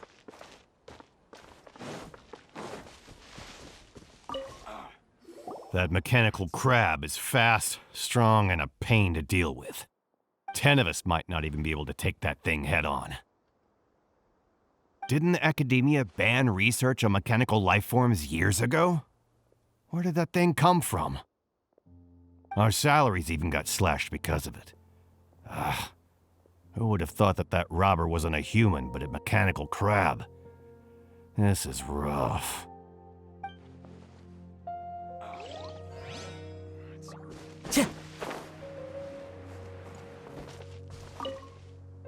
I heard from the caravanners that there have been a lot of robberies lately, but we haven't been affected. We don't normally see the mechanical crab, and it doesn't disturb our daily lives. It only shows up when the caravans are here, and it runs back to the contaminated region after it's done making a mess. You haven't tried capturing it? We have, but it's too agile and fast. However, we did unexpectedly learn something the last time we tried to capture it. It apparently lives in the deepest part of the forest, so instead of immediately moving its spoils, it first hides them nearby. Once its stash grows large enough, it moves everything in one go. You'll have to move fast if you want those goods back.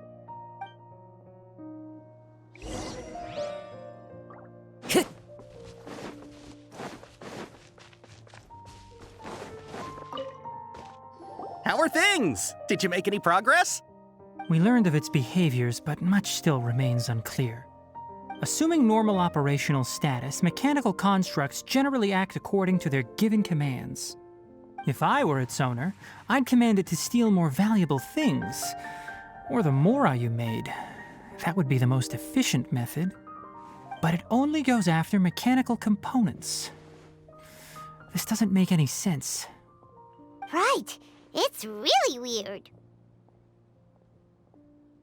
So, you all found a way to retrieve our goods? Do you have any more mechanical parts with you? Yes, I still have a small bag of samples. They weren't taken since I keep them on me at all times. Oh, are you planning to... Under constant external conditions, organisms rarely initiate changes in their habits. Here's what we know so far. It has a mechanical composition, it lives in the contaminated region, and it comes out to steal mechanical components. If we have said components, we can lure it out, capture it, and then make observations for further conclusions. Well, chatting like this won't get us anywhere. We're only wasting time. You're right. We don't have any other options right now. This bag of samples is all yours, Mr. Forest Watcher. If you can get our goods back, the caravans will reward you generously. We don't need anything in return, but I'll be keeping this bag. I may have other uses for it later. We'll also need to borrow a sumpter beast. Our act has to be convincing if we want the crab to fall for it. Oh yeah, no problem at all. If it means getting our things back, you can even borrow me to do whatever you need. I'll have to decline that offer. Anyway, we'll use the mechanical components and sumpter beast to pose as a transiting caravan and lure out the crab. Once it appears, capture it. I leave the timing to you. Don't worry, we're professionals.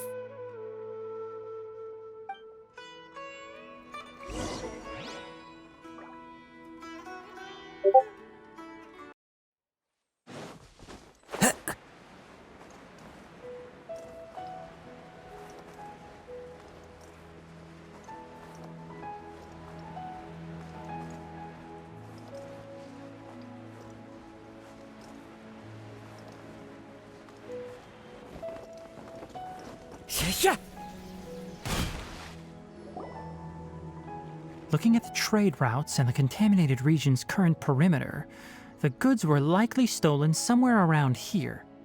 Then let's get to it. We'll definitely capture that criminal crab.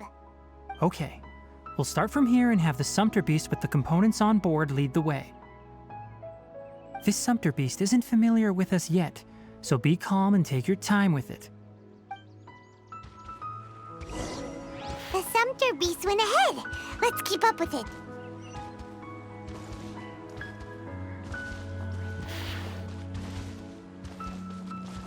Huh? Why'd it stop? Looks like it's loafing around. Or maybe it's hungry. The caravanners grew disheartened after their goods were stolen, so they probably didn't feed their animals as scheduled. Let's give it something to eat.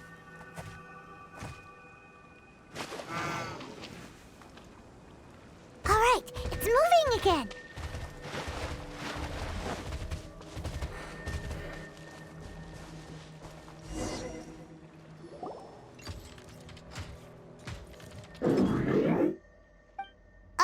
Did you hear something?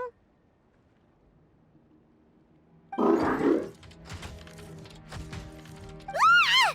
Is that the mechanical crab the caravan was talking about? It's charging straight at us! It looks strong. Be careful.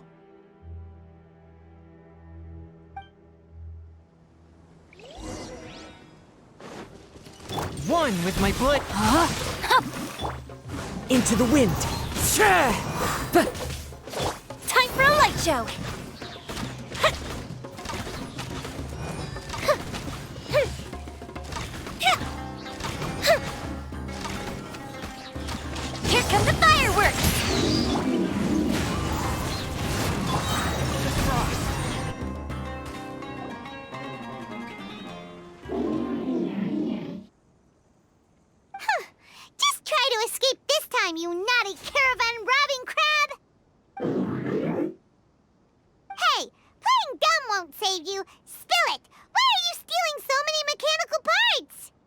It doesn't seem capable of comprehending complex questions. Keep an eye on it. I'll search around the area for the caravan's goods.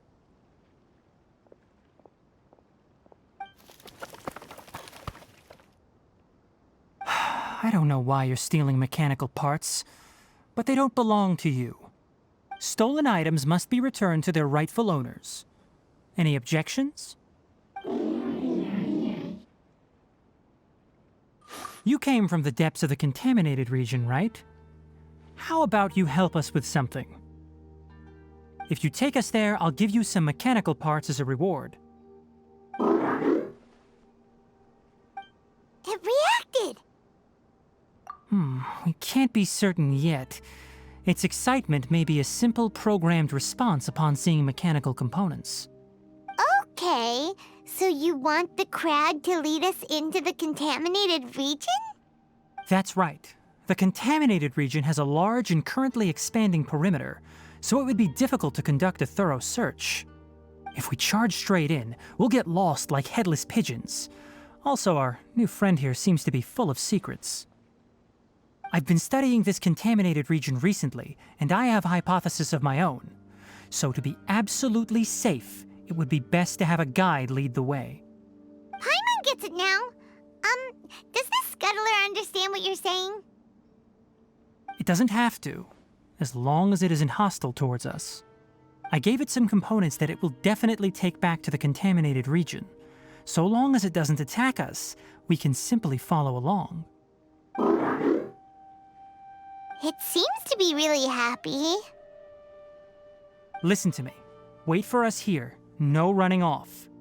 We'll be back soon. If you're still here when we return, I'll give you another mechanical part as a reward. Understood?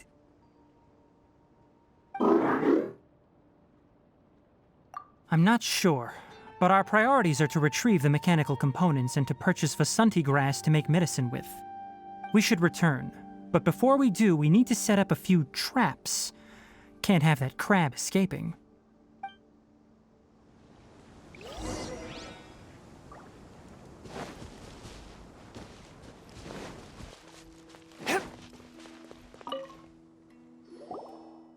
Oh! Oh! These are the mechanical parts that were stolen! You really got them back for us! Thank you all so very much. I don't know how I can repay you. Wait, didn't you want to purchase Vasanti grass? Don't worry about the price. They're on the house. How many do you need? 2 is enough. No, that won't do. Here, I'll throw in some more. No need. I've already received a reward from you. Reward? You mean that bag of mechanical parts? They aren't worth much compared to this merchandise. But those parts are very useful to me. Just like the Vasanti grass. I retrieved the things you needed, and you gave me what I needed in return. We're even. Oh, and before we go, just a reminder, the forest has an intricate and biodiverse ecosystem. Even if there were no mechanical crabs, other dangers are still present. Take caution on this route. Noted. Thank you all ever so much. Let's return to the village. The earlier we can give the child medicine, the sooner he'll start feeling better.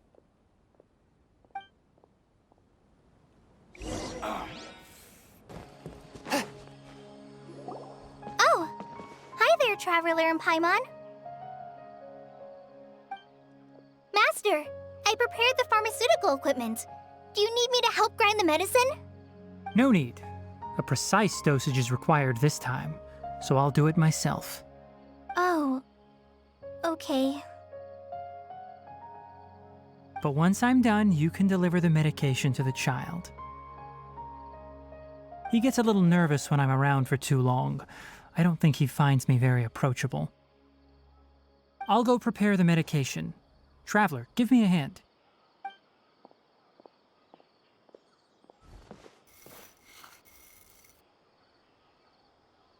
How is he? Doing any better? I feel like he's doing a lot better, and his temperature is returning to normal. That's wonderful! Oh yeah, he asked me to tell you that Suna came by earlier, and he told her everything about the toy. Suna didn't get mad, so he wanted to thank you. Can I ask what happened? It's nothing. Did you prepare the traveling gear I asked you to? Of course I did. Are you going somewhere far away? Yes, we're going to the contaminated region. Judging by its size, we will likely have to stay overnight. I'm leaving everything to you while I'm gone. Huh? But I can't even begin to compare to you. Many things are learned by doing. And once they've been done, you'll realize they weren't as difficult as you once thought they were. Deal with problems as you yourself see fit. You don't have to emulate me. That's right! You'll do great, Kale. All right, then I'll do my best. Master, Traveler, Paimon, take care of yourselves. We'll be all right. You'll understand the reason for this excursion once we arrive at the contaminated region. You put too much confidence in me. Anyway, like you said, things will likely be uneventful. Let's return and find that crab. Property in town.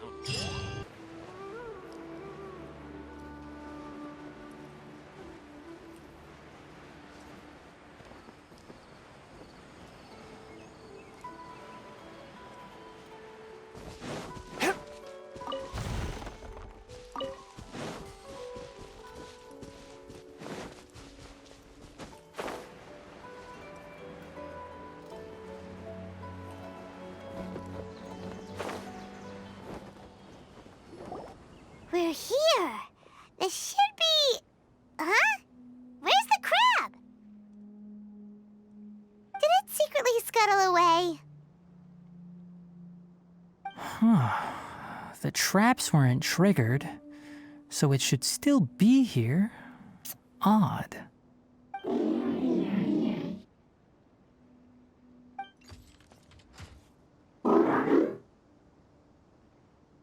You honored our agreement and waited here until we returned. As such, I'll hold up my end and give you another mechanical part. Keep it safe. I'm not giving you another one if you lose it. Glad you're satisfied. If you want more mechanical parts, take us deeper into the contaminated region. I want to see what happened there. What caused the Avidya forest to become like this?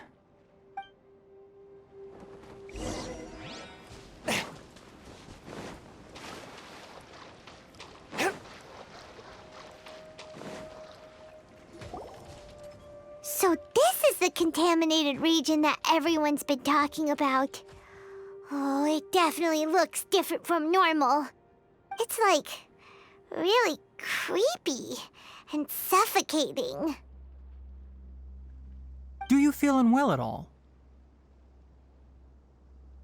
Good. It's as I predicted. Elemental power confers a degree of resistance against the contaminated region's influence. How do you know that? I haven't entered the contaminated region for a proper investigation, but I've conducted quite a few controlled experiments. My observations during our time here have all but confirmed my hypothesis. Look at these flowers. How are they different from normal? This flower species is formally known as the Sumeru rose, but it is also known as the ley line lodestar. They're sensitive to ley lines and emit varying amounts of light in response. Excessive brightness indicates a dangerous level of ley line activity in the surrounding area. From the looks of things, the ley lines around here are already out of control. You're saying the contamination here is coming from ley lines? I can't confirm that right now, but I think that is the case. Let's take another look around and see if we can discover more clues.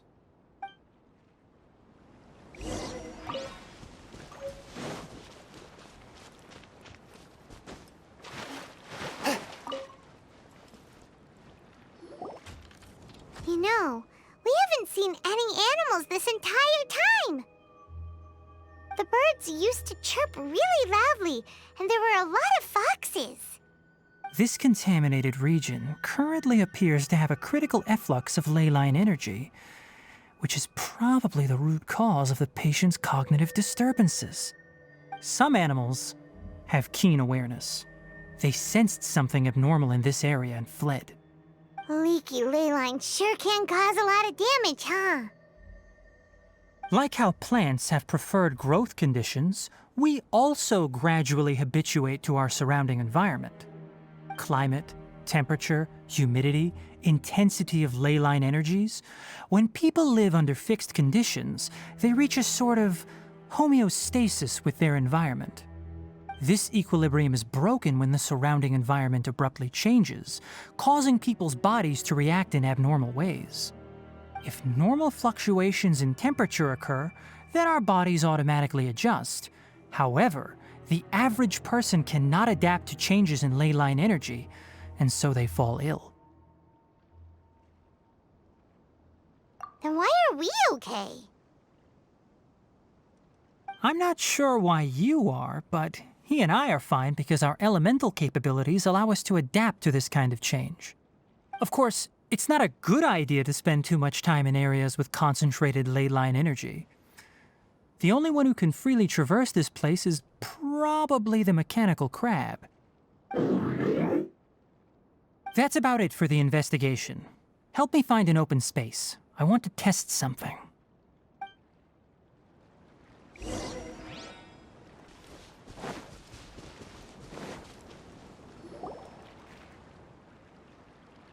Environment, no wind. Target parameters, normal. Setup complete. Excellent. Looks like it's working. What's this? A purification device that I made. It can absorb excess ley line energy and temporarily stabilize an area. What a neat thing! Let's set up more and cover the entire region! I wouldn't mind if that would actually work. Unfortunately, once this contamination is present, it isn't something that a few purification devices can fix. The purification devices have their limits. At best, they can only prevent the contaminated region from expanding temporarily. If we want to permanently eradicate the contamination from the ley line effluents, we'll need to tackle the source. That's right.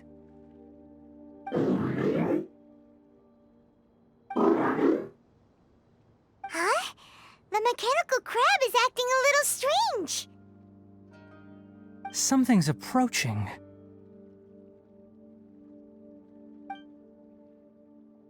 So that's it. Now that the ley line energy has stabilized, the monsters that had left are starting to return.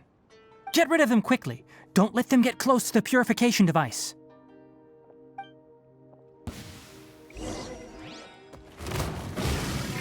One with my blood into the wind. Shah! Whew. That's all of them.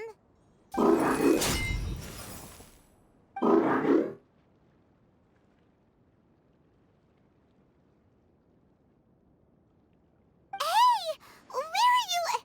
Wait for us! Let's hurry and keep up.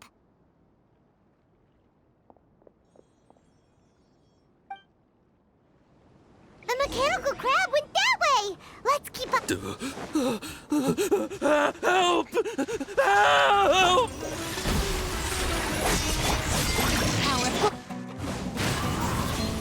Clouds high. The birds call.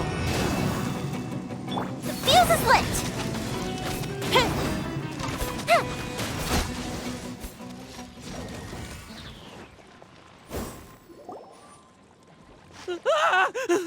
Spare me! Please spare me! Hey, are you okay?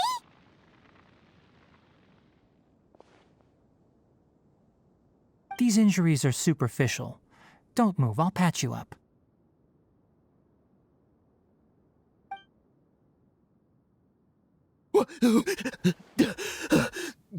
Who are you all? What happened to those mechanical monsters? Don't worry, we took care of them. Oh, good. That's good. It's a monster!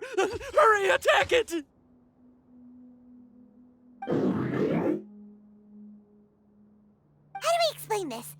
Krabby here isn't a bad guy.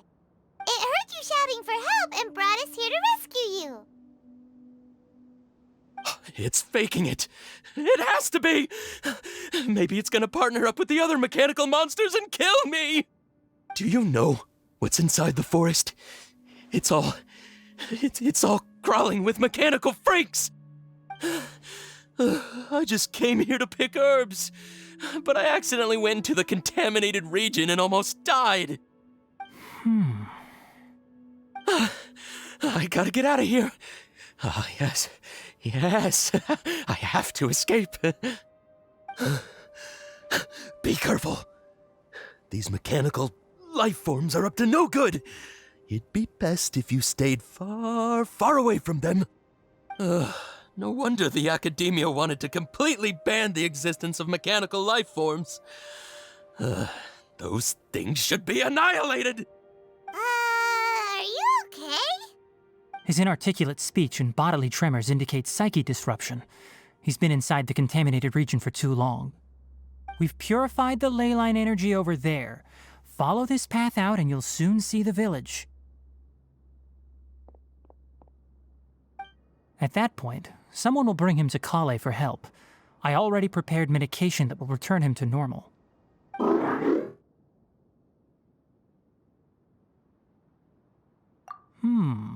So you think you did a good job and want a part as your reward? It's so hard to understand. Alright, regardless of what you're thinking, you did some real good this time. That's why I'll give you another mechanical part. Need any help with it? Guess not. Well, make sure to hang on to it. What was going through your owner's mind when he made you, I wonder? You're like a giant mechanical crab on the outside and a fluffy little hamster on the inside. And also, how do you feel about that person saying that you're as evil as the other mechanical life forms? Okay, it definitely doesn't understand you. It seems like it possesses limited understanding only towards matters related to mechanical components. Help others to get parts. That's probably its thought process. As for why it, or rather its owner, is collecting so many components, I'm not sure. It's getting late, so let's set up camp for the night. We'll explore further tomorrow, after a night's rest.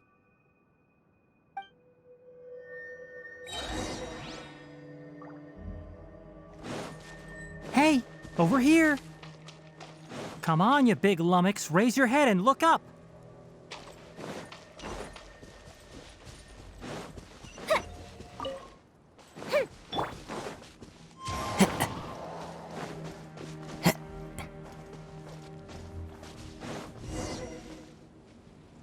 Let's set up camp here.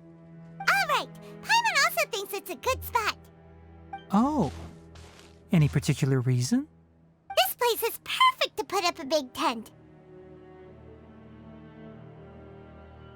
We can also set up a cooking pot and cook tons of delicious food. You're not wrong, but the primary reason for choosing this place is because its higher elevation keeps us away from the water vapor below. Rainforests are very wet. You should always be careful when spending the night in damp places. For the next tasks at hand, let's divide and conquer. I'll set up the tent, you'll be in charge of making the fire, and Paimon will forage for edibles nearby. Leave it to Paimon. Paimon's a pro. I'm not expecting that much. Just do what you can. That's right. You can use rushes to start a fire in the wilderness. Their piths are relatively dry and can be readily set aflame. The downside is that they produce a lot of smoke. Traveler, Tainari, Paimon couldn't find any food. Paimon didn't know that rainforest had so many interesting plants until we came here. They were all sort of weird-looking mushrooms, but Paimon didn't know which ones were edible. Paimon also saw wild berries on the ground, and Paimon was gonna fly over and pick them up, but the dead leaves on top suddenly started moving. It freaked Paimon out. Those were probably dead leaf butterflies. They camouflage as dead leaves to evade predators. My guess is that they mistook you for a bird when you flew over, so they fled. Little did they know that you were more scared than they were. Never mind. The tent's up, so you two go rest. I'll forage for food. Oh, you found some already. Paimon understands it this time! It wants mechanical parts again! Sorry, no part this time. That task wasn't important enough. If every little thing resulted in a reward, then it might start to take advantage of the system. I'll note little things like this and give a cumulative reward at a later time. That is one reason. It looks really sad. After some further thought, it might come up with some weird misunderstanding if I don't give it something. All right, here's another for you. I'm off to prepare dinner. We'll take shifts on lookout duty tonight. You two can sleep first. I'll wake you up later. We need lookouts? Yes. Even though most animals fled because of the ley lines, we can't completely let down our guard. It's settled then. I'll set up some pest-repelling devices so poisonous insects don't come crawling into the tent. Have a good night. Not too good, though.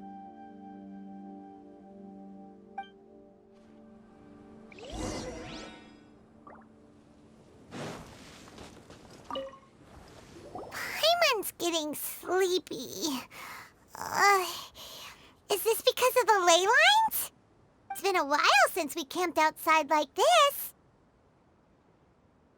This feels like when we just started adventuring together. Nighty-night.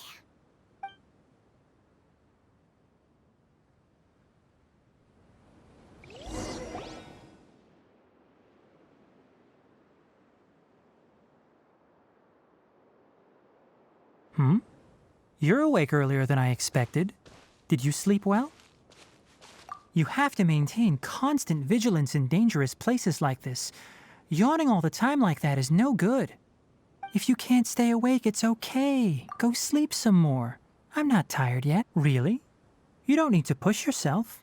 I'm used to staying up all night because many plant and animal species can only be observed during nighttime. Speaking of which, have you seen the crab? It was scampering around over there just now, but I don't know where it went. So you can tell. My suspicion is less towards the crab and more directed to its unrevealed owner. A ley line effluence of this magnitude occurred without any warning. Someone probably disrupted the natural flow of the ley lines. Until we fully understand the situation, take extra caution. The academia has banned mechanical lifeform research for years, so the origin of these creatures is very suspect.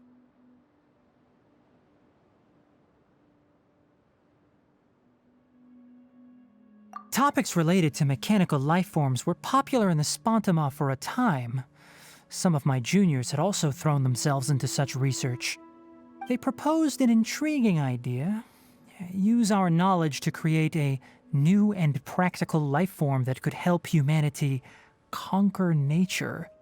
However, no matter which modules or parts are installed, a machine is innately a construct that receives and executes commands. They can never possess self-awareness like us or other living organisms. In their pursuit to discover the differences between mechanical and biological lifeforms, zealous researchers performed unregulated vivisections and other absurdly cruel experiments on animals. Research on mechanical lifeforms was thus banned. The irony is that the researchers became even more impetuous afterward. That's a difficult question to answer. I'm interested in the topic of mechanical life, but I don't like the researchers' attitudes. It's just my personal opinion. My ancestors and the Veluca Shuna of the desert coexisted together and supported one another. The blood of my people were born from this symbiotic relationship. So to me, all life is important. To understand life, you must first respect it. Life is not an expendable commodity, and knowledge should not be wielded like a scepter. These are the points of contention I have with some researchers, and why I left the academia. By placing yourself above other life forms, what kind of results do you expect to get from researching pure life with impure intentions? Really? Well, I'm glad to hear it.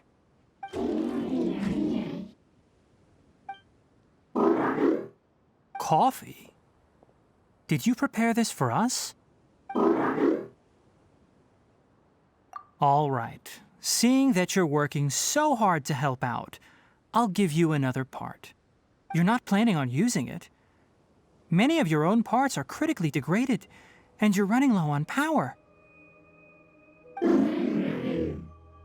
All right. Suit yourself. Oh, and thanks for the coffee, but I'm about to go to sleep. Leave it with him. The night watch is yours. Stay safe.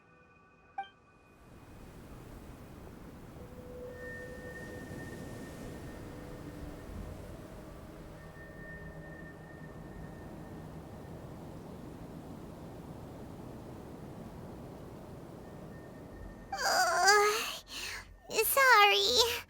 Paimon slept through the entire night. Don't worry. Paimon will be sure to stay awake next time. Good morning, Traveler and Paimon. Quick question. Me too. The farther in we go, the closer we get to the source of the ley line effluence. We'll be heading out earlier today. I'll take down the tent. Is there something we can do? Extinguish our fire so we don't set the entire forest aflame. Also, retrieve the pest-repelling devices from last night. We don't want to affect the ecosystem here. Got it! Paimon will take care of the fire. All right. Let's meet back here later.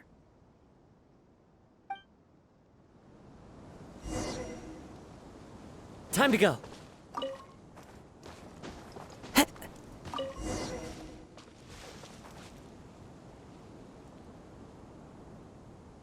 All right. It's about time to head out. As we go further in, we may encounter more berserk machines. The effects of the ley lines will also increase. If you're struggling, it would be wise to avoid conflict. Try to conserve as much energy as possible until we reach the source of the contamination.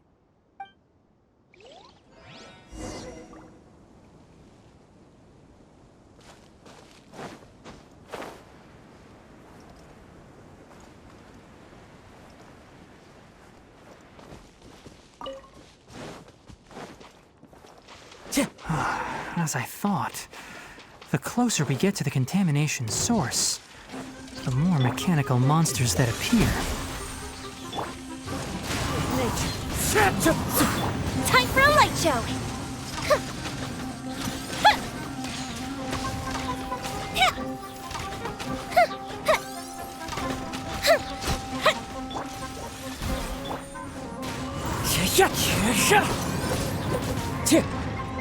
The fuse is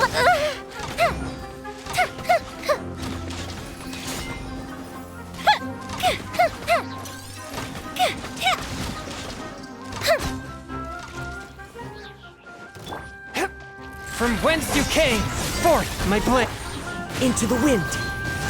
As one with wind and cloud. Go the ship down! Oh, that hurt.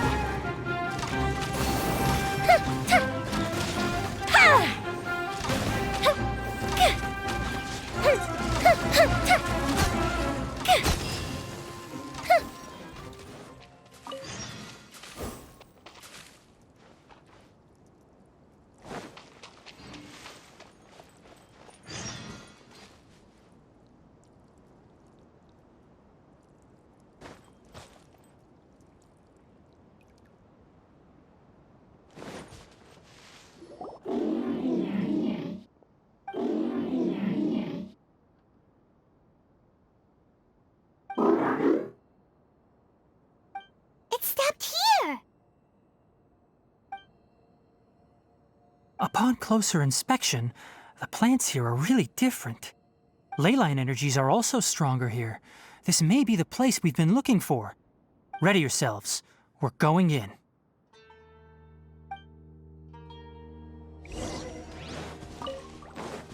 Rain outlines your fate.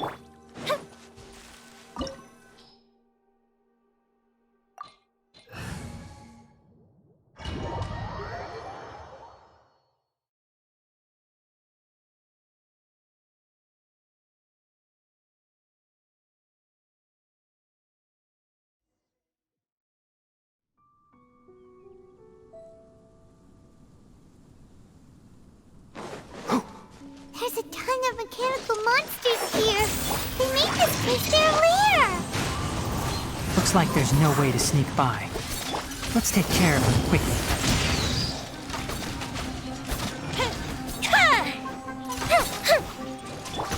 Into the wind. Swift and merciful.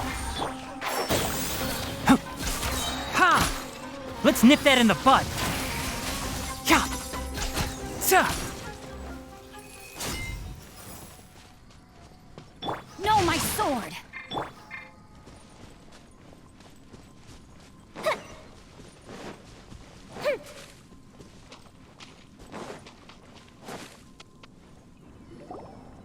What is this? Leyline energy is spilling out from here. This device, it's extracting energy from the ley lines without end. Who in the world would do this without considering the consequences? The ley lines won't be able to repair themselves if their flow is perpetually disrupted like this. That's terrible! We have to stop it! Let Paimon see. Paimon doesn't see control. Standing here is equivalent to being directly showered in leyline energy, which may cause irreversible damage to your body. Take Paimon and get out of here. I'll see if I can find a way to turn this thing off. But you're also vulnerable to the ley lines, right? We're staying. We can't leave you here by yourself. Then let's look for it together. If there is no control unit here, then there must be a trapdoor somewhere. You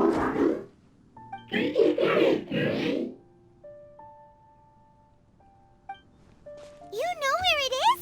Hey, wait for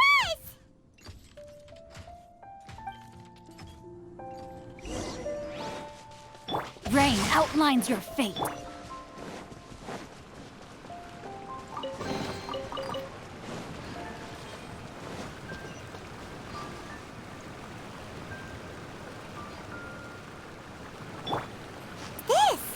It'll only show up if you step on it? Be careful, and watch your step. Look! Someone's here! Are you the one that's taking the ley line's energy? Turn off that machine now! Why aren't you saying anything? Too ashamed? His body is cold. It's emaciated, and his eyes are sunken, likely from chronic malnourishment and stress. He collapsed and never got back up. What exactly happened here? Almost forgot about you. Here, this is the last one. What is it doing? I'm not sure. Judging by this room's layout, this place was a laboratory.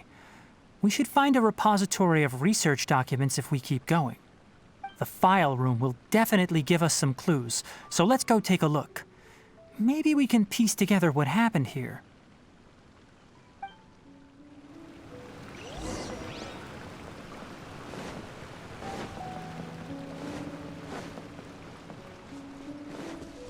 Wow! It's huge in here! This place is a natural hiding spot with how hidden it is. The pipes continue further. Let's head in. Did you two find anything? There are a lot of lab notes, but it would take way too long to read through them all. I found a tape recording used for an experiment, and based on its serial number, it's from 2 years ago. tape recording? Yes, the Spontama created a device that visually records experiments and consolidates the final production into a tape. However, these devices are expensive to make and aren't entirely stable. That's why they are only used in some laboratories and do not see wider usage. Come on, let's watch it. Hold on, let me figure out how to play the tape. It goes in there. Ah, okay, this should do it. Kakata? Kakata? Seriously, I look away for 1 second and you're gone?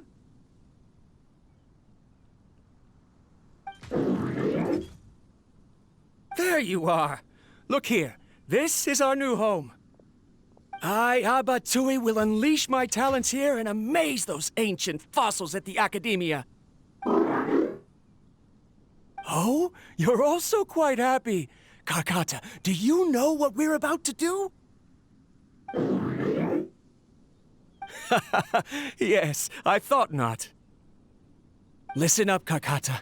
I'm going to make a mechanical life form that can be mass-produced. The technology will be unlike anything else that exists. I'll use mechanical organs, and electric currents will course through them like blood. A steel-cast heart that will beat forever, and a brain of myriad components that can think like mine. Inspiration from the ruins and the research that the Academia had banned. I hope everything can start anew from this place. When you can understand our language and live among us, you will no longer be a boring machine, but a truly living being.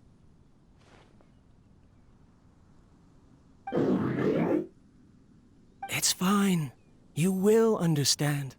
One day, you will understand me.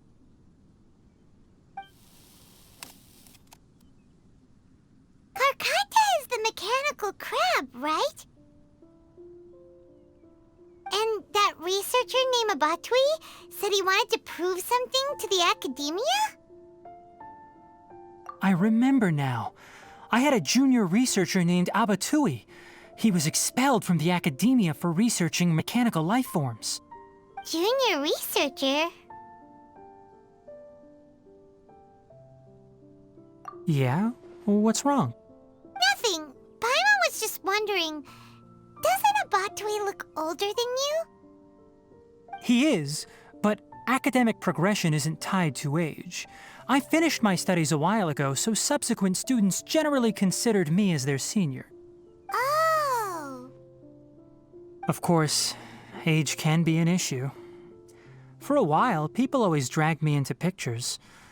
I felt like some kind of animal on display. That isn't important. Let's go and see if we can find other tape recordings.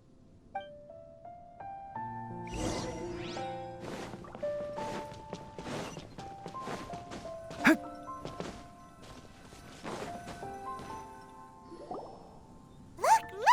Paimon found another tape! A date is written on it. Let Paimon see. Oh, it's from a half a year ago! That's quite the time gap. I wonder what happened in between. It's rare that you malfunction because of an operational error. Seems that making coffee is still somewhat difficult for you. Or is there an issue with my set parameters?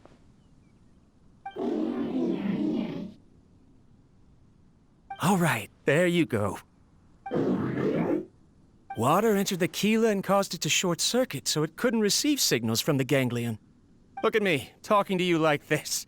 You can't understand me anyway, can you? It's fine. I swapped in some new parts, so you should be all right now. Try moving around. Everything in working order? Be more careful next time. We're tight on money right now, so we don't have a lot of parts or power to spare. I'm glad. Karkata, did you know? Yesterday, I dreamed that you could talk.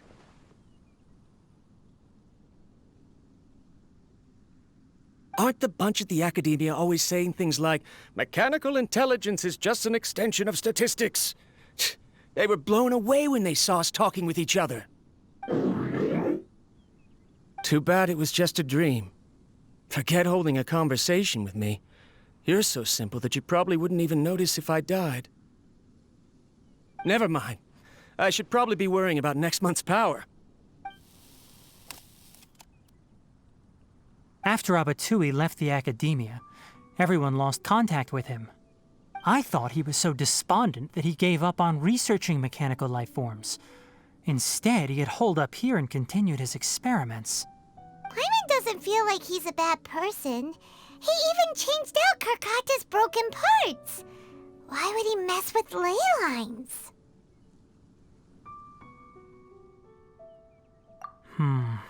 Let's keep looking around.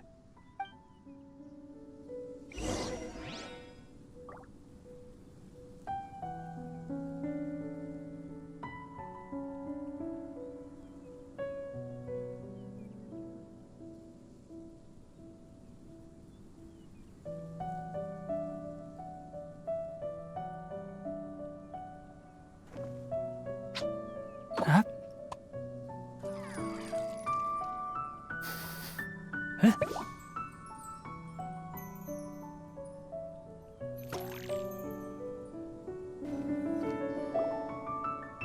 Following the serial numbers, the next recording should be here. The writing is sloppy. Perhaps his state of mind had changed. There's also an undated tape in the wrong spot. Doesn't seem like Abatui put it there. Maybe Karkata helped him with sorting. It's hard to say. These are the last 2 tape recordings. Let's watch them.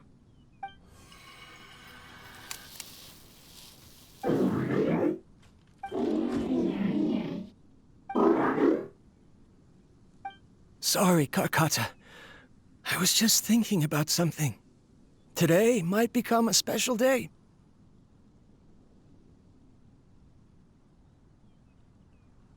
In my recent experiments, I successfully gave you a living being's instincts. When you're low on power, or if one of your parts is damaged, you will prioritize your survival command and proactively recharge or replace your parts. That is a very dangerous thing. And today, I did something even more dangerous. I've officially activated the 3rd generation ley line extractor. The ley lines will serve as our power source from now on. Conducting research on mechanical life forms requires a large amount of power. Even if I scrimped and saved, the more I have wouldn't last for long. I'm also getting tired, Karkata. I don't know what's driving me to continue with this research anymore. They say that even if it simulates the operation of a living creature's organs, a machine is still an ice-cold tool. I want to prove them wrong. I want to turn you into a living, breathing, and talking being. I'm not talking about anything cheerful, Karkata. Modules for language, emotion, and movement. I've been working my absolute hardest to augment and refine your functionalities, but I've never seen an effective response. You are my finest success, but even you can't understand me.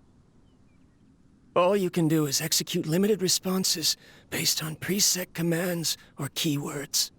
Karkata, I wish you could speak to me, even just once.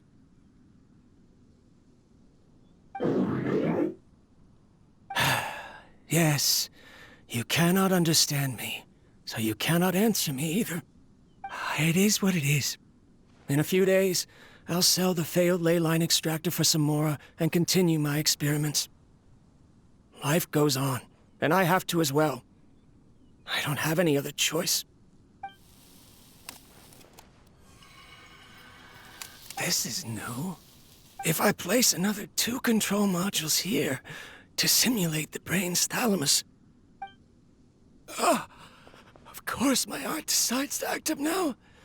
Why did I cut medication from our expenses? Karkata, come help me.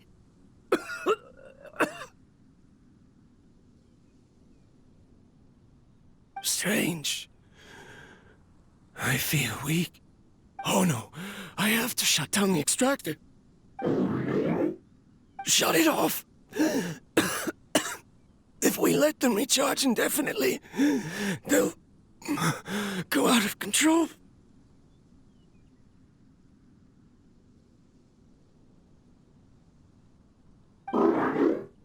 Right. I never input a command to shut down the extractor, so you don't understand what I'm saying.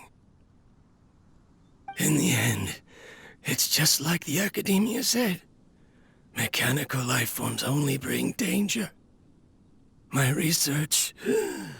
Was there any point to it at all?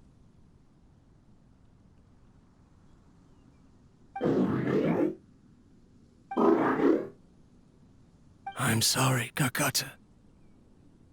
In the end, I still wasn't able to turn you into a true mechanical life form. I see. So the ley line effluence was an accident. After Abatui's unexpected death, the mechanical monsters were driven by their instincts and continuously drew out power from the ley line extractor. This eventually resulted in severe damage to the ley lines. Paimon understands. Then why didn't Karkata go haywire like the other machines? Because Karkata is different from the other machines. Structures similar to living organisms, the ability to cry and laugh, and capacity for independent thought. To Abatui, only a machine with these features could be considered a mechanical life form. Perhaps only by building such a machine could he have the Academia acknowledge his protracted research. But if he had slowed down and saw Karkata as a friend instead of an experimental product, he would have noticed. Karkata can't speak. And yet it cares about Abatui far more than it does about itself. What does that mean? You'll see in a bit. But before that, we have a more urgent task at hand. First, let's find the control unit for the ley line extractor and shut it down.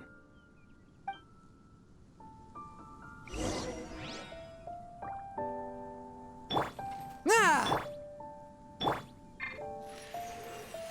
Ha!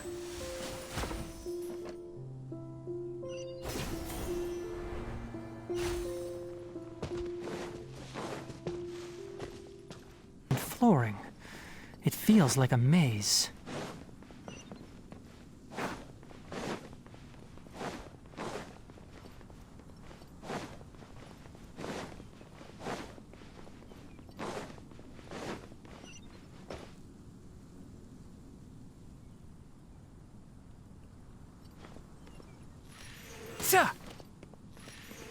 Ha! Hum! Ha! Hum! Ha!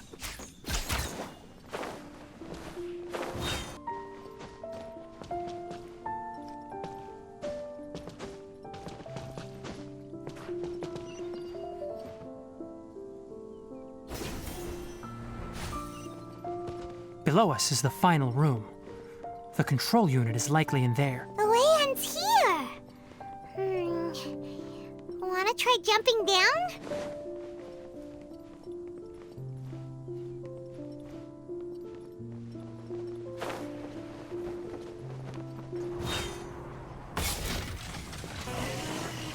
Can't see?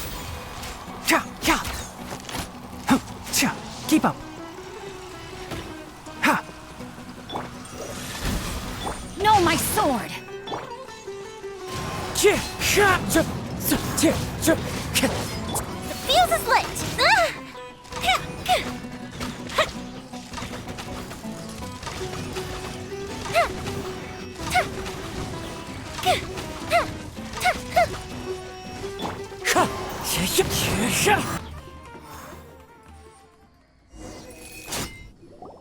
This should be the control unit.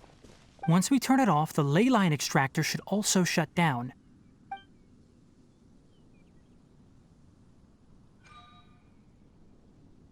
Without an external force damaging the ley lines, they should start to slowly repair themselves.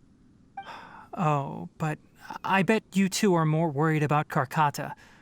Let's head back.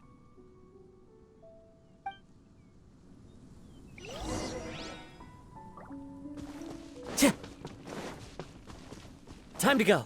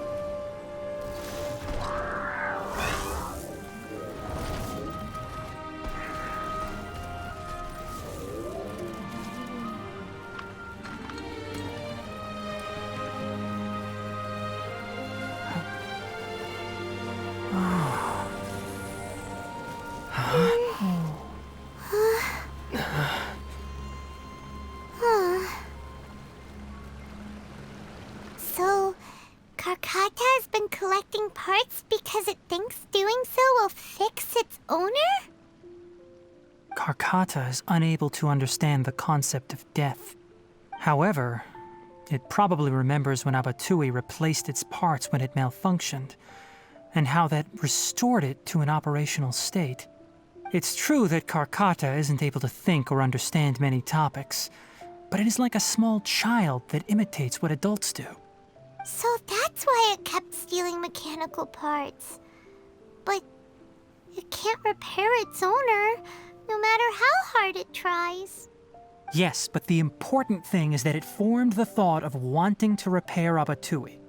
No one knows how this thought came to be, but it has even suppressed the instincts that Abatui had installed. If it really is as we've predicted, this research truly will make waves in the academia.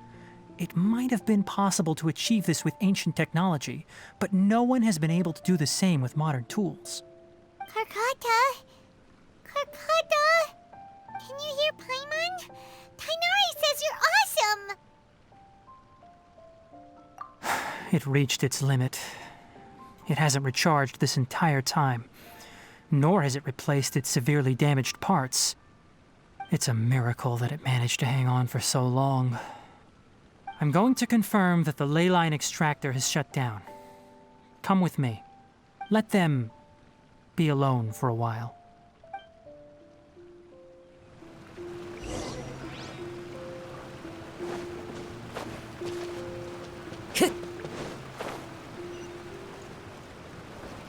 No, my sword!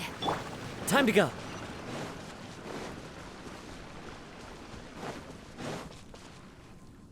The ley line extractor has ceased operations. Traces of ley line energy are still in the atmosphere, but the effluence's source has been stopped. The purification devices will handle the rest.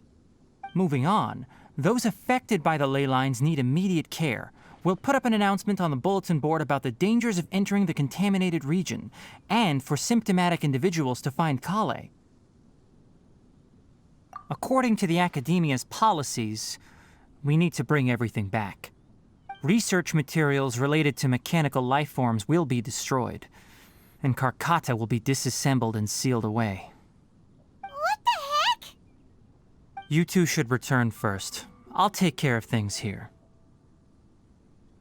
Although we've stopped the source of the effluence, the ley line energy in the air exceeds normal values.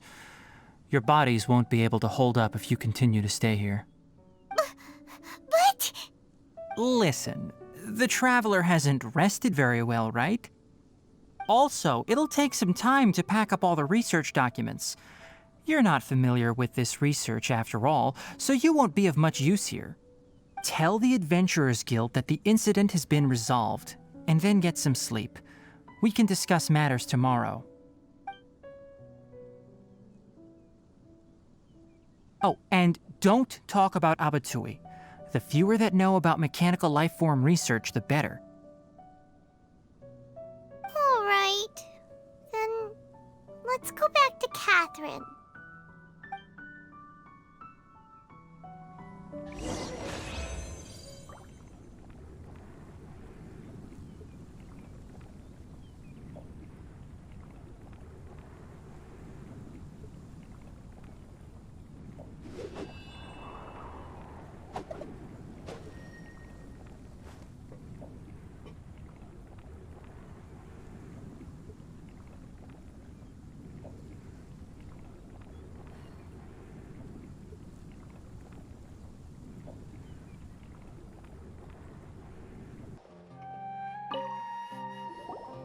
Anyway, so the contaminated region turned out to be a ley line effluence deep in the forest.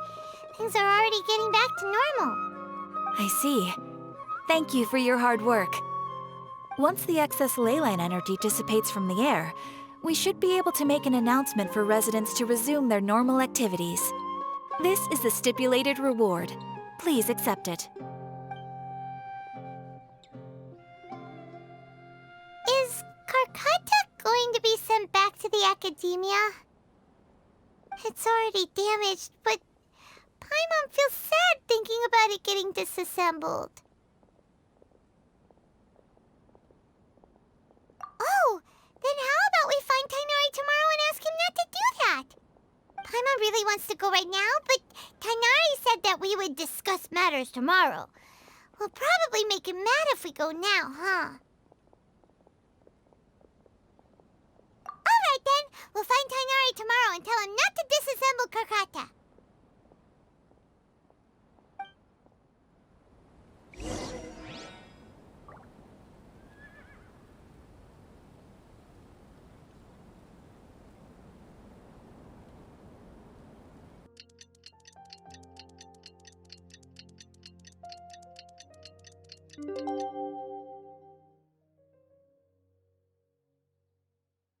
This scenery is wonderful. Surely enough to convince anyone to become a wanderer.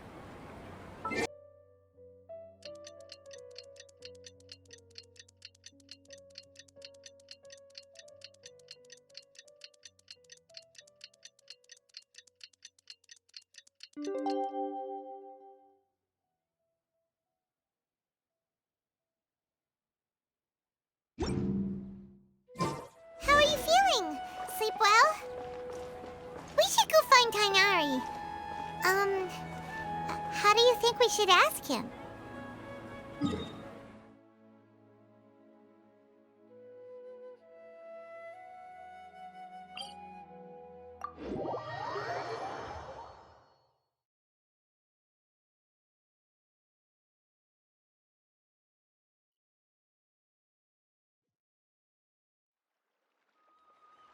There are leaves around, and I know just the tune to accompany them, if you wish to hear it.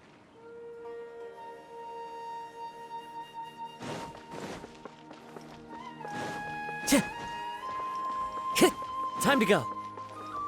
I wish they'd recommend some people with actual competence.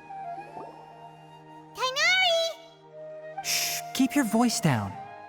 The lilac daphne, a daphne of the genus Thameliaceae, has a strong anticonvulsant effect, can be made into an anesthetic powder. Extrapolating from these two datasets, it would be particularly potent against Piscine species. Hey, make sure you're getting all this down. Karkata?